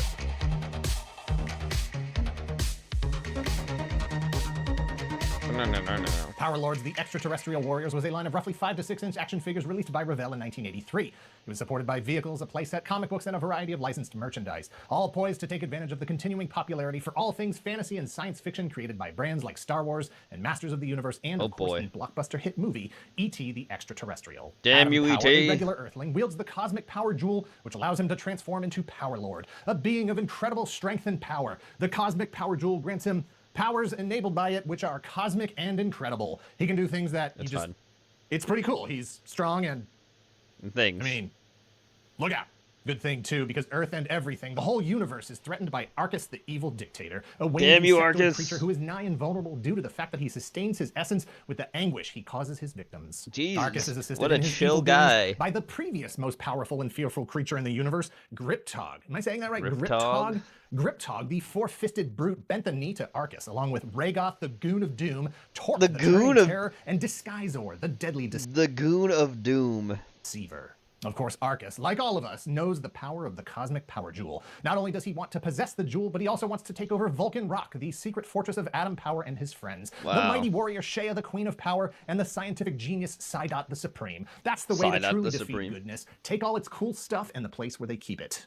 Power Lords were produced by Revell, a company previously known for model kits, not action figures. Wow. In 1943, Louis H. Glazer founded a company called Glazer? Precision Specialties as a plastics His molding name is facility. Glazer? They found themselves making trains and train set accessories for other companies and decided to get into that autism. business for themselves. They rebranded as Revell, a shortened proprietary version of Reveille, which comes from the French réveiller, meaning to awaken or wake up. This was a new beginning for Oh, boy. Precision Specialties as Revell, and they would soon become the model kit industry leader in innovation, design, and sales. Over the years, Revell produced thousands of model kits, trains, cars, battleships, planes, tanks, everything a kid or hobbyist could want until they didn't want them anymore. In the late 70s, with the explosion of Star Wars and the new dominance For of the real, toy market by Nathan. Kenner, Revell found themselves once again switching gears. Revell was purchased by a French toy company called Général du Jouet, or General Toy General Company. Douche? They had success with the French version of G.I. Joe, Action Joe. And in Revell, they saw an opportunity to move further into a world of action figures with Kenner, Mattel, Hasbro, and all of the other companies that were raking in the cash in the early 80s. Okay. As Star Wars, Masters of the Universe, and G.I. Joe continued to drive the toy industry into new territory with multimedia Instead of into the tie-in marketing, ground. licensed products, vehicles, and playsets, Revell sought to market to that same audience by betting on a subject that was already proven, space aliens. And they would attempt to use characters from a book that was already successful. In 1979, did Wayne they now? Barlow, with the help of Workman Publishing, released a book called Barlow's Guide to Extraterrestrials. Oh. It was an illustrated guide to many of the various forms of life that Barlow imagined populated the galaxies beyond our own. Oh, It he was a thought that was drastic okay? conceptual break from the traditional popular mainstream representations of aliens as human-sized creatures in spacesuits. Revell hired two toy industry giants, Ned Strongham and Len Mayhem, both with years of experience and the portfolios to bring a new action figure line to market. Oh, I thought that they was reached out cool. to Barlow, hoping to license his guide to extraterrestrial designs and Sorry, I'm Step doing 3, something. profit? Unfortunately, three, Barlow profit? didn't own the designs featured in the book. But there was Oh. a very simple solution to that problem. Draw more aliens. Revell wouldn't be able to build off the popularity of the book's name, but they could still capture the same aesthetic with the same guy designing all their toys, and that's what he did. Barlow was given the freedom to go where he wanted with the designs. There were some engineering aspects that needed to be addressed as the design process went along, but all of the aliens are his unique, strange, unusual creature designs that don't exist anywhere else in any other line of toys. While other lines depended on heavy reuse of parts to make their bottom line, Power Lords have no reused parts, and in the case of Arcus, 19 points of articulation, unheard of in an action figure line in 1983, and also maybe that wasn't the best idea. Yeah, that's better. I was looking for a flashlight, chat. Sorry. It's going downstairs for the prawn. So my signal almost died. Evil dictator fights Atom Power to control the galaxy. Blaster array ready. You have to put Vulcan Rock together. Vulcan Rock, Atom Power, and Arcus, each sold separately. I'll change Atom Power to Lord Power, leader of the Lords. I'll take the Jewel of Power. Take a trip, Argus. Vulcan Rock, shit. Atom Power, and Arcus from the Power Lords collection, each sold separately. New from Revell. New from Revell. Atom Power's gimmick was the ability to transform into Lord Power. This was achieved by pressing a button on his back that spun his torso 180 degrees, so his top back was now his top front, his bottom half still forward-oriented, his posterior still in the rear. A compelling action gimmick in commercials and when calm down. properly positioned for camera performance. However, the reality of the physical object was Gotcha. less elegant. It literally meant sculpting Atom Power's features on the front of Gotcha, the Nathan. head, torso, and arms, and Lord Power on the back of the head, torso, and arms. fuck? No hat to cover up the back still face, no confused where my coat phone to is, cover 'cause I up don't the know where back it is, and I back, heard it go no off. gloves to hide the extra set of thumbs on his hands. Just one dude's entire upper body Frankensteined onto the back of the main protagonist, the hero of the line. Wow. Shea, the Queen of Power, had a similar transformation feature, except that there was no button pushing. You literally just turn her around. Rotate, remove her hat, and hang her cape on what used to be her back. Like Atom Power, two different That's characters just creepy. stuck together at their backs. Creepy. Psydot the Supreme is a giant lizard creature with an amazing set of teeth. And that's it. Those are your heroes. 3 characters whose appearances are unlike any other toy line on the market, questionable gimmicks, and completely out of scale with most of the other popular toy And they're lines on the shelves terrifying. at the time. They fought against Arcus, a menacing winged bugman with wrist-mounted laser guns. Rhaegoth is from an ice planet and has crystals in his torso that he not only feeds off of, but uses to reflect laser beams back at his foes. Griptog, As you am I do. saying that right? Griptog is a big Griptog. multi-appendaged brute with a head that can rotate for 2 different looks, and that works okay because he is, after all, an alien. Wave 2 He rolled is out a an few more alien. characters. Bad guys, Disguisor, the Deadly Deceiver with Is 4 that different Tim Allen's faces. face? That's many faces more than the average figure. And Torque the Turning Terror, kind of a rotating banana man. And then 2 free agents. Damn whose rotating allegiance was up to banana you. man. Drench the Savage Soaker, who sprays icy water out of his chest, and Burt Backattack, the brutal backstabber Burt from Backattack? War Planet, who shoots quills His out of la- his back. his Power name Lords were is licensed out for Backattack? puzzles, stickers, Halloween costumes, coloring books with covers by Joe Kubert, wind-up toys. There was even a Power Lords board game. Wow. Revell was fully committed to the Power Lords, up to but not including an animated series. They planned a multimedia rollout, including heavy advertising on television, initially in the big markets, and then closer to the holidays, all the markets. Revell sent out marketing materials to Every retail market buyers, will be- assuring them that the Power will Lords not be invasion spared had from arrived. Power Power Lords, Lords. quote, won't Oh, just there's be a on everyone's flashlight. lips. They'll be on Won't everyone's work. t-shirts and It on does. lunchboxes, on fan club literature, on free stickers see. in every package, DC Comics, bright graphics, and bold colors. You and the rest of America are going to get blitzed. In December of 1983, as the marketing campaign was at its blitzing point, DC Comics began a 3-issue limited series of Power Lords comics written by Michael Fleischer, illustrated by Mark Teixeira, Jeff Dee, and Adrian Roy, with letters by Ben don't Oda. see it. The short run of comics expanded on the mythology of the characters that had been limited to file cards on the back of the action figures and some dramatic narration in the TV I heard it, commercials but I don't couched see with it. You can imagine language. These comics set the mythology, which also created some controversy within the Power Lords fan base. Until the comics, Adam Power was literally from Earth, plagued by amnesia and nightmarish visions of an intergalactic war, sure, but from Earth. The comics, however, reveal that he is actually from the planet Toran. He is the son of the Power Lord Iza and Queen Moira, leaders of the great race of philosopher rulers, keepers of peace and the law, protectors of all the peace-loving worlds throughout the galaxies. Oh, we And just let then, that happen, in huh? 1984, things got weird. Wayne Barlow was no longer designing toys for the Power Lords. Instead, that task fell to Pasquale Gabriel. The new additions to the Power Lords would take things in a decidedly different direction with half-man, half-tank abominations called Beast Machines. It's Nordic fine. and Savor fought Beast for the good Machines, side huh? while Transformers Warbot and stole Evil that then. plunged their treads to Arcus. To say that it was like a completely different line of figures being I see. shoehorned into a line that was underperforming at I love every level in an Transformers, attempt but to they change course done and save it from did it. They cancellation stole would be it. Actually exactly correct. A powered transporter ship slash the carrying fuck case is and this 3 mini phone? playsets, Boulder Blaster, Trap Rock, and the Exploder were all shown in a Revell catalog but would never see production. The line was already clogging shelves so and confused. eyeing clearance bins. Before Power Lords ended its blitz, a Power Lords video game would find its way to the Odyssey 2 and almost to the Atari VCS. The same kind of game that G.I. Joe and Masters of the Universe would see during this primitive era. It is just barely a Power Lords game, owing most of its association with the characters from Revell to the box art that the cartridge came in. Revell's Power Lords blitz was thwarted by several factors. One, the figures weren't up to the quality standards that other toy lines were made with. Joints broke easily, action features frequently did not work properly. 2, lack of animated support during a time when every successful kids brand had a show on Saturday morning or after school to keep those brands front of mind 24 hours a day. And some parents weren't crazy about the design aesthetic of Power Lords to begin with. A Filmation animated series that softened up some of the horrible demonic appearances, even on the heroes, would have gone a long way. Yes. 3, they were absolutely buried in the tidal wave of more successful, more interesting, more visible, more profitable product like Masters of the Universe, G.I. Joe, Star Wars, and even Transformers. Historic brands that changed the course of pop culture for the next 40 years and more. 3 issues of a DC comic book weren't going to cut it. In 2012, nearly 30 years after Power Lords blitzed the industry, 4 Horsemen Studios announced that they acquired the Power Lords license and were going to be bringing the brand back to life as a new line of action figures. So confused After where it is. considerable detective work to determine who actually owned the license, the path was cleared. Wayne Barlow was brought back in as a creative consultant. Oh shit, brought back in for it. And by 2013, actual 4-inch need to scale cough figures drop. were being shown to collectors. Built on the Glio system of interchangeable joints, Power Lords were back with Adam Boom. Power and Lord Power split into 2 distinct figures, abandoning the spinning transformation gimmick. Good. Adam Power's body was repurposed in several colorways as Power Soldiers. Lord Power was released in variant versions, every figure with more articulation and customization options than Power Lords fans could have dreamed of. Griptog was back Boom. as well, repurposed as Graptic and Grabtarg. Graptic. Am I saying that right? Grabtarg? Grabtard. 4 Horsemen were doing what Revell never did, making the line more financially viable by both expanding the character assortment and the reusability of parts, and celebrating with a big reveal including a giant smoking Vulcan rock cake on the cable television show shit. Cake Boss. We thought it was going to be good. It's even better than we expected. Wow. Figures are sculpted wonderfully.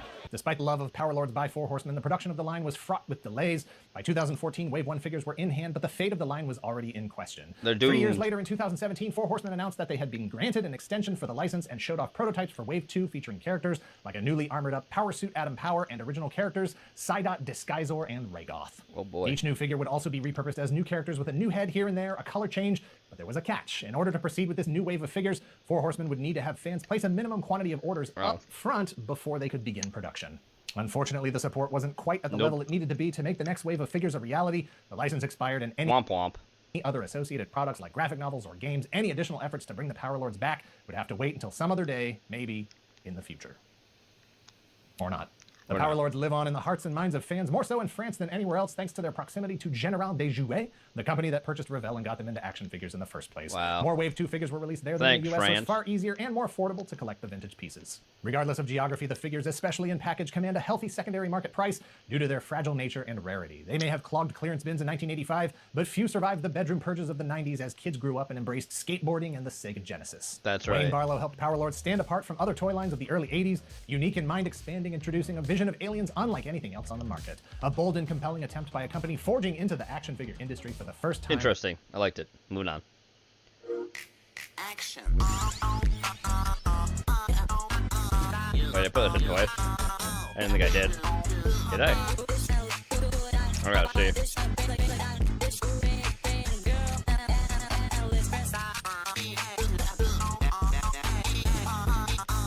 No, I think I did. Let's see. I already did. That's my bad then. I need to watch that again.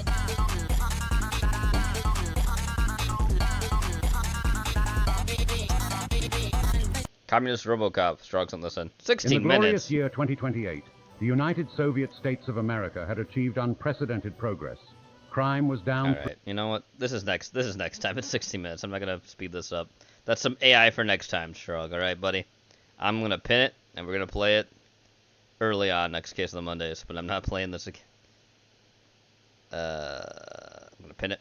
I'm gonna pin it strong. I'm pinning it. Pin message. There we go. Communist RoboCop. I kind of want Weeb to see it too, so that's another reason. So moving on. Here we go. We got this instead. Look at that bitch.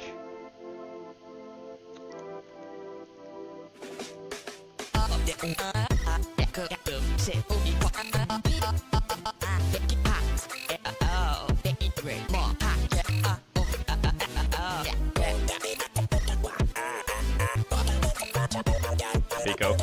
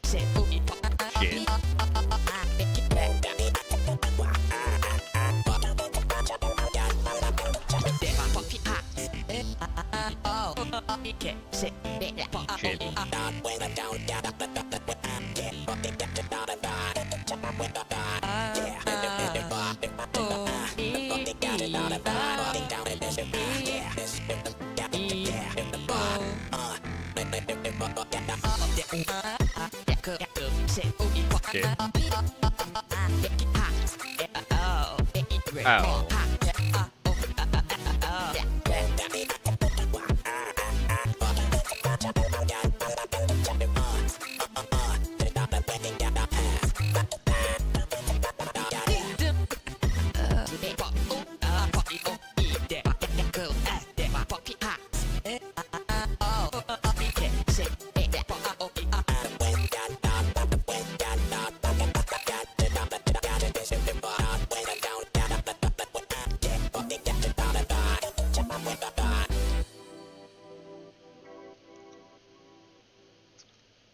Alrighty.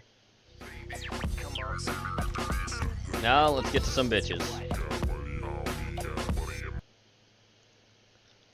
Here we go. Tampa's Legacy Pirate Festival.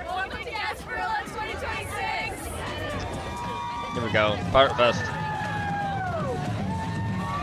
Vectors of the Sea.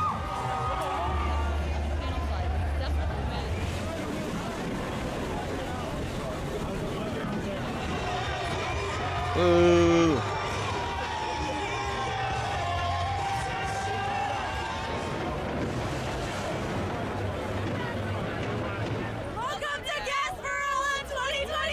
Look at that guy's soul patch.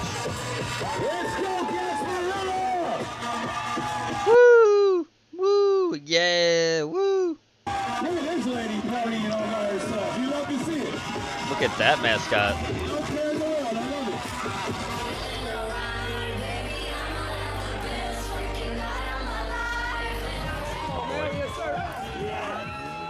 Damn, made lightning jerseys.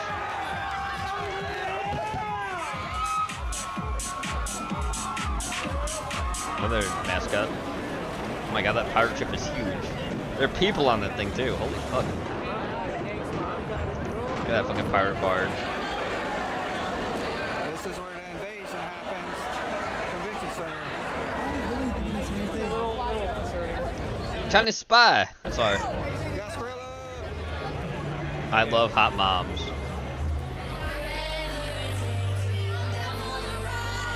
Hot moms not found.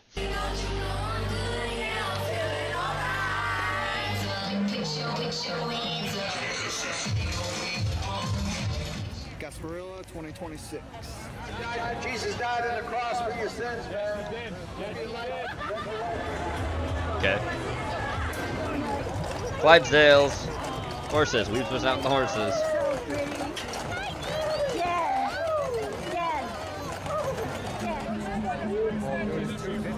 Jane Caster. Here, have some beads. More beads.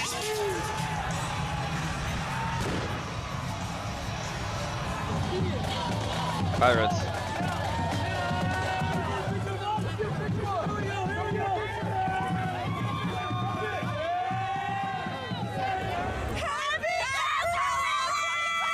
Oh god.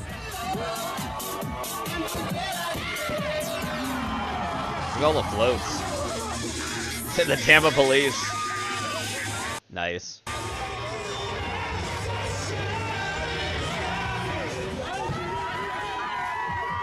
I think that's the hockey team. Or maybe it's the baseball team, I don't remember.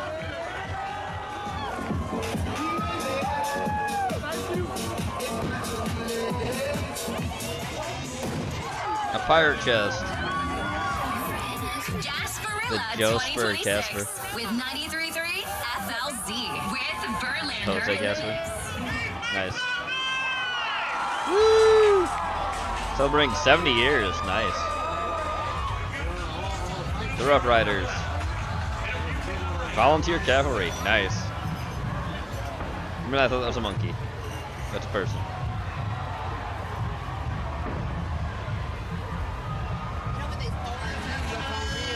Rough Riders. Nice. They're steady on it too. Boom! Fire flame cannons. Oh my god. These outfits. Goth chick.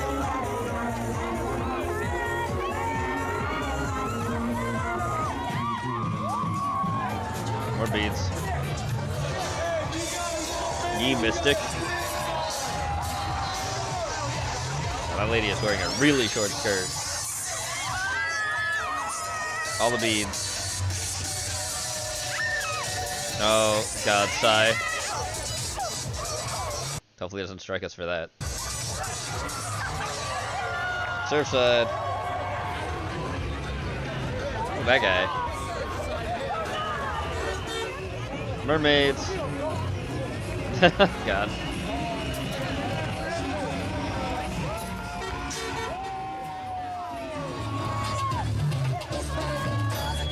Oh no, not that song. Hot Moms once again not found. Look at that guy. It's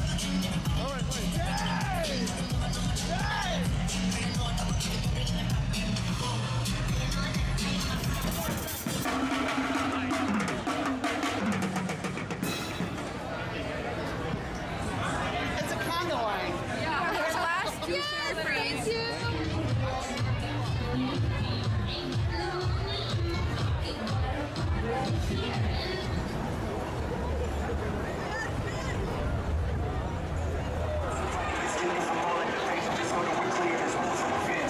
Where are you going to see eternity?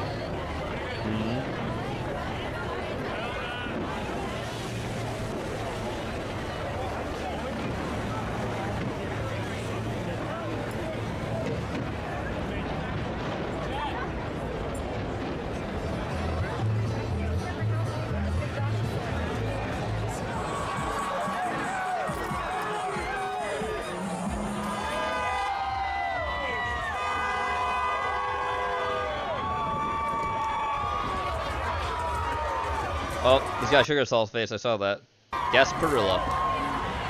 Dragon.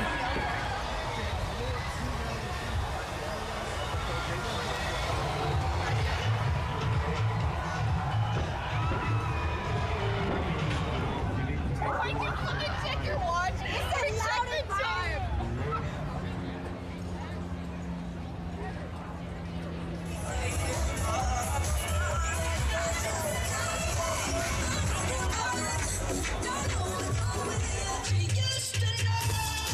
You lose to know.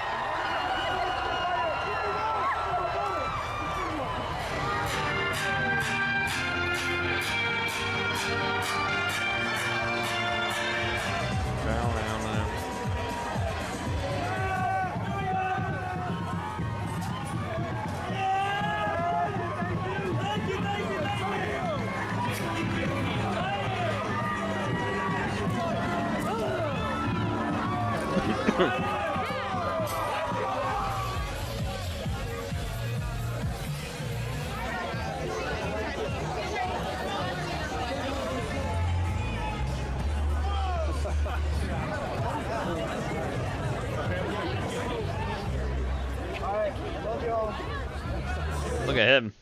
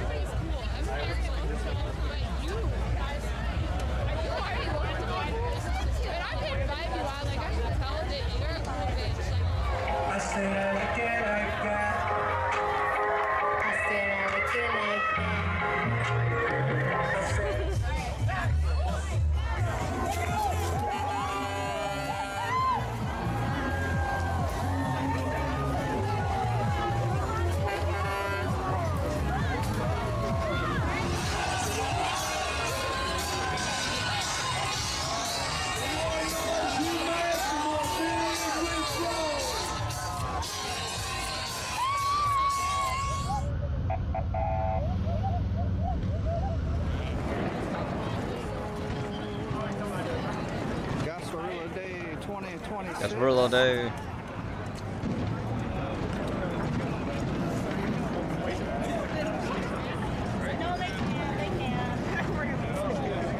How's that pizza? How's that pizza?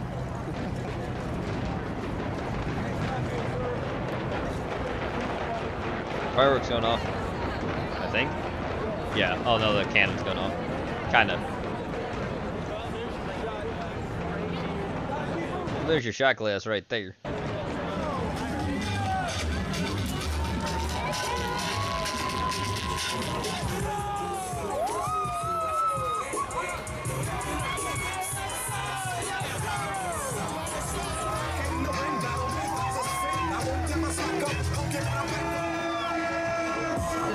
somebody got to do it. I'm gonna guess, but somebody got to do it. Give me scissors and big siblings. Come on.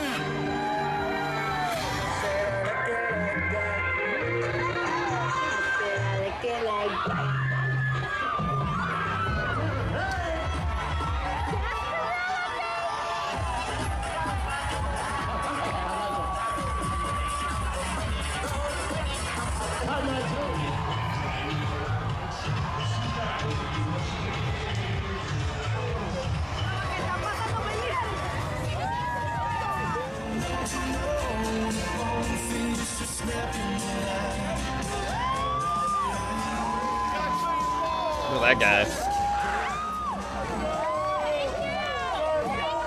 Serviceman, woman. Nice.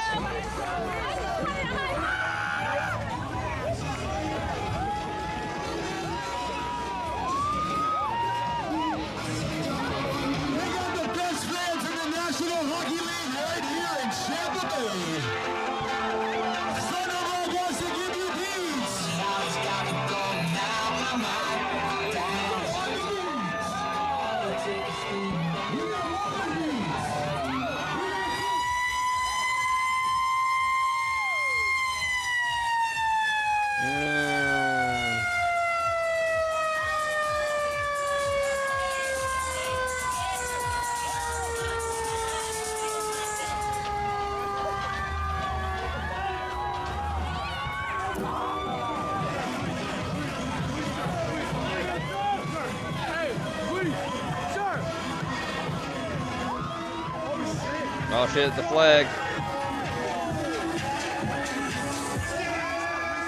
Captain Morgan. A skeleton. Look, it's me.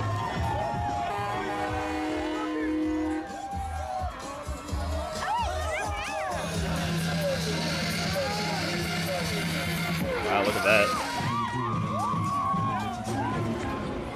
Booty. Remember booty.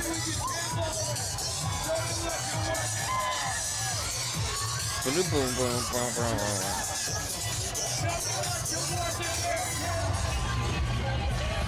Sweet.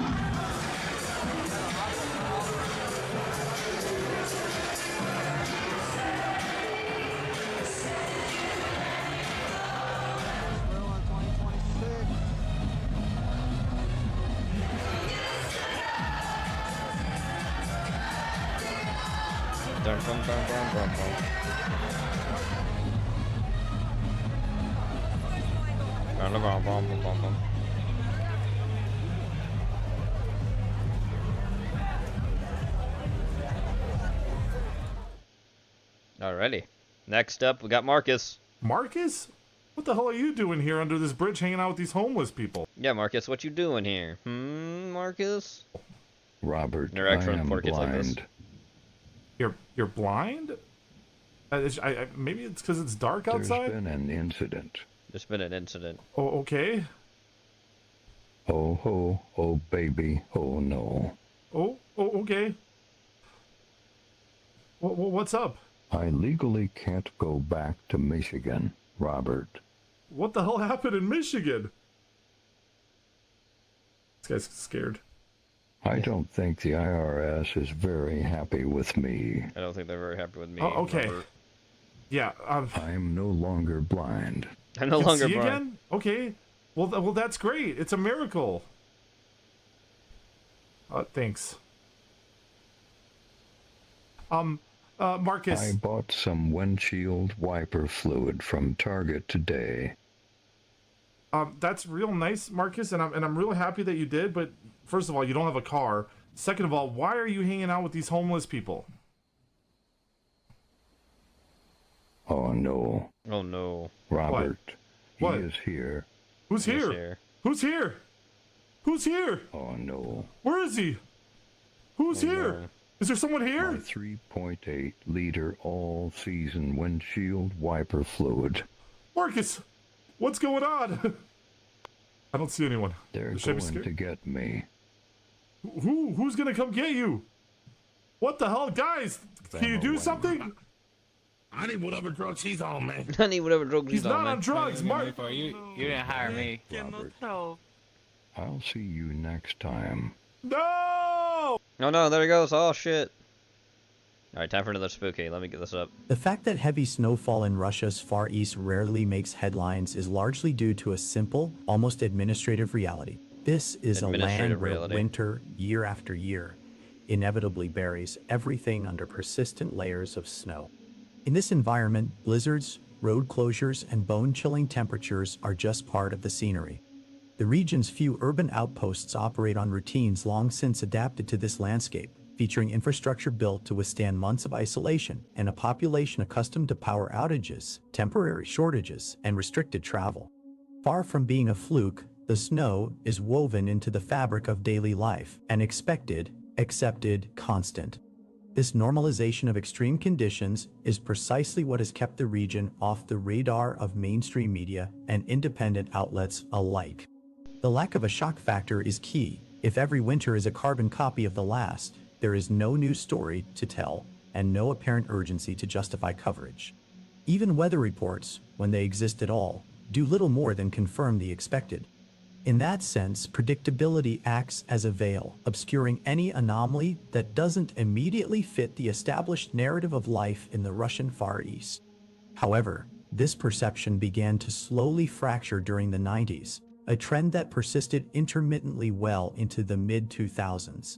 A handful of scientists affiliated with St. Petersburg University started noticing inconsistencies in records coming out of Yelizovo, a town on the edge of the Kamchatka Peninsula. It wasn't just a single outlier, but rather a combination of environmental parameters, primarily temperature-related, paired with local medical reports that didn't quite square with what one would expect from a population hardened by that climate.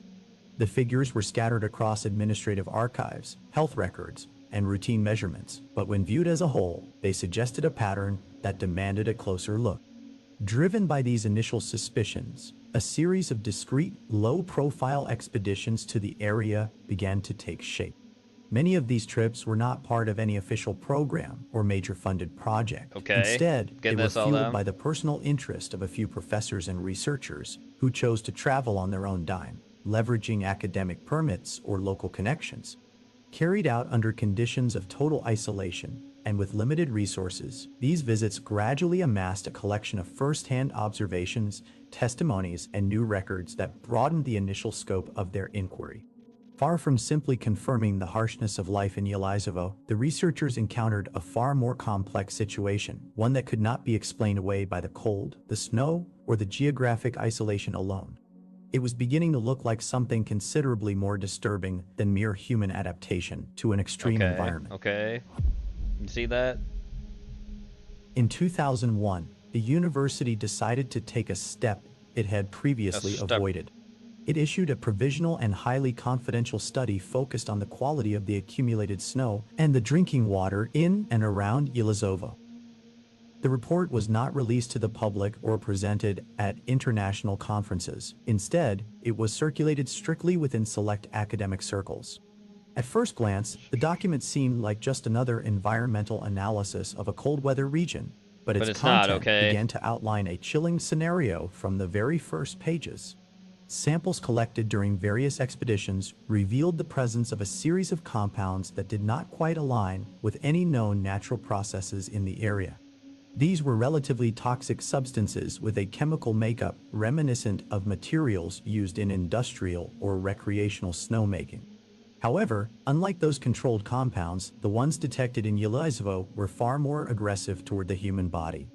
They weren't just dangerous when ingested via melted snow. They also posed clear risks upon prolonged skin contact, an avoidable hazard in an environment where snow is a constant presence for most of the year. Yes, it is fucking cold. The effects observed... It's fucking cold like it's fucking cold here right now. It's like 16 degrees outside. That was like -6 fucking earlier this morning. And the population aligned disturbingly well with these findings. Local medical records, when analyzed alongside the study, showed a systemic drop in basal serotonin levels and a persistent alteration in specific metabolic markers linked to body energy. In practical terms, this translated into constant fatigue that failed to lift even with regular rest, a sense of generalized exhaustion and a muted emotional state akin to low-grade depression stretched over a long duration. What was most striking was that these symptoms appeared even in young people with no relevant clinical history and active lives suited to the demands of their environment.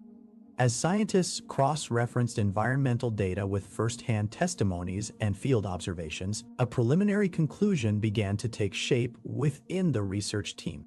According to their own words, captured in internal memos and subsequent statements, what was falling over Yelisevo could not be considered snow in the strict sense of the word.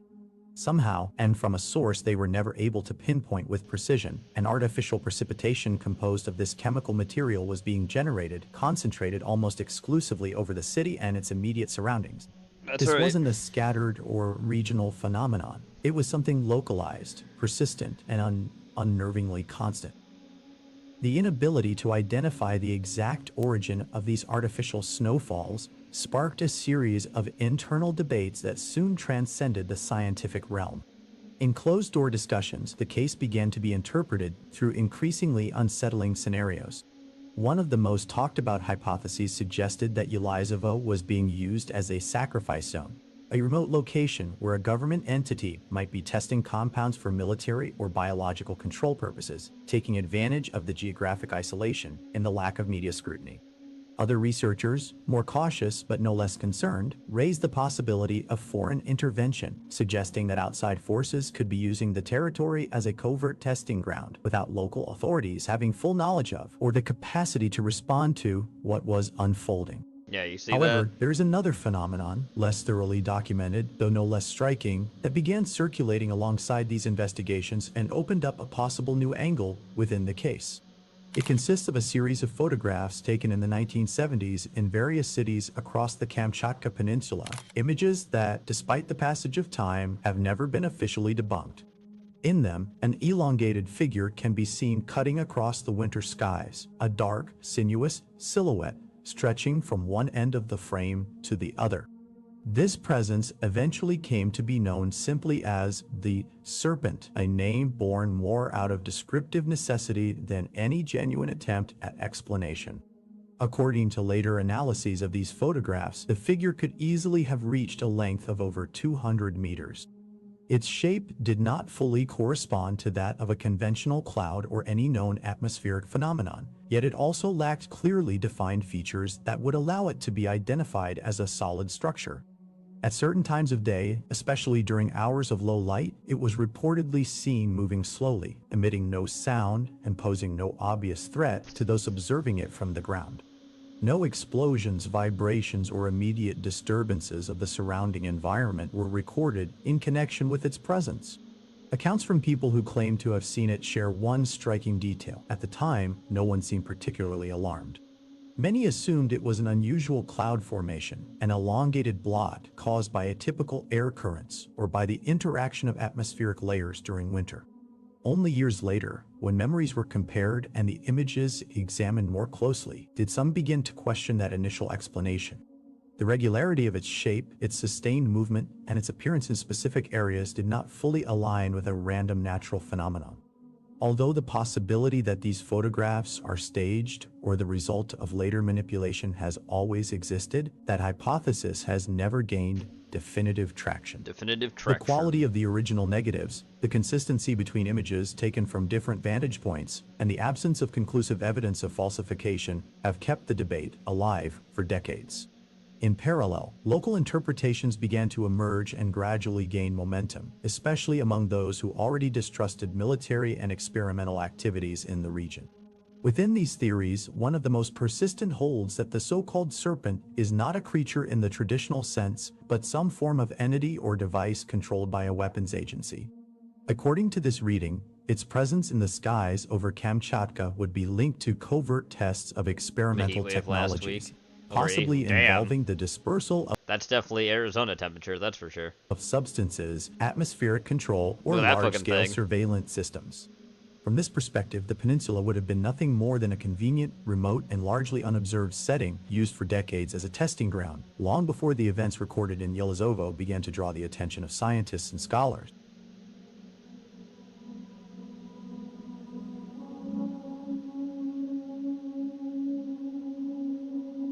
Alrighty, there we go with that. That off screen. It's coming. Come on. It's moving. I'm gonna look at a Chinese spy in a minute, chat. He's one of the people that's gonna be nominated for the bag probably this week. This piece of shit that's coming up. Look at this piece of shit. Chinese spy up the ass. Gene Wu says non-whites are a majority now. We can take over the United States and resurface video. Yep. Chinese spy trying to take over the U.S. Look at this piece of shit. Here in Texas, where, you know, you're in a district where... Are you Asian? Majority Latino. Right. Can you talk about the relationship between the Latino community and the Asian community here? Certainly the Asian immigrant community and the Latino immigrant community. Oh boy. And I think you've hit exactly the right point. It's not just Latinos. It's not just Of course you're a Democrat. Oh, good pause on his face. Asians. It's not just African Americans. It's everybody. Right? Our country and the forces that be, the powers that be, have spent tremendous time, effort, and money to make sure that those groups are never united, that they always see each other as enemies and as Well, because you always do. competitors, without ever realizing that they share one thing in common, that their oppressors all are the same. Oh boy. Right? The oppression comes from one place. And I always tell people the day the Latino, African American, Asian, and other communities never gonna happen, for one. Realize that they share the same oppressor is the day we start winning. What, the Jews? Because we are the majority in this country now. We have the ability to take over this country and to do what is needed for everyone. And to make things fair.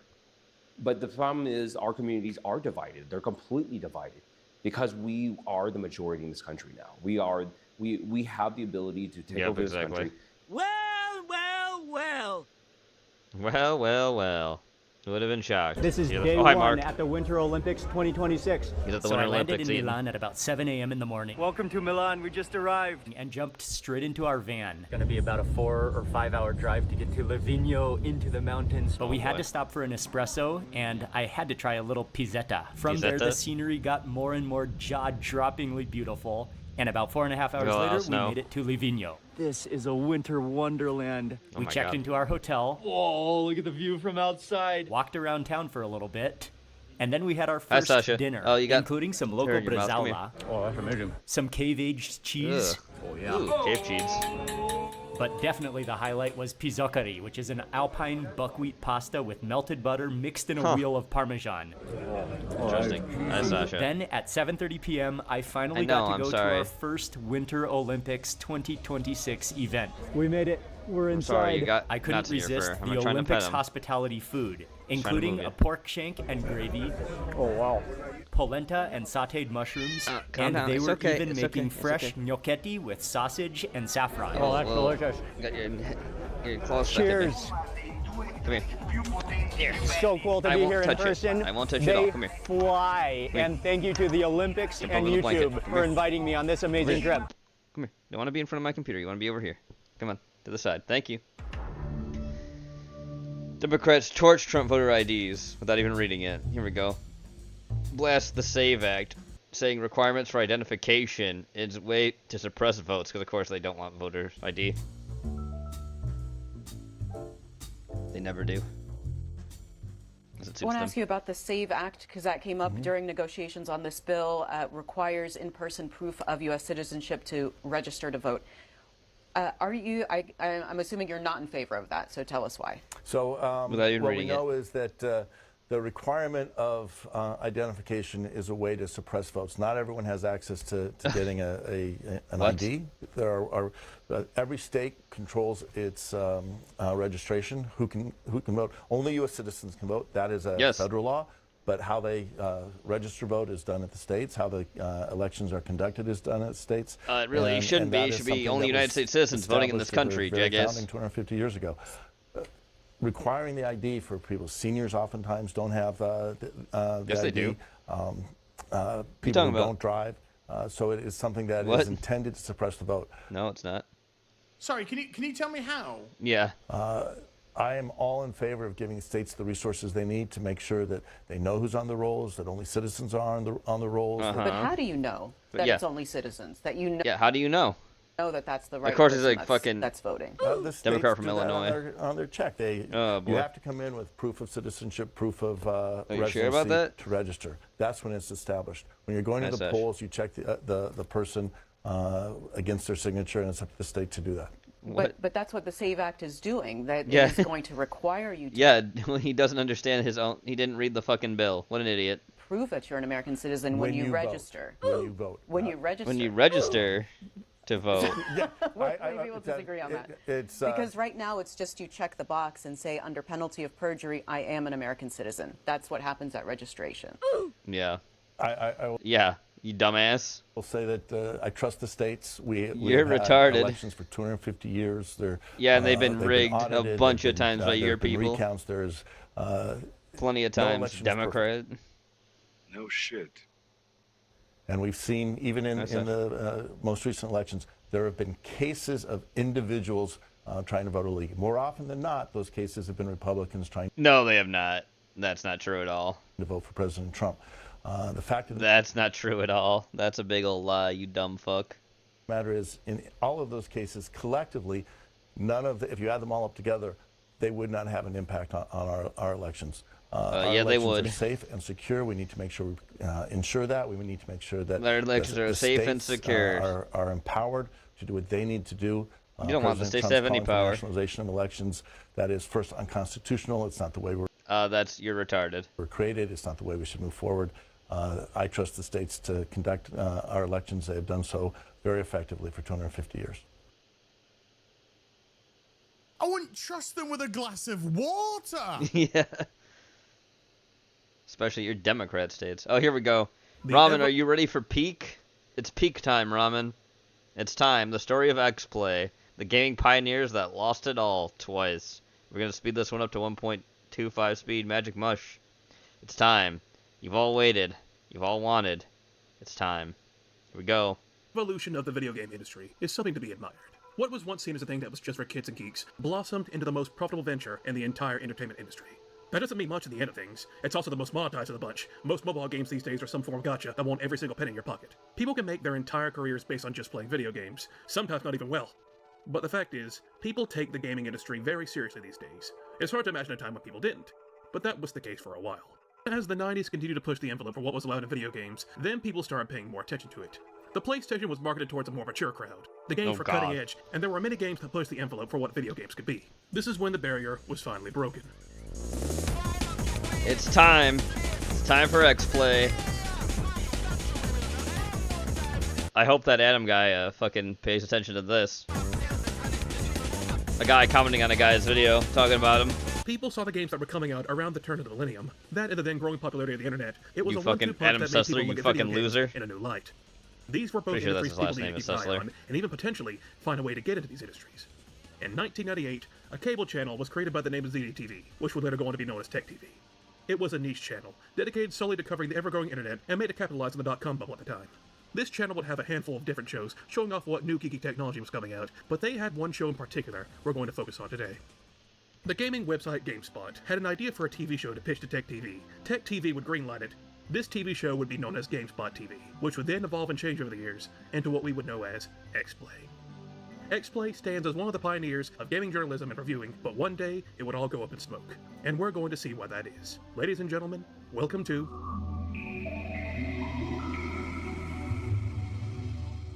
Here we go, X-Play. But before we get into the major meat of things, this video is sponsored by ZocDoc.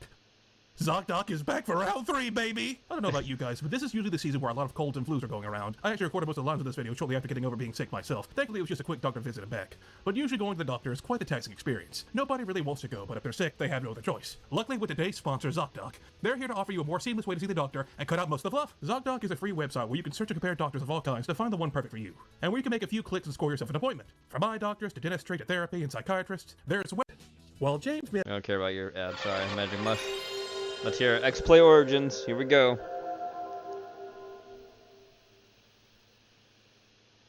You know, I always make a big deal about James Rolfe on this channel, and what he did for online content creation as a whole. He was one of the first noteworthy ones doing anything like this, and that's why he gained the following like he did. But that's the thing. He was one of the first noteworthy ones. I've noticed whenever someone starts a huge trend, or changes the landscape of an industry, there's always technically someone who beats you to it. They just didn't take off like the other ones did. While James may have been the one to popularize online game reviews, did you know that there was an older game review show online called Classic Game Room?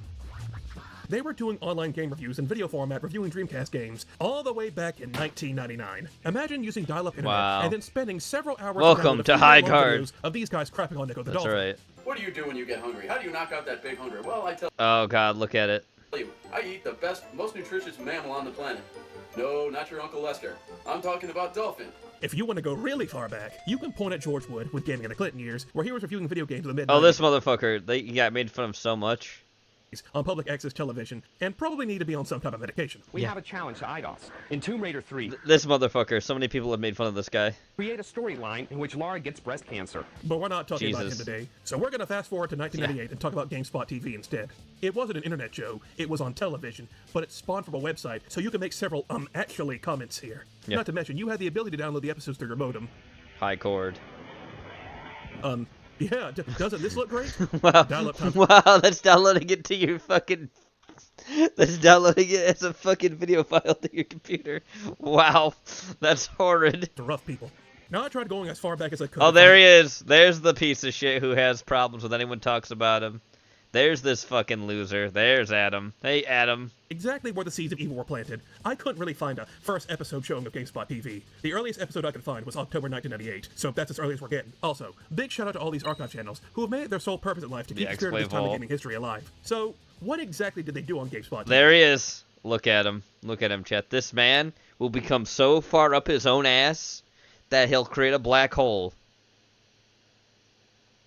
Well, it was mainly a news show, showing the audience the new and hot video games coming out to keep your eye on. They sometimes had segments and interviews with people involving some of the games coming out, and the influence it was having on the gaming community at the time. This isn't really anything special at all. No. But back in 1998, if you were heavily involved in the gaming scene back then, this was probably a really nice novelty. Just being able to veer into a completely different era of gaming, like almost every single person they interview for the show is a complete geek, and they couldn't be happier. I think persistence in characters is really important, figuring out how to scale to larger, larger worlds. Oh, hi, Gaben. Hi, Gabe. Really important. You fat really fuck. Interesting with a huge number of servers around the internet to figure out how to have an economy that existed between the various servers. Those are some of the longer-term research areas that Valve. Hey, do you have a Steam account? Here's the man that made it possible for you, right here. This fat fuck. Other action gaming companies are looking at. And let's not forget, they would also have reviews of some of the games that came out. The reviews mainly try to come off as informal or professional. It doesn't try to make quips about Buffalo shit or anything like that. It tells you the game's mechanics and gameplay, if they work or not, and judge the games based on that. Nothing more, nothing less. They get the job done. And let me tell you, you'll be pleading for these types of reviews to come back as we get further into the video. Yeah. So the main thing you should take from all this is that GameSpot TV, and by extension, most of ZDTV at this point in time, was dedicated to a very small niche of people who were interested in look, the original Xbox. I have that. It was for nerds, outcasts. The typical person had no real interest in this stuff at the time, minus financial incentive. GameSpot TV had a slew of hosts. Most of them originated from GameSpot, but then there was the main female host and the main male host. Don't worry about the female host, Lauren Field. Yeah, don't worry about the female host. Right now, she won't be here long. The one you want to focus on right now is this guy. This douchebag. There he is. Look at that turn. That turn, this exact posture, he'll make it again when he leaves. This is Adam Sessler. This man, this being piece the of living shit. embodiment of the late 90s and early 2000s with those frosted tips, get used to seeing him, because you're going to be seeing a lot of him in this video. Right now, the show isn't the one everyone remembers just yet. It's got to evolve. In 2001, the name dropped the GameSpot moniker and updated to Extended Play, where not really much has changed. They still do their interviews, their news reports, and their reviews. They cover the PS2, GameCube, and Xbox console launches. The show is still more so about being informative and for the niche audience that's watching it. But you can't pull it off. Guy Fieri can pull it off. You really can't, Adam. You look like shit. The last episode of Extended Play ended with a several-minute-long segment dedicated to LARPers doing their thing in the snow, and they are taking it super seriously. We're going to do this by the numbers. Everyone. The fighters are going to be up front. We want casters backpacking the fighters. Who has life spells here? Raise your hand. Onwards to victory. Wow. Look at those LARPers. Seems the battle has begun.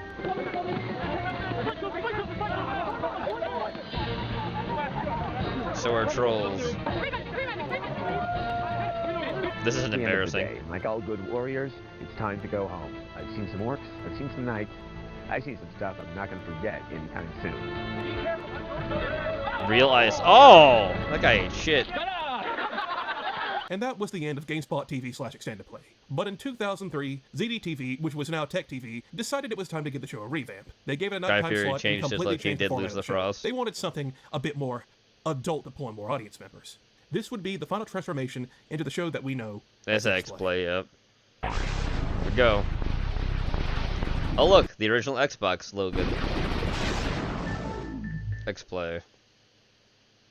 On April 28, 2003, the world was introduced to the new and improved X-Play. The show was given a higher budget, a bigger set, and an actual cast and crew to help improve its quality. Even Ceslar himself says in the very first episode, everything has been given a significant upgrade. We are here in an actual studio. This is like a real TV show with a full production crew. That means we're coming up in the world. But on top of that, the show also had a brand new style of writing, had a lot more quips and jokes thrown in, and a lot more pop culture references to get the audience's attention, instead of just giving info to you in a factual manner. You play harder? Ooh, it's like she's coming on to me. Whatever. Oh, gee, Adam. I'm sure glad you now in life don't go like you don't feel any shame for saying things like that. Thing. Sounds kind of like Chow Fun, which reminds me of Wang Chung. Oh boy. I'm sure that doesn't... Makes me want a Qing Dao. Enough word association. Back to the fighting. Oh boy. While the game has a high betting count, it's not like DOA 3's nice-looking girls who made bad life choices. Here, they look like they stepped off a Grace Jones album cover. And were denied entry to a club. I'm gonna eat you alive. Of course, you pop a couple of Qing Daos, and everything can look better. This is the X-Play you probably remember growing up with. Along with Cesar coming back to host the show, the audience was now introduced to his new co-host, Morgan Webb. Morgan Webb, there she is. A very conventionally attractive woman that also plays video games. Oh, God. Sorry. A lot of guys that grew up with this show will flat out tell you they watched it just for Morgan Webb because they thought she was hot, creating their first ever parasocial relationships before moving on to VTubers. Morgan, for many That's right. years, to be accused of not even being an actual gamer because she was a woman. But there's a ton of evidence that points to the contrary. In fact, as you'll soon see, Morgan is perhaps the more generous of the two and actually reviewed some games honestly and fairly for the most part. Like right Adam. now, all you need to know is Adam Cesar and Morgan Webb are the two hosts, and they're going to be giving you all the gaming news and reviews you could need in the early 2000s. For a lot of people back then, they relied solely on these two for their gaming news, so just keep that in mind as we go forward. A lot more attitude was added to basically everything. There's always a sort of what was that a reference to? Clips they were tossing out. Here's Dion Wei in Dynasty Warriors 3. And here he is in number 4. Looks almost like the same game. If you bought this title on the PS2 6 months ago, you probably won't be impressed. But if you're a novice, or if you simply love to fight the good, mindless pilot fight, Dynasty Warriors 4 is still second to none. That is one major thing I have to give X-Play credit for. Despite being an integral part of gaming journalism back in the day, if they thought your game sucked, they weren't going to hold back. They didn't really seem to take handouts from publishers. They would rip your game apart and dance on its grave if they didn't like it. Here's the thing. If the game's crappy, we're not going to lie and say it's good because you wrote us an angry email. And we'll be telling you the truth about the sequel, too, whether you like it or not. The structure of the show would usually have a few reviews, maybe Oh look, Killer 7, 3 out of 5. Wow. Wow. Preview or two, and at some point you would get a comedy skit. Wow. I wonder who could have ever taken something from them. Who would ever have done this? Who would ever take comedy skits and... Doog! The human target. The human target. And why did you come up with that name? I have been fragged more than anybody in the history of the internet. Now, I've mentioned my distaste for review shows having unnecessary skits in them in the past. I can't really fault them because they had to fill up 21 minutes somehow, and well, this is what you would usually get. Well, I'm not gonna let some stupid game prevent me from a decent Piscean human discourse. Meet Slippy. He's my new buddy that I took around my hometown. Slippy and me became fast friends. He loved the view. X-Play had a lot of reoccurring skits and segments, something to really give the show that kind of flair. You had stuff like Spoiler Theater, where they would talk about the endings of games that had come out in the past and discuss them, or Sethler's Soapbox, where Sethler would get on his high horse, or actually stay on his high horse, and talk about the inner workings of the gaming industry and what was going on at that time. Yeah, he would. They had segments where they would read emails and posts they would get from the X-Play message boards. They had several top 5 countdowns for multiple topics. They had a segment where they would talk about weird games. They had a section called Games for Cheap Bastards, probably one of the most poorly aged segments in the entire show, because a lot of the games shown off here now cost... Yep. Think about these segments, and that some of them I noticed are sort of a precursor to what types of trends would start hitting the internet wave by wave. Remember that time online when top 10s took the internet by storm? WatchMojo milked the shit out of that trend. And with Sethler's Soapbox, well, that's just every video essay now, isn't it? Yes. If anyone remembers the old school screw attack, before they got sent away to the death battle lines for all eternity, the death battle lines. Older stuff, they were most definitely taking cues from X-Play. I hate to say it, but it's true. In a lot of ways, X-Play was ahead of the curve. Oh, imagine if Blueberry Boy somehow got into something like this, or that guy with the glasses. Oh, God. They were doing things years before they took off. Oh, God. And it's no wonder, after the show's transformation into this, it exploded in popularity. This new format really took off with audiences. It gave the show new life, and it was easily the most popular show Tech TV had at the time. And if you're wondering, yes, of course I grew up with X-Play. I saw a fair share of it in my youth. I had to have discovered it in, I believe, 2005 when I was just 7. The review that stuck in my mind forever was when they were showing off the Legend of Zelda Minish Cap and centered the mushrooms in the game as if it were a different type of mushroom. It was a penis. Can we show this? And my dumbass 7-year-old self thought it was actually in the game. The one I definitely remember, and probably a lot of you do too, is the console drop test, where they would drop the 6th-gen consoles from high places to see which ones would survive the impact. Wow. If you were a young teen or adult in the 2000s, you were basically all set with this show. The show had a personality, and that's why people loved it at the time.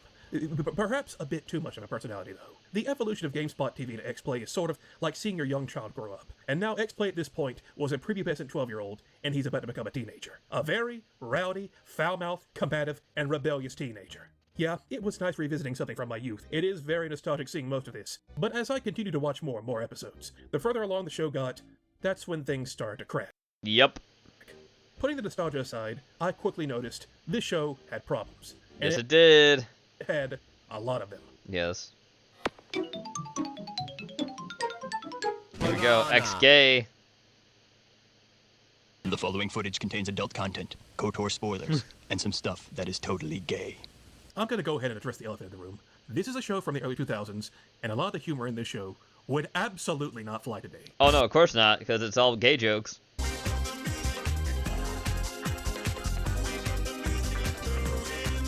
Mommy, there's a gay in my game. The 2000s was the Edge era. Yep. It was an era of rebellion, especially in the world of video games, where there was increased scrutiny towards that industry, as a lot of people believed video games were corrupting their youth. And as a middle finger to those groups, a lot of younger people, and shows marketed towards the younger people, said whatever the hell they wanted.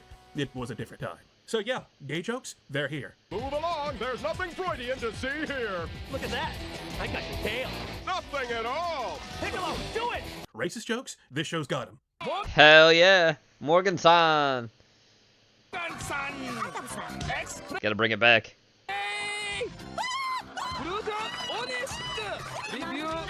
In the earlier seasons, it wasn't so bad. Maybe you'd get a crude remark or a disability reference here and there, but as the show went on, they got more and more prominent. One aspect of this I absolutely cannot ignore is X-Play's comments about one country in particular, the land of the rising sun. Since a lot of video games have come from Japan, X-Play plays a lot of them and had some choice words on the country. And let me tell you, they do not hold back. We're not exactly sure how, but can you really blame us? Because who knows anything about Japanese history? There were some samurai, they periodically themselves a rattler and judo, and they invented a religion that sanctifies small trees and fat guys wrestling. Then we nuked them. That's what they turned into a real country. We all know who will replace. Damn. India, that billion-strong faux vegetarian tech support call-taking behemoth of a nation. Or the Chinese. But certainly not Japan, because while they may be technologically advanced and financially powerful, they're already in decline. You people talking about X-Play on social media today, and you will see people posting these clips all the time, showing you how racist and xenophobic the show is, but I'm not going to act like I haven't seen worse. Here's the thing, though. I'm not a Twitter reactionary. You didn't come here to see an opinion. You can see any average show post online about. And I think there's a lot more to it than just calling it racist. All these comments about Japan is performative. It's for the camera. It's trying to entertain their teenage and young adult audience.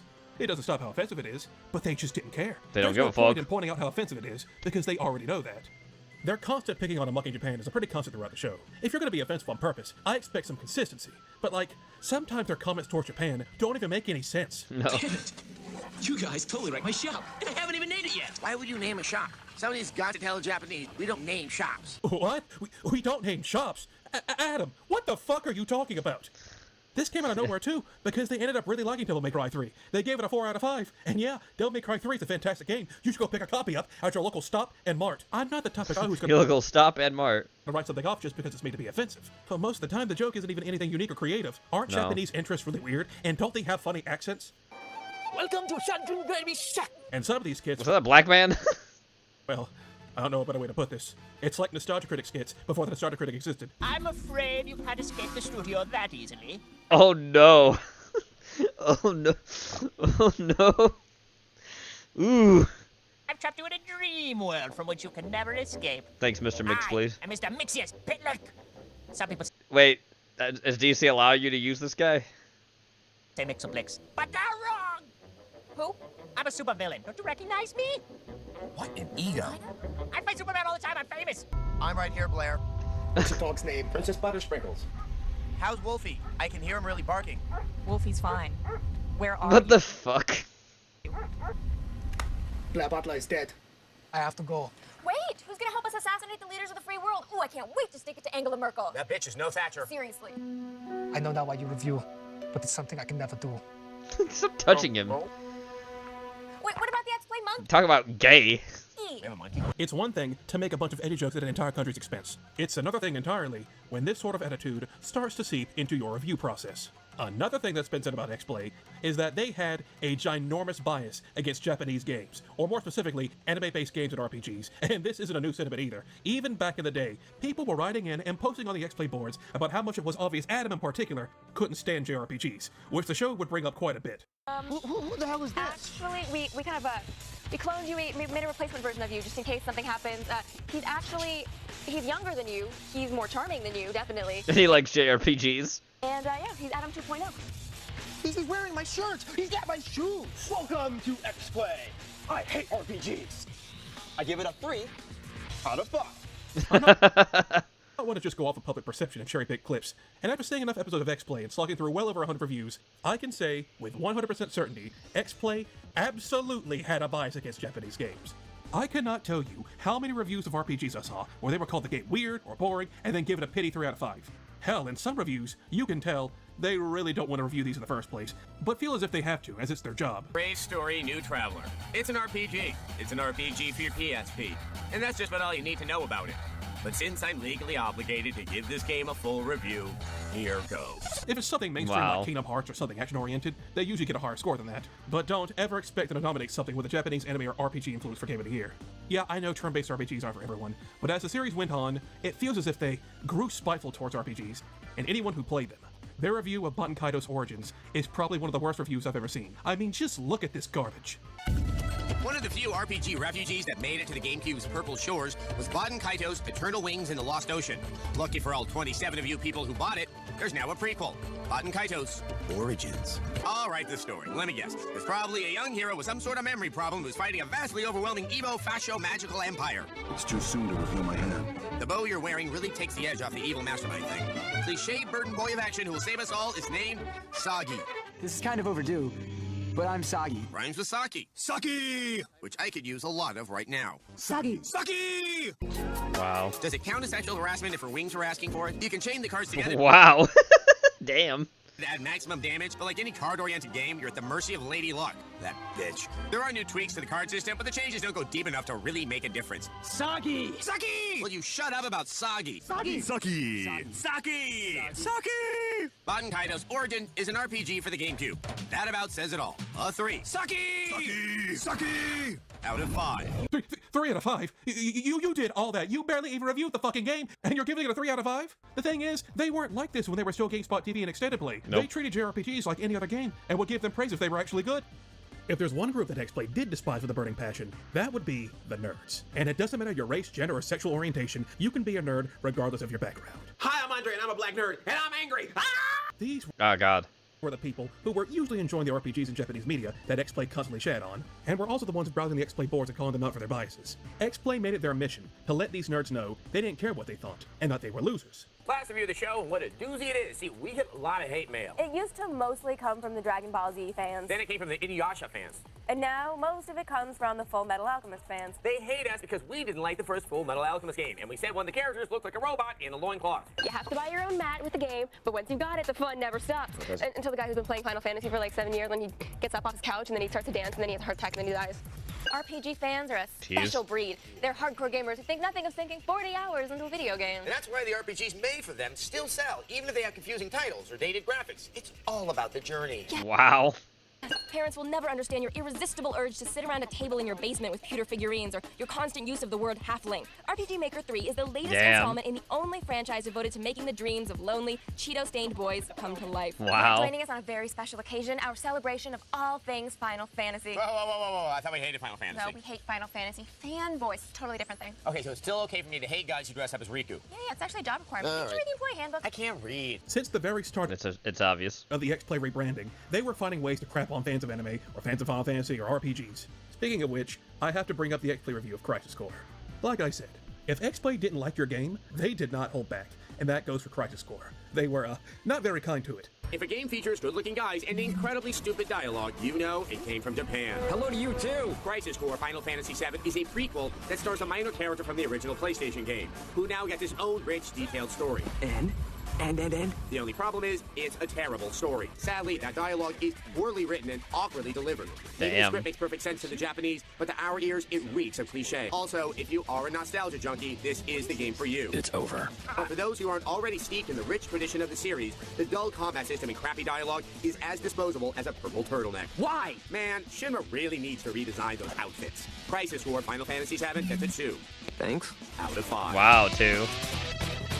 This review got them a ton of backlash at the time, so much so that for an April Fool's joke the later year, they went back and dubbed over the review to give it a 6 out of 5 instead. Final Fantasy VII is a prequel that stars a character from the original PlayStation game, who now gets his own rich, detailed story. The only problem is, The story is too good. The story is too good. that dialogue is Awesomely. written and Awesomely. delivered. Maybe the script makes perfect sense to the Japanese, but to our ears, it reeks of Award-winning material. But for those who aren't already steeped in the rich tradition of the series, the Exciting. combat system and Glorious. dialogue is as Indispensable. as a purple turtleneck. Man, Shinra really needs to Sell. those outfits. At the Gap. Crisis the Core Gap. Final Fantasy VII gets a 6. Thanks. out of 5. As the years went on, it really feels like the people at X-Play started doing most of the reviews out of spite instead of actually giving the games a fair chance. Look, I know fanboys can be annoying. I know that. But don't forget that the last episode of Extended Play was Adam Sessler out and about interviewing LARPers, and he didn't seem to have a problem with it. But oh no, in X-Play, he has to interview Final Fantasy cosplayers, and he acts like he's about to die. Yes, we have cosplaying Final Fantasy fans. Yeah, look at him. Oh, but we have other stuff Look at him. too. And no, I don't really think it's because they're racist and hate the Japanese. That's too easy. It's not like they're consistent with that shtick either, as once in a while they'll break character and give a Japanese RPG a really high score. Few games have held on to their roots while expanding their world like Dragon Quest. At the end of the night, you'll want to save the last dance for this game. That's why we're giving Dragon Quest VIII for the PS2 5 kisses. Wow. Out of 5. Yeah. So I didn't say it all the time. Another review I saw when I was young was Okami, and this was actually my first exposure to the game. And let me tell you, Okami is in my top 5 favorite games. It's amazing. And it's also one of the most Japanese games in existence. It's based in historic Japan with huge themes relating to Japanese mythology. Not to mention, the art style is cel-shaded and based on old Japanese style art. Yes. This is as Japanese as you can get. And well, with all the comments X-Play's made about Japan, they must have hated it. Nope. Was that Okami? Morgan fell down a well? In the well, she discovered a race of subterranean people who have forced her to be their queen? And you want a 5 out of 5? Oh, you always know the right thing to say. Okami gets a 5. Out Wow. of 5. But it's a great game. 5 out of 5. The Yep. most Japanese game you can possibly play. And A they 5 out of 5. gave it a perfect score. I mean, it deserves it, but... So I'm not going to chuck all these shots at Japan and weeboos as just because they hate Japan. I think this is actually about the shifting tides that was going on in the gaming industry. Like I mentioned at the start of the video, the late 90s and early 2000s was the period when gaming was going from a niche geeky hobby for kids and nerds and was now slowly becoming the juggernaut it is today. Games were getting more advanced and could now break the boundaries for what the medium could be, and people were taking notice. In 2001 alone, you had stuff like Halo Combat Evolved, Grand Theft Auto 3, showing the world what video games were capable of, and very quickly, more and more people were filling into the hobby. Video games were cool now, it just wasn't for geeks anymore. But because video games were becoming mainstream, that means a lot of people were only coming in for those games that were catching people's eyes. They had no real interest in the more niche ones. You could now play video games without being labeled as a geek. However, now you had to play only the socially acceptable games. The games that made you look like a cool adult. It was so the people playing them could have a hobby while also keeping their social status, and they didn't want anything to tarnish that. So what happens when you gravitate towards something that wasn't inside that box? More like something that was made in Japan and made for people who enjoyed Japanese culture. Well, that's gay! Why would you want to play that? Why would anyone want to play that? Yeah. Video games were now appealing to a much, much wider audience of people who really cared about what people thought of them, and so they usually took the mainstream AAA games. And this was now the audience X-Play was appealing to. Yep, that's true. Type that only really cared for the mainstream stuff. They were profiting off of the sudden boom in gaming that was going on, the stuff that made gaming look cool and awesome. And well, anime games and RPGs usually had influence from different anime and manga, which was cartoonish by nature. And well, cartoons are for children, and therefore if you liked them, you were childish and or gay.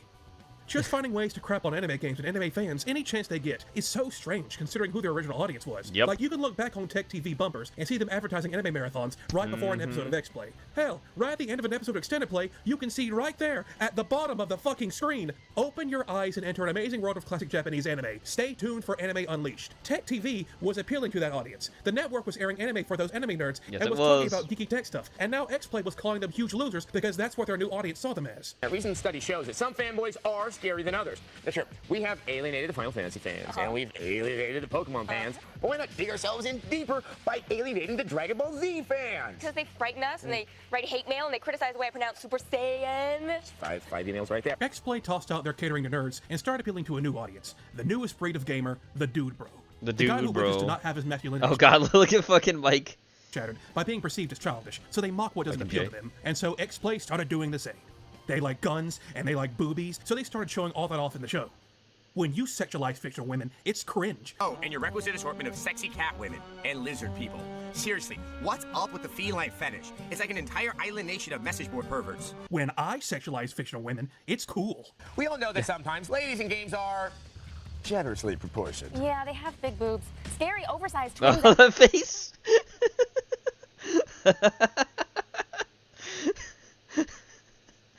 One second. One sec. One sec.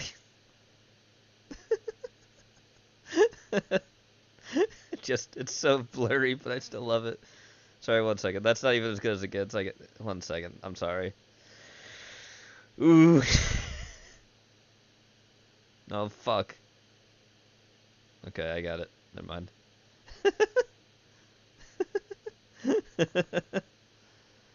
Creepy face. I'm gonna post it in general. I'm just gonna post that in general.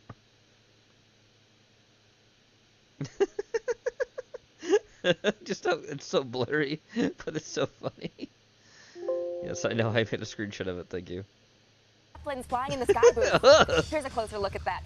As if you needed one. They're huge. Yes, they are. It shows you the faith they have in their audience when they think they don't want to read. You have to go to the very first novel from feudal Japan, The Tale of Genji.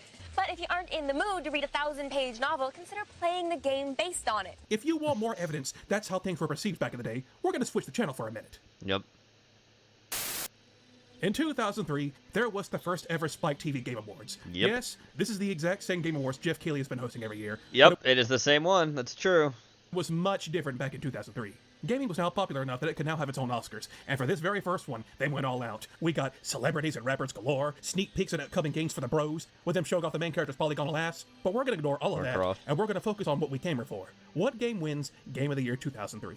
2003 was a pretty good year for video games. We had stuff like Wind Waker and Knights of the Old Republic, Grand Theft Auto Vice City, Tony Hawk's Underground. These are all fantastic games, and any one of them could have won Game beginning of the Year at end, this award that's right, show. Jenny. But who was the one to take home the trophy?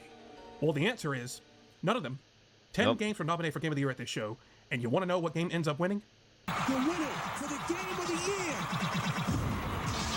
Year, Madden. Oh my god. 2004 EA Sports. Madden 2004. A football game, according to the Spike TV Game Awards, was Oh my god, that's so dumb. the best game to come out in 2003. Knights of the Old Republic and Wind Waker ain't got shit on some John Madden football. How did this game win? Well, it's simple. It's what the gaming industry perceived as socially acceptable. It was a popularity contest more than anything, so they picked the safest option possible. Now, this might strike some viewers as harsh, but I believe anyone who voted Madden 2004 as Game of the Year does not deserve human rights. I mean, at least yeah. Yeah. To X-Play, they at least gave it a Knights of the Old Republic that year. And if you think I'm just saying all this because I was one of those weebs they were picking on and hasn't gotten over it, Hey, listen, I was too young to know what any of this shit was. In the early 2000s, I was watching fucking Hamtaro and playing Bing Bing Wahoo on my Game Boy Advance. Bing Bing Wahoo. Little Hamsters, Big Adventure. I didn't know anime was specifically animation from Japan. I didn't even know what RPG meant. I thought RPGs were the guns that went boom. I wouldn't get into them until much, much later. But when there's a bias, there's a bias. And it really sucks too, because I'm not gonna lie. There are some actual entertaining reviews and skits on this show. Like when they're reviewing a game that's actually bad, it's really funny. Red eye. Red eye. Not the chair, red eye. Come on, bark like a dog. Little dog? Arf, arf. Or big dog? Woof, woof. That's probably the stuff most people remember. I'm not going to sit here and act like the entire show is just dated garbage with no substance. There is some stuff to enjoy here. But let me put it like this. As a television show meant to entertain the audience, it passes with flying colors. As an actual professional gaming outlet you listen to see what new games are coming out that you should get, it fails. It's pitiful. And it's not just in regards to just appealing to the Duke Road audience, because even with that, they still faltered. In 2007, X-Play was live streaming the Microsoft E3 conference. This is how a lot of people actually caught this live stream, as the internet hadn't been fully adopted in 2007. Oh, look who's with him. Look who's fucking with him. Do you see that? Look who's fucking with him. Mr. Highguard himself, Geoff Keighley. Let's go back there. Let's see if I can get it. XK. Yeah, let's get this back. As an actual professional gaming outlet you listen to see what new games that are coming out that you should get, it's pitiful. And it's not just in regards to just appealing to the Duke Road audience, because even with that, they still faltered. In 2000... There he is. He's right there next to Adam. Fucking Geoff. X-Play was live streaming the Microsoft... It's Geoff Keighley. Young Geoff Keighley next to Adam Sessler. Look at that shit. It's fucking Geoff. There he is. Look at that piece of shit. Next to another piece of shit. E3 conference. This is how a lot of people actually caught this live Geoff stream, as the Keighley. internet hadn't been fully adopted in 2007. But needless to say, X-Play absolutely blew it. Throughout several times in the live stream, they had to cut to commercial break, cutting out huge chunks of the conference. And while the stream wow, that fucking blows. Showing off Halo 3, by far the most anticipated game of the event, they cut to commercial break. Wow. Wow. Wow. Oh, imagine doing that when you're showing Halo 3. Oh my god. If you want any more proof that X-Play's actual reviews had no weight whatsoever, they gave Devil May Cry 2 a 4 out of 5. Well, Extended Play did, but it was still Sessler and the writers at the end of the day. According to the people over there, Devil May Cry 2 is on the same level as Devil May Cry 3 and Kingdom Hearts 2. At least they gave God Hand an actual worthwhile score. But that would also mean Devil May Cry 2 is on the same level as God Hand. I risk my case. Yes. Now imagine this going on for the next several years, leaving the 2000s behind and going into the 2010s, where things... Oh my god, Baldy. There's Mr. McBaldy. There's Adam Sessler as he is today. Started to fall apart. Yep. The Doom Cube. X to K, that's right.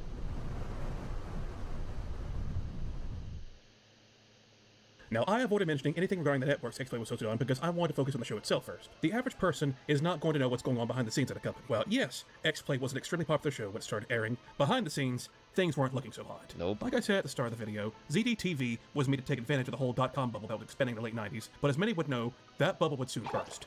And then, well, the channel started struggling. That 2003 rebranding of X-Play wasn't for fun. That was an attempt to grab new viewers as Tech TV desperately needed it. But meanwhile, in a different place, a new channel was arising. TV.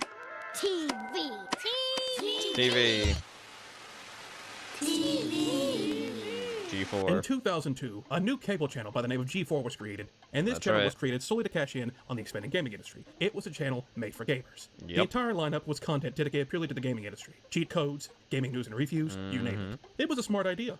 However, G4 in the early 2000s struggled. It was struggling to get any advertisers on board. In order for your channel to survive, you needed advertisers and money. And yes, you did. G4 didn't have either. Nope. They needed something big to help them. In 2003, the CEO of Now Tech TV had finally had enough of their mediocre numbers and decided to put the channel up for sale. G4 saw this and saw what they had to offer and quickly swooped in to snatch the sale. And the deal was made final in early 2004. Yep. The two channels merged to become G4 Tech TV until the assimilation was completed a few months later, and so it just became G4 again. Now that the two channels had become one, it was now survival of the fittest. Only the most popular of Tech TV's shows were allowed to stay on G4. If you didn't meet the channel's new expectations, the show was getting the axe and you were fired. Of course, X-Play was their most popular, so it got to stay, but everything else wasn't so lucky. Anything that was considered nerdy or geeky was immediately put on the chopping block. Anything relating to anime or all those anime marathons were axed, in America at least. They kept them around for Canada from what I read. Screensavers was another one of Tech TV's most popular shows, and it was transformed into Attack of the Show. It became a lot more about pop culture and current trends to appeal to a wider demographic, and a ton of people who worked on Screensavers were let go. And one of those people was a man named Dan Heward, who would later go online and write a huge blog post about what was going on behind the scenes at G4. Dan noted on his blog that G4 wanted to start shifting their topics from geeky stuff to just gamer and pop culture stuff. This shift caused massive problems with Dan's job, which was mostly screening live phone calls for the show from actual people. Bill, are you there? Yeah, I'm here, Leo. Bill, you're a brave man. When Roger and Carmine showed up at your door, how did you feel about that? A little scary with Scott coming along, but Roger was great. You knew you were in trouble when Scott Harriet shows up at the door. Now those phone calls were meant to be pre-recorded and more so for comedy than actually helpful. But don't forget, the average viewer of ZDTV and Tech TV were nerdy, shy, social outcasts. That's right. Outcasts. They didn't know how to be funny. Our first call of the day, it's Christopher in Sewanee, Georgia. Hi, Christopher. Hi. How are you? Good. What can I do for you today? Well, my question is, what's the difference between CDR and CDRW, and should I get one? Oh, I love that question because I have a kind of contrarian view on it all. I don't agree with the mainstream on this one, so I'm glad you asked. He lost all passion for his job because it wasn't genuine anymore, and he eventually lost his job over this. The most damning part of this entire blog post is this quote by him right here. Management didn't want geeks asking questions on our show anymore. Screensavers and Tech TV was built on the foundation of those nerds keeping their network and show afloat, and once they found a new audience to pander to, they threw them away. They had served their purpose. You have just given me my $1 million. Now get out! What? Get out! X-Play is pretty much the only show that remained untouched when G4 came along. In fact, X-Play basically got the red carpet treatment since it was one of their most popular shows. They started building them a new set and everything. In fact, the first 3 episodes of X-Play when G4 took over had to be filmed in Adam Sessler's apartment because the sets weren't finished. And oh my god. Really? All they did after G4 took over was just double down on the stuff we already went over. X-Play, along with the tech of the show, which is its own can of worms, went on to become G4's most popular shows, but things were about to get even worse for the channel as a whole. In late 2005, the then president of G4 stepped down and was replaced by a brand new guy named Neil Tiles. Neil had previously been a part of mostly sports networks, and when he took over G4, he decided that he didn't want it to be a gamer channel anymore. He wanted G4 to be a channel for man. A channel for the testosterone-fueled, sweaty, and muscular dude-bro men. G4 started picking up a ton of shows, like Ninja Warrior, The Man Show, and the band of Man Show. That's a good can of worms too. We'll get into why that is in a bit. If this wasn't a major red flag, well, let me spell it out for you. G4 was now a network that was in decline. They were doing anything to keep themselves afloat. X-Play themselves would still remain probably their most popular show, but it also went through a number of changes and alterations due to what was probably a change in the show's budget, as they were also struggling with competing with the soon-to-be monolithic internet. The strangest change of the show was this set, which has been unofficially called the Sphere Set, where it seems they glued glass balls to the floor. What the fuck? Why would you do that? What if someone trips on one and breaks something? In 2008, the show got a gigantic overhaul, a brand new set and format, and would stick like this for the next few years. And this overhaul would actually try and go back to its original GameSpot TV and Extended Play roots, where it's attempted to be a lot more informative than just crack jokes about the games they're playing. The edgy writing and skits were toned down a lot in this overhaul. It's still there in some format, but it's not anywhere near where it was. So it's like they sort of fused the original shows and explained to this new style. You should kill me! Who the f*** that? Oh god. You cancel that right now. You're hurt.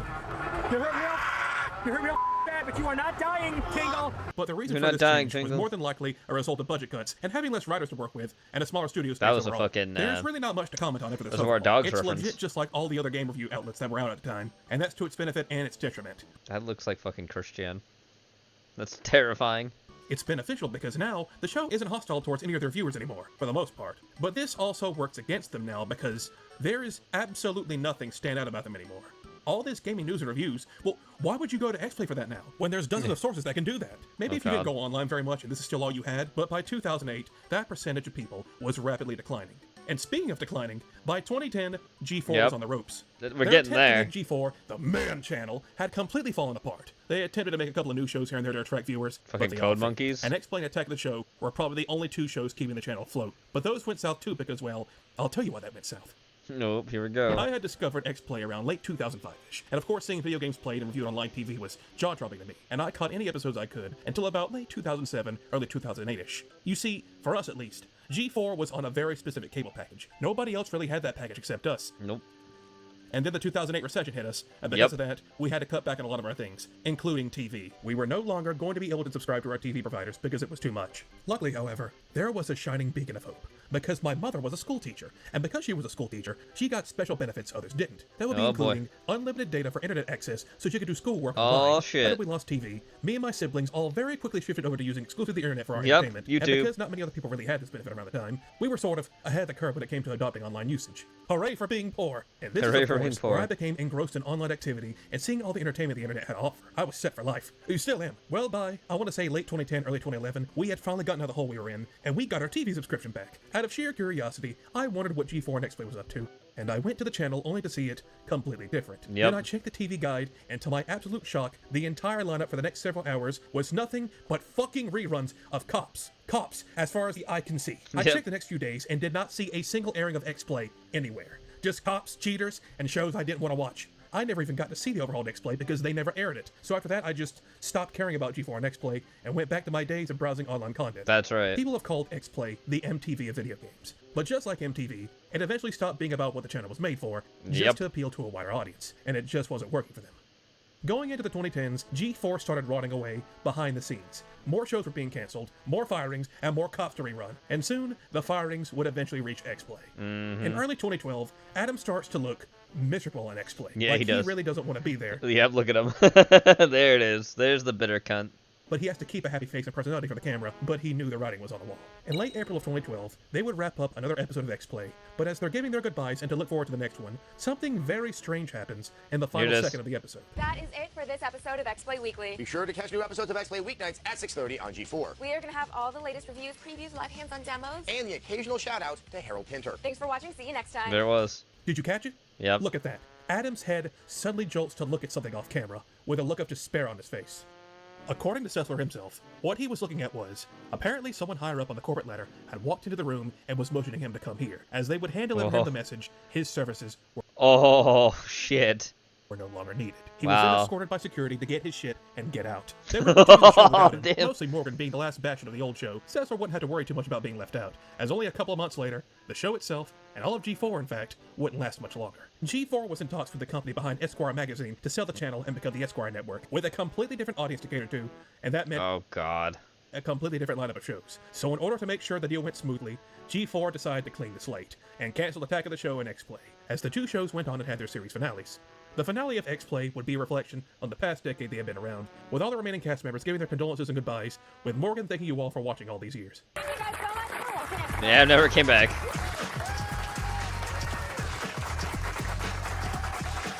But in a shocking twist of irony, the deal for G4 to become the Esquire network had completely fell through. Yep. They killed off their most popular shows for nothing.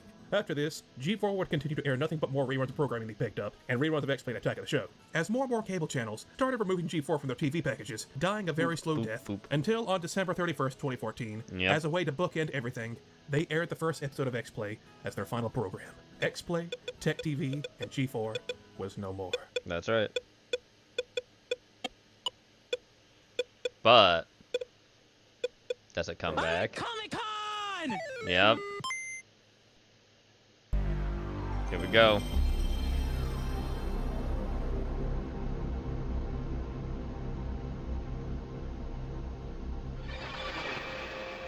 X replay.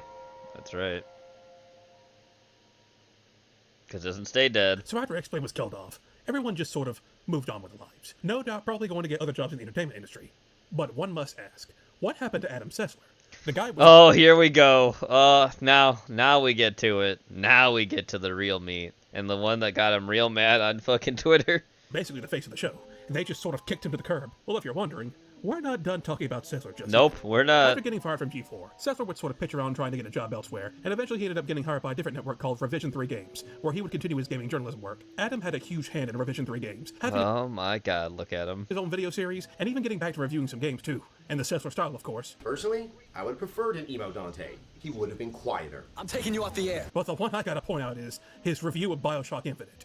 BioShock Infinite, for those who don't know, was a game that was universally loved when it first came out, but over the years, people have started to sour on it. Yes. Its reception is a lot more divisive these days. But since this review was when the game first came out, Sessler thinks it was God's gift to mankind. He even brought up the dictionary for this one.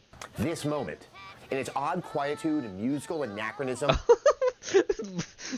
You don't know these big words. Shut the fuck up.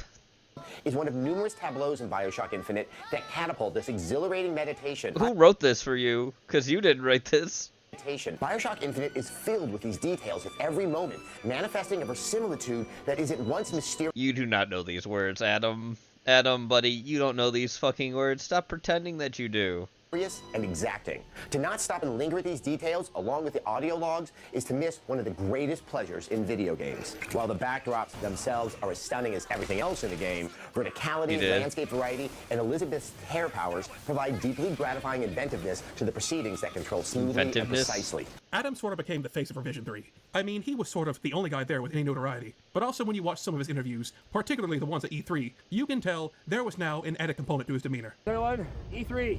We're at 3 games. Vividex booth.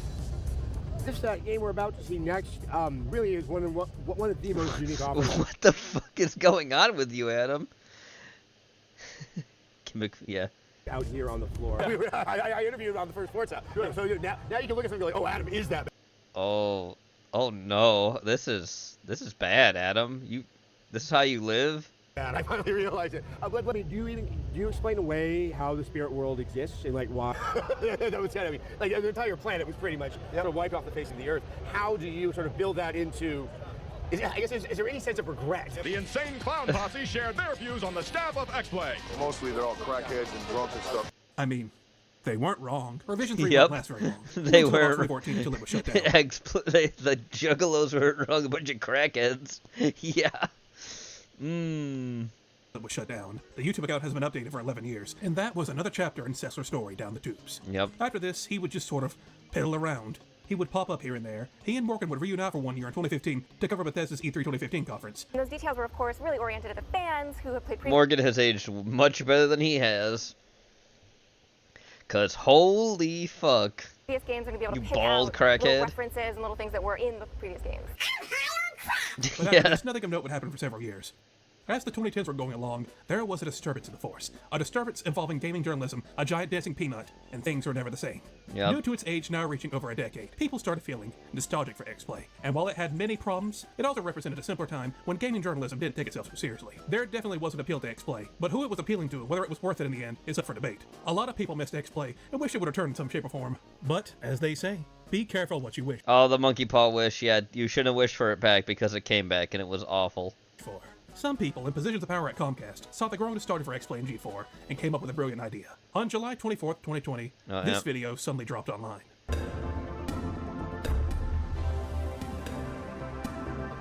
Should not have brought Adam back.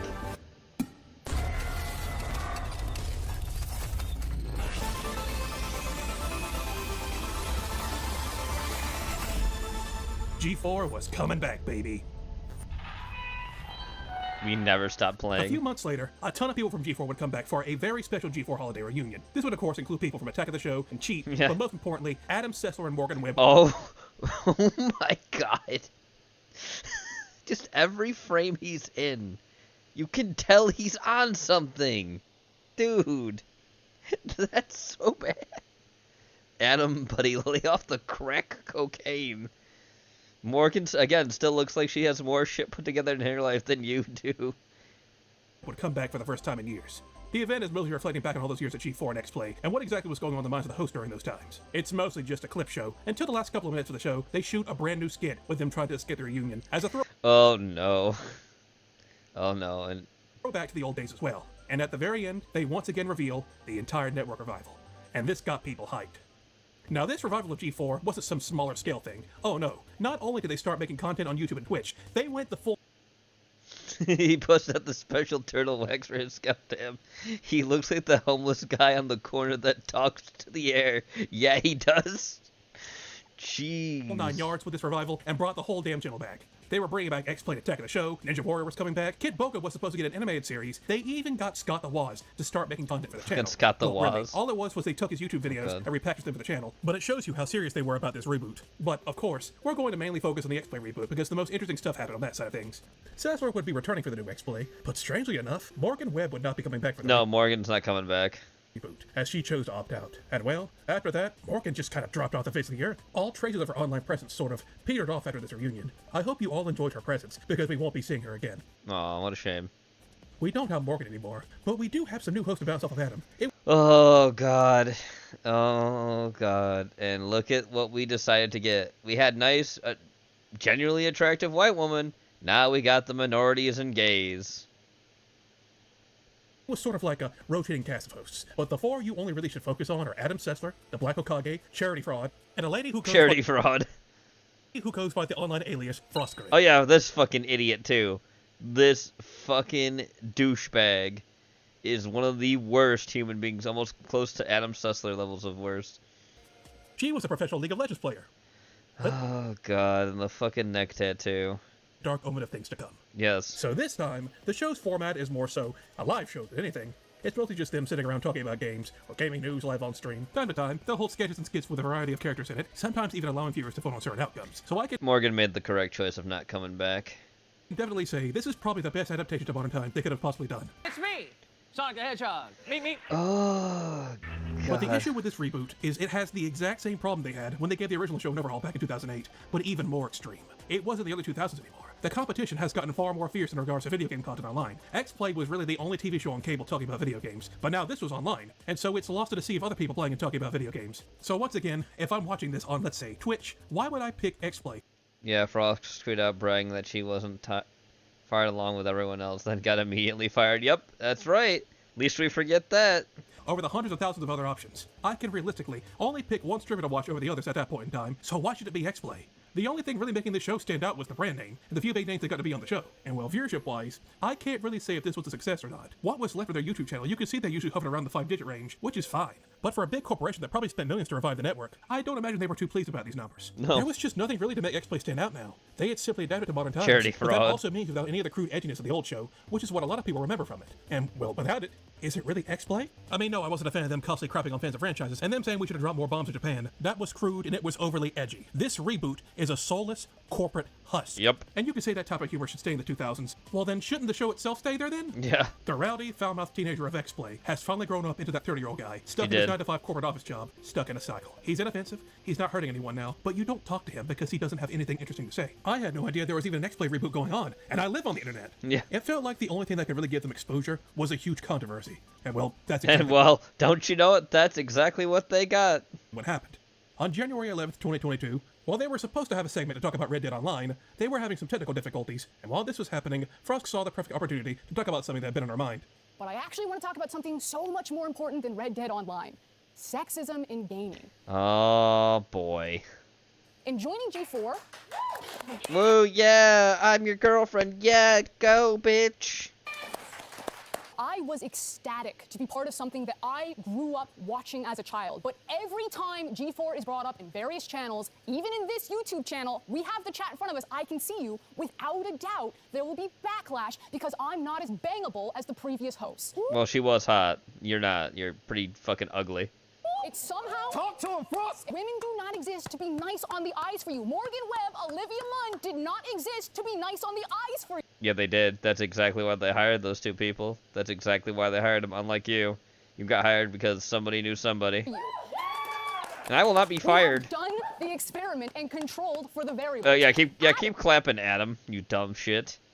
Will read a script written by the same writer that I will read the other half of the script for, but I'll be the one flamed. And yeah, it also happens to Gerard and TBH. But It happens to Charity Fraud here and the black guy, but me, I'm the victim. Doesn't discount the sexism of how it happens to me when it does. So maybe for 2022, we be a bit nicer, a bit more self-reflective, and we enjoy the fact that people are working hard to make free content for you. And that's how and here you go. There you go. Say goodbye to your fucking series. Good job, dumb bitch. If you don't like it, don't watch it. Yep. Peace. All those, like, 5 people in the audience. So yeah, this kind of came out of nowhere. Just this rant out of the blue, completely unprompted. And after this, it would cause a PR shitstorm for G4, as it was now all over the gaming news. A ton of people were either coming out in support or against Frost's outburst. It's pretty much the only thing people know about regarding this reboot, this one rant. But then you realize they had segments on boobs all the time on X-Play, and they had Oliver Munn doing stuff like seductively licking a PS3 on live television for its launch. Yes, they did that. All right, and now, Miss Munn, it's time for the ceremonial tongue bathing of the next generation console. Go. Oh, you're gonna throw it back to me? Yeah, that's. You think they're going for a lot on eBay? Wait till you get this one out there. That was a lot of fun, and I think I need a cigarette. And look, I have no doubt in my mind that she was receiving some sexist and rude comments, but you know who also got those comments? Morgan Webb and Oliver Munn. They got a ton of guys calling them fake and really only being eye candy for years. And it was probably hard on them, but they just had to grit their teeth and bear it because... Yeah, that's because that's the job. That was their audience. Yes. This reboot wasn't even a full year in, and Frost was already telling them off. All those years ago, X-Play discarded their shy nerdy audience for the dude bros obsessed with guns and boobs and stuff, and they made this reboot to give those same guys a dopamine hit of nostalgia. They're not gonna take it. You cultivated that audience. You encouraged them. What Adam is trying to say is that we have a PS2 title based on a series of Japanese action figures. Action figures shaped like pretty women. Here's Jesus. a preview of Again, you can't have it both ways. And you can't forget who you were. Because when you forget who you are, you fucking lose it all. Dumb shit. Oh, that's pretty. You can grow, sure, and now but it's blown up in you're their a bunch face. of fucking woke the last losers. thing you ever want to do is insult your audience. And that is exactly what Frost had done. Yep. And the last thing to focus on is, who is she really talking to? I've seen clips in other videos where they show the Twitch chat this was live on, and they're all giving her a wave of support and collapse. Was their audience really that bad? Well, it doesn't really matter, as this was a major blow to X-Play at this point in time. Yep. And not too long after this, it was announced that the entire G4 reboot would be shutting down. Everything was being removed, and everyone was being let go. It barely lasted a year. All that hype and build up for nothing. And so, for the second time, X-Play and G4 were once again dead. And probably for good this time. Yeah. We never stop playing. Well, people stop playing you. I gotta say, watching a network die twice is something you don't see every day. But that's the reality of the situation. A lot of people blame Frost's Meltdown for single-handedly killing the channel a second time, but it's been a few years. The grifters have had their say, they made their money off the situation, and now it's time for my piece. No, Frost's Meltdown did not kill the network again. In reality, X-Play, and by proxy, G4 as a whole, has no place in the modern world. Nope. It served its purpose all the way back in the 2000s, but those times are over. After G4 died a second time, Frost and the rest of the crew moved on to greener pastures, I think. But first we must talk about our favorite Cess Man one last time, as he still wasn't done yet. He's still not Whenever done. people mock the fact the reboot failed on social media, Adam Sessler would have a complete meltdown. Yep. Oh yeah. This fucking crackhead. Adam's so not a gamer, Sessler. Here we go. He never stops. He can't help himself. He's a fucking idiot. Major factor I forgot to mention, Adam Sessler was a very active Twitter member for many years, and whenever he's got the Twitter rot in his brain.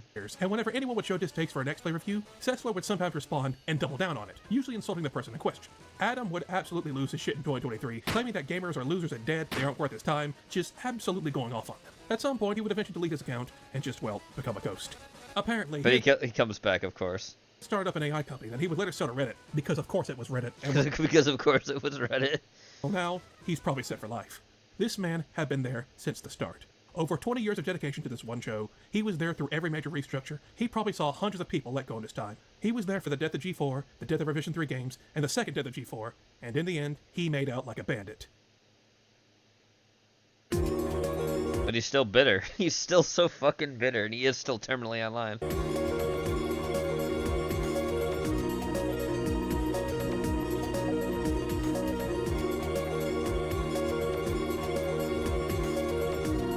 And as we know, because Magic Must posts about it, Adam went after him now, so he's mad about his fucking documentary. Hey, Adam, if you're watching me watch Mush, go fuck yourself, you fucking loser. Loser, Adam Sessler. You're a loser, crackhead fucking heaven. X-Play was an extremely flawed show. It insulted people, insulted ethnicities, and fans of anything that was considered weird. It still lives on as a piece of their childhood, no matter what. It stands as a cornerstone of the time it was made in, the shifting tides of gaming and what the attitudes were. A cultural piece of history that should still be remembered. I'm not here to say you should stop enjoying the show because of its problems, because this show was a part of my childhood as well. Because of it, I got to see games I would have never learned about on my own, even though they would insult them 5 minutes later. It was never meant to live past the 2000s, and it never should have. We didn't need to see it come back. It should have stayed where it was, in our thoughts and in our past. Nostalgia is a powerful drug. It really is.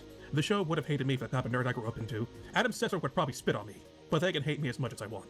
Despite everything revolving around it, I can't bring myself to fully hate it. I can acknowledge its flaws and criticize it, but I can't hate it. X-Play, G4, Tech TV, ZDTV, they all played a part in many people's lives. And maybe they made you a better person, or maybe they made you a worse person. In the end, they made an impact. That is their legacy. God bless, like and subscribe, and good night. Oh yeah. I give X-Play 3 extremely outdated YouTube stars. Oh, that rating system on YouTube.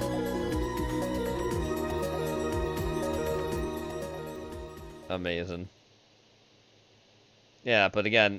Horrible, Edith. Just horrible. What is it, Harry? Oh, our healthcare costs have gone up Kingdom Hearts 2 has screwed us again. High property taxes, overpriced prescription medications. Where was Kingdom Hearts 2 during Hurricane Katrina, eh? I wish there was something we could do about it. Harry, there is. Really? For the cost of sending an email, we can vote for Shin Megami Tensei Nocturne. But that's so much. Oh, but it's worth it. Shin Megami Tensei Nocturne would never take advantage of our innate gullibility. Ooh, that's good news. Thank you, Shin Megami Tensei Nocturne. And What is this? What is this ad? Don't make me use the belt. Don't make me use the belt. Friends of Shin Megami Tensei Nocturne. Thanks. That is quite an ad. Anyways, hello everybody, my name's Harlan. Hi, Harlan. We're back for another round at Harlando's Bar, and today Harlando's I'm Bar. an Italian surfer. Make it up, Harlan. This is a very nice, refreshing, summery drink. It contains coconut rum, amaretto, pineapple juice, and cranberry juice. The original recipe calls for Malibu rum, but unfortunately I haven't got any, so I'm going to be using this Dead Man's Fingers coconut rum. Oh, nice. And for the amaretto, I'm going to be using this Disaronno. Nice. And obviously I'm just going to be using just generic pineapple juice you find at the store and some cranberry juice. Okay. Because I'm very lazy and I don't want to do fresh stuff. Yeah. Right. Now grab your cocktail shaker and start with the juices first. I'm going to do 60 mils of cranberry juice. Bum, bum, bum, bum, bum. Make sure you spill it everywhere. Do 60 mils of pineapple juice. And grab our Disaronno. And we do 30 mils of amaretto. And for the coconut rum, the original recipe is 30 mils, but I'm gonna up it to 60 because That's one, 2 ounces. I actually like this rum. This brand of rum at least, it tastes very nice. Fingers. Because I made this drink before, and when you double strain it into a highball glass, it doesn't fill it up. So I'm gonna up it. Okay. With an extra 30 mils. So I'm doing 60 mils of our coconut rum. Never looking coconut rum. Now we grab some ice. Do it up. And just crack it over the top here. Cracking the ice. Freshly cracking it too. Damn, Harlan. Grab your big shaker. Big shaker. What? Huh? Grab your other big tin. Create a seal. And we shake for 10 to 12 seconds. All right, grab your chilled highball glass with already ice in it. And we're gonna double strain over the top. And hopefully this will be enough and make it look full.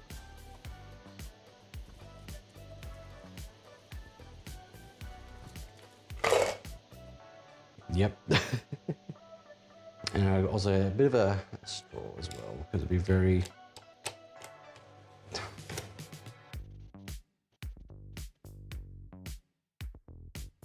So there we have it, guys, the Italian surfer. So I hope you guys enjoy this video. Please make this drink, it's very nice and refreshing. Catch all you guys later. Nice.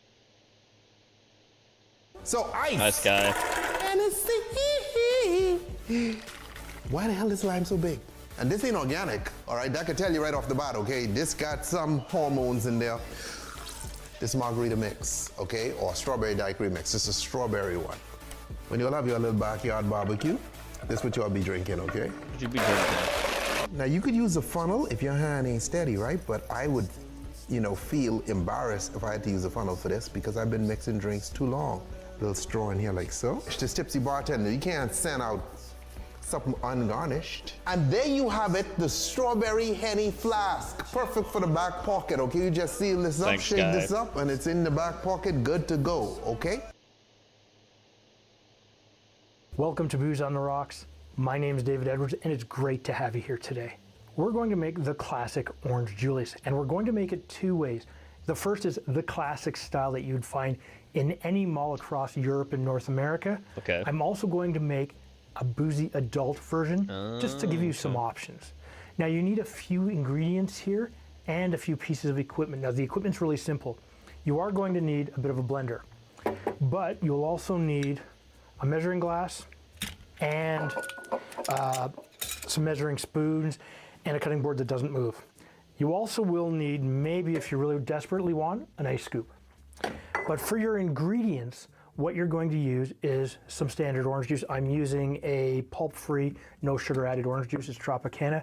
Normally, I would actually squeeze all my oranges. However, in this case, this is $8.99 where I live. It would have cost me $25 to $30 to get the amount of orange juice I needed out of fresh oranges for you. I remember, Nathan. So I remember I did opt that. to save money where you can.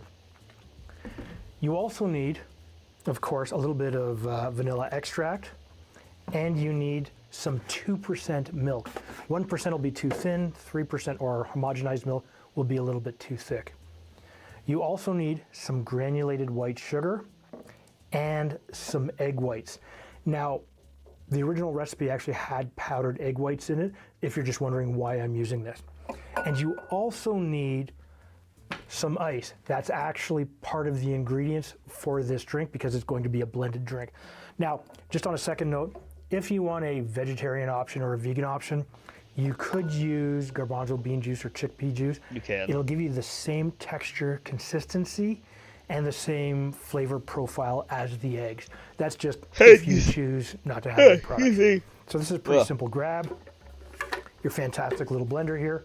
And we're going to start with our orange juice. Now for this, you need a total of, it's about 14 ounces I'm going to veto and change, some of these videos but because it's they're just ones I put in 400 anyways. We'll watch milliliters. them next time. After this, there's going to be 2 more videos, then we're done. Your second There's ingredient going to be is 4 going to be videos, your but I'm not going to watch 2% those. milk. I'm not We're feeling going it to yet. I'm use feeling as much. tired. What we are going to use is 100 I gotta do a milliliters, few which more works things out before I to go to about bed, but 3.1 as soon as I get out of here, ounces. I'm probably going to do those things and jump off. Sleep. Your third ingredient is your vanilla extract. Now you do not need a lot of this. Basically what you just need is a teaspoon, and if I could learn to read I'd be okay. Teaspoon. Your fourth ingredient is going to be your granulated sugar, and you need a total of 90 grams. Next we are going to use your egg white. Yeah. Now we are going to save the egg yolk for later. Now what we are That is also going true. to do is we're just going to give this a little bit of a whiz. We just want to smooth it up a little bit.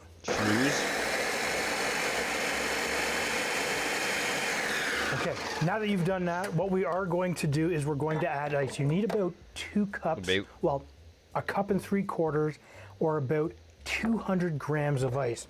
Now, depending upon the blender you have, you're going to want to be careful with the ice. So if you happen to break your ice up first, that's fine. But again, add it a little bit at a time, and that way you don't wreck your blender.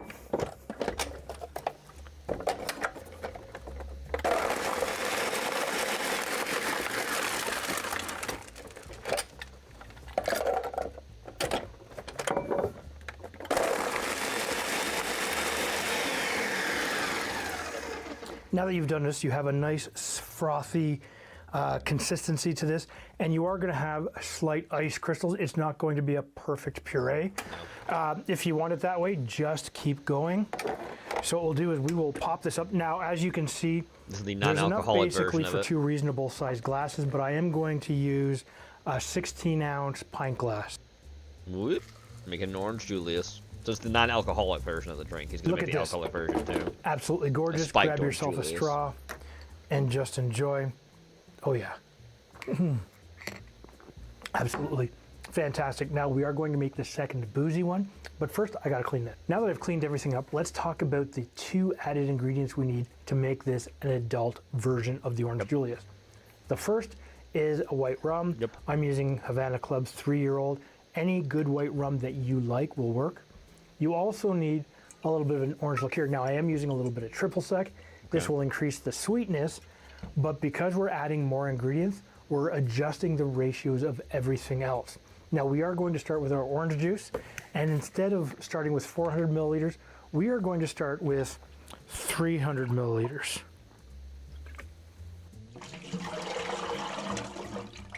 And 300 mils is 10 ounces because I didn't say that. Your next ingredient will be the milk. And for this, we're going to use a total of 90 milliliters, which is 3 ounces. We're going to follow this up with the vanilla, and you're going to use this same amount of 1 teaspoon. Boom, 1 teaspoon. We're now Pour it going in. to sidestep this just slightly, and we're going to add our alcohol. So again, we're starting with your white rum, and for this you need 4 ounces or 120 mils. Okay, 4 ounces. We're going to move over now to your orange liqueur, and you don't need as much for this because this will just sort of bump up the orange flavor while giving you Still some wonder alcohol. where my phone is. We're I going just to heard use it go 1 off ounce that or one 30 time, mils. and I never heard it again. I don't know what the fuck. Next, we're going to move to our white granulated sugar. Wonder if someone And texted for me or this, anything, because 'cause of I the differences in don't know. ratios, you only need 60 grams. Don't bug me. We're also going to follow this up with, again, 1 egg white. Because I heard it, but I didn't ever find it, and I don't And feel again, it in we'll my just damn put the egg bed. yolk off to the No, I'm side. not sitting on it or anything. Now we are going to, of course, It's gonna bug me just for give quite this a while. little bit of a whiz I don't know. in advance, just to sort of bring everything together when we do this, and it's going to go together a little bit differently.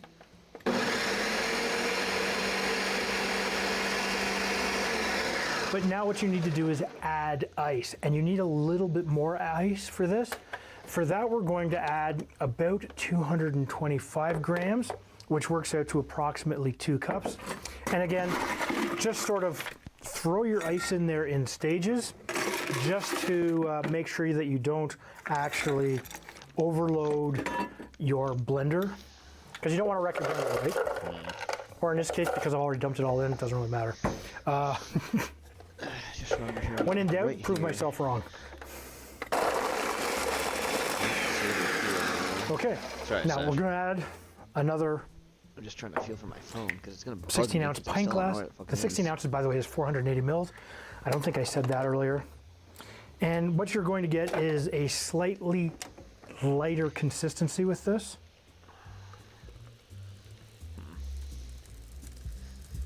It's really gonna bug me. All right, absolutely gorgeous, beautifully smooth. Grab your straw Alcoholic again. version. There you go. Oh yeah. You can just get the rum. The orange is there. That orange flavor is just a little bit lighter than the original. Absolutely 2 fantastic versions of this drink, and I will put the recipe cards right up here.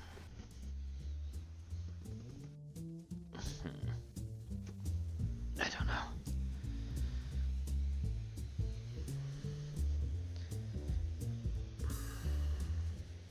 Anyway.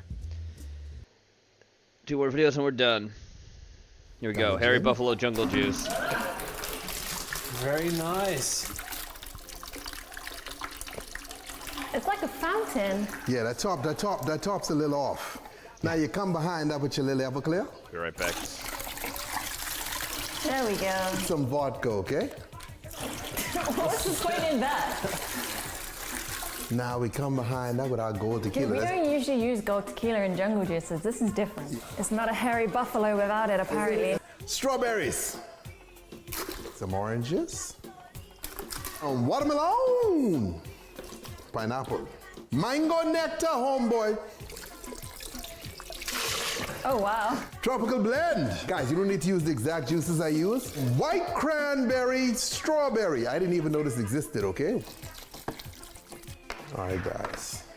And there you have it, the hairy buffalo. Okay, why? I don't know.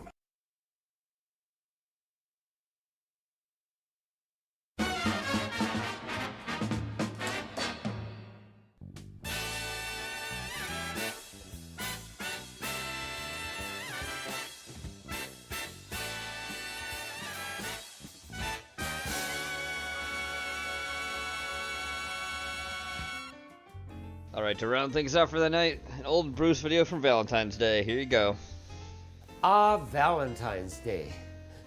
A made-up Tainted Love. holiday where That's you what he's spend $12 on a $4 box of chocolates. you agonize about picking the right card for what feels like an eternity.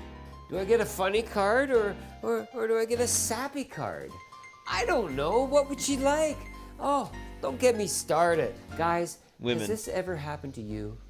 You meet a lovely gal, and in the beginning of the relationship, the lovey-dovey stage, you know what I'm talking about.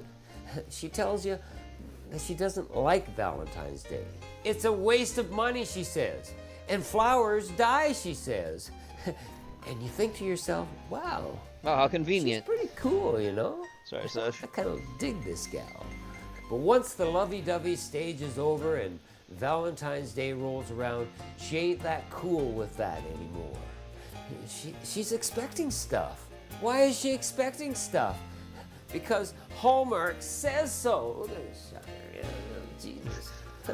Personally, and I think a lot of you would agree, it's the biggest cash grab ever. You want to buy a dozen roses? Yeah, it's going to cost you like $100, man. Because you were late on doing it. You should be loving and cherishing your significant other every day of the year, not just on the 14th of February.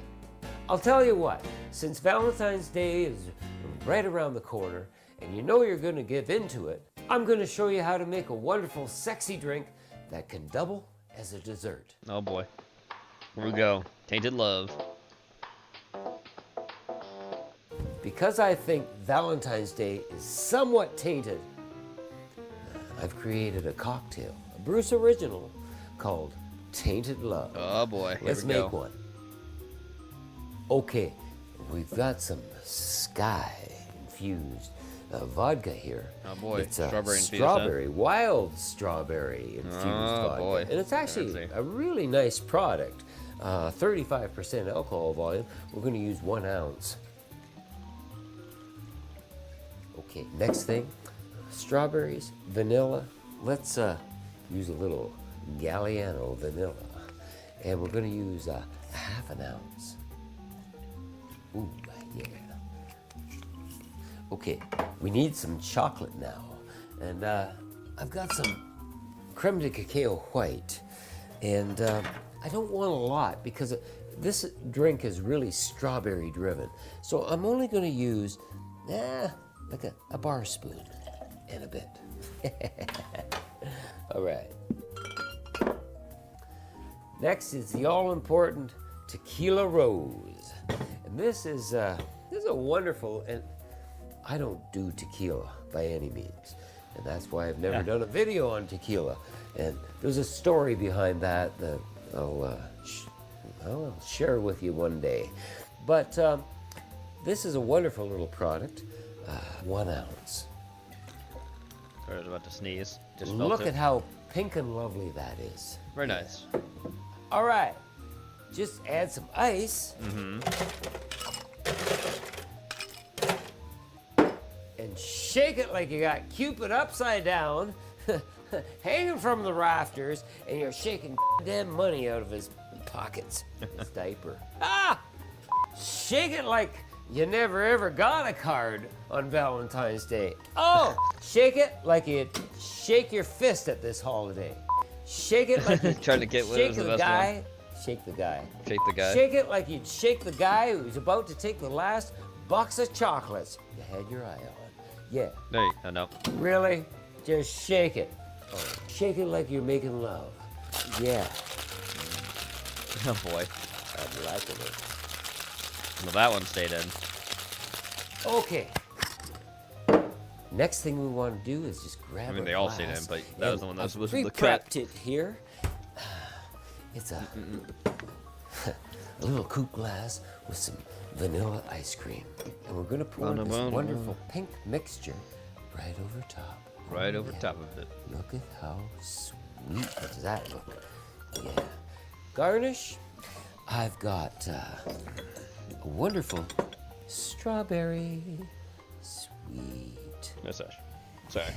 And why not some I'm not chocolate? trying to lean in on just you over to bring there. out that creme de cacao. Creme de cacao. Just a few little chunks there. Chocolate. Oh yeah. Excuse me. Absolutely looks delicious. Excuse Is me it for a that. drink? Or is it a dessert? I don't know, but let's try it.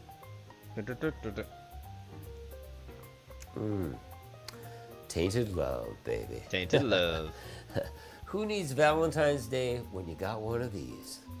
Cheers. I hope you have a grand time, okay? Love you. Mwah. Mwah. Tainted love. Step 1. There you go. Galliano vanilla, creme de cacao white, and tequila rose. Step 2. Shake it like you're making love, baby.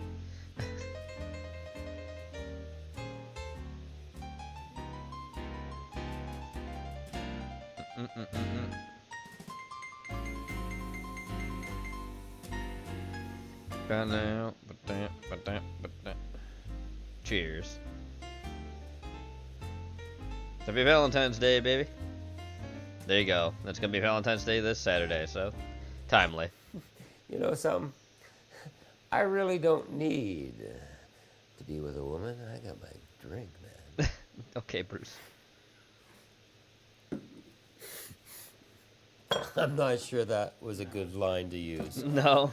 Cut it right there. I didn't like that. Hey, Bruce here. Cupid's kiss and hot toddy. Check out some of these other episodes. Yes. And be sure to subscribe, because the more subscribers I have, the sooner I can retire. Oh, that'd be awesome. Please. Please. All right. With that, we come to the end of the Case of the Mondays. Thank you, everybody, so much for joining me tonight. Thank Weeb, too, when he was here. It's always good having him on. Don't forget the movie caption contest, movie picture, movie hammer going on. Be sure to play those if you're not busy in the arena or playing the ABC game, because that's going on, too. If you have any names for the Heretic Continent, put it in Lore of the Lands if you have any more names you want to put in. I do have a lot of the stuff you guys put in tonight saved. I have it written down. I'm going to send it up. So that vote will eventually happen. We'll actually come to decide what we want to name the land itself, the continent. But tomorrow, in the afternoon, probably at 1 or so, I believe Genova's going to be playing some more Fallout on his channel, Psycho 40, so be sure to check Fallout New Vegas on Psycho 40, so be sure to tune for that at 1. Obviously, Tuesday will be Heretic Live at 9 p.m. Cams, all the stuff you guys usually like to see on that will be there for Heretic Live. Wednesday will be Wednesday, my dudes. Weeb's going to be around. We may be playing some afternoon gaming together. More than likely, we will. Don't know exactly what the game is going to be yet. More than likely, it will be Phasmophobia, but just don't know yet. Maybe Genova will be joining us, too. Who knows? We'll see. But it'll also be the Wednesday itself has the Eerie Hours at 9 p.m. Eastern Standard Time. And one of the most unique things we're going to be having, too. Jeansburg. That's funny. That's a good one, too, Bob. Jeansburg. And one of the bigger things I was going to say, too, is this Thursday will be a ramen featured, a ramen exclusive Skinner Radio. He has the whole playlist for me. I'm going to be playing it. So that'll be That'll be Ramen's whole thing, his extravaganza. He paid for the golden disc. He wants it. He's getting it this Thursday.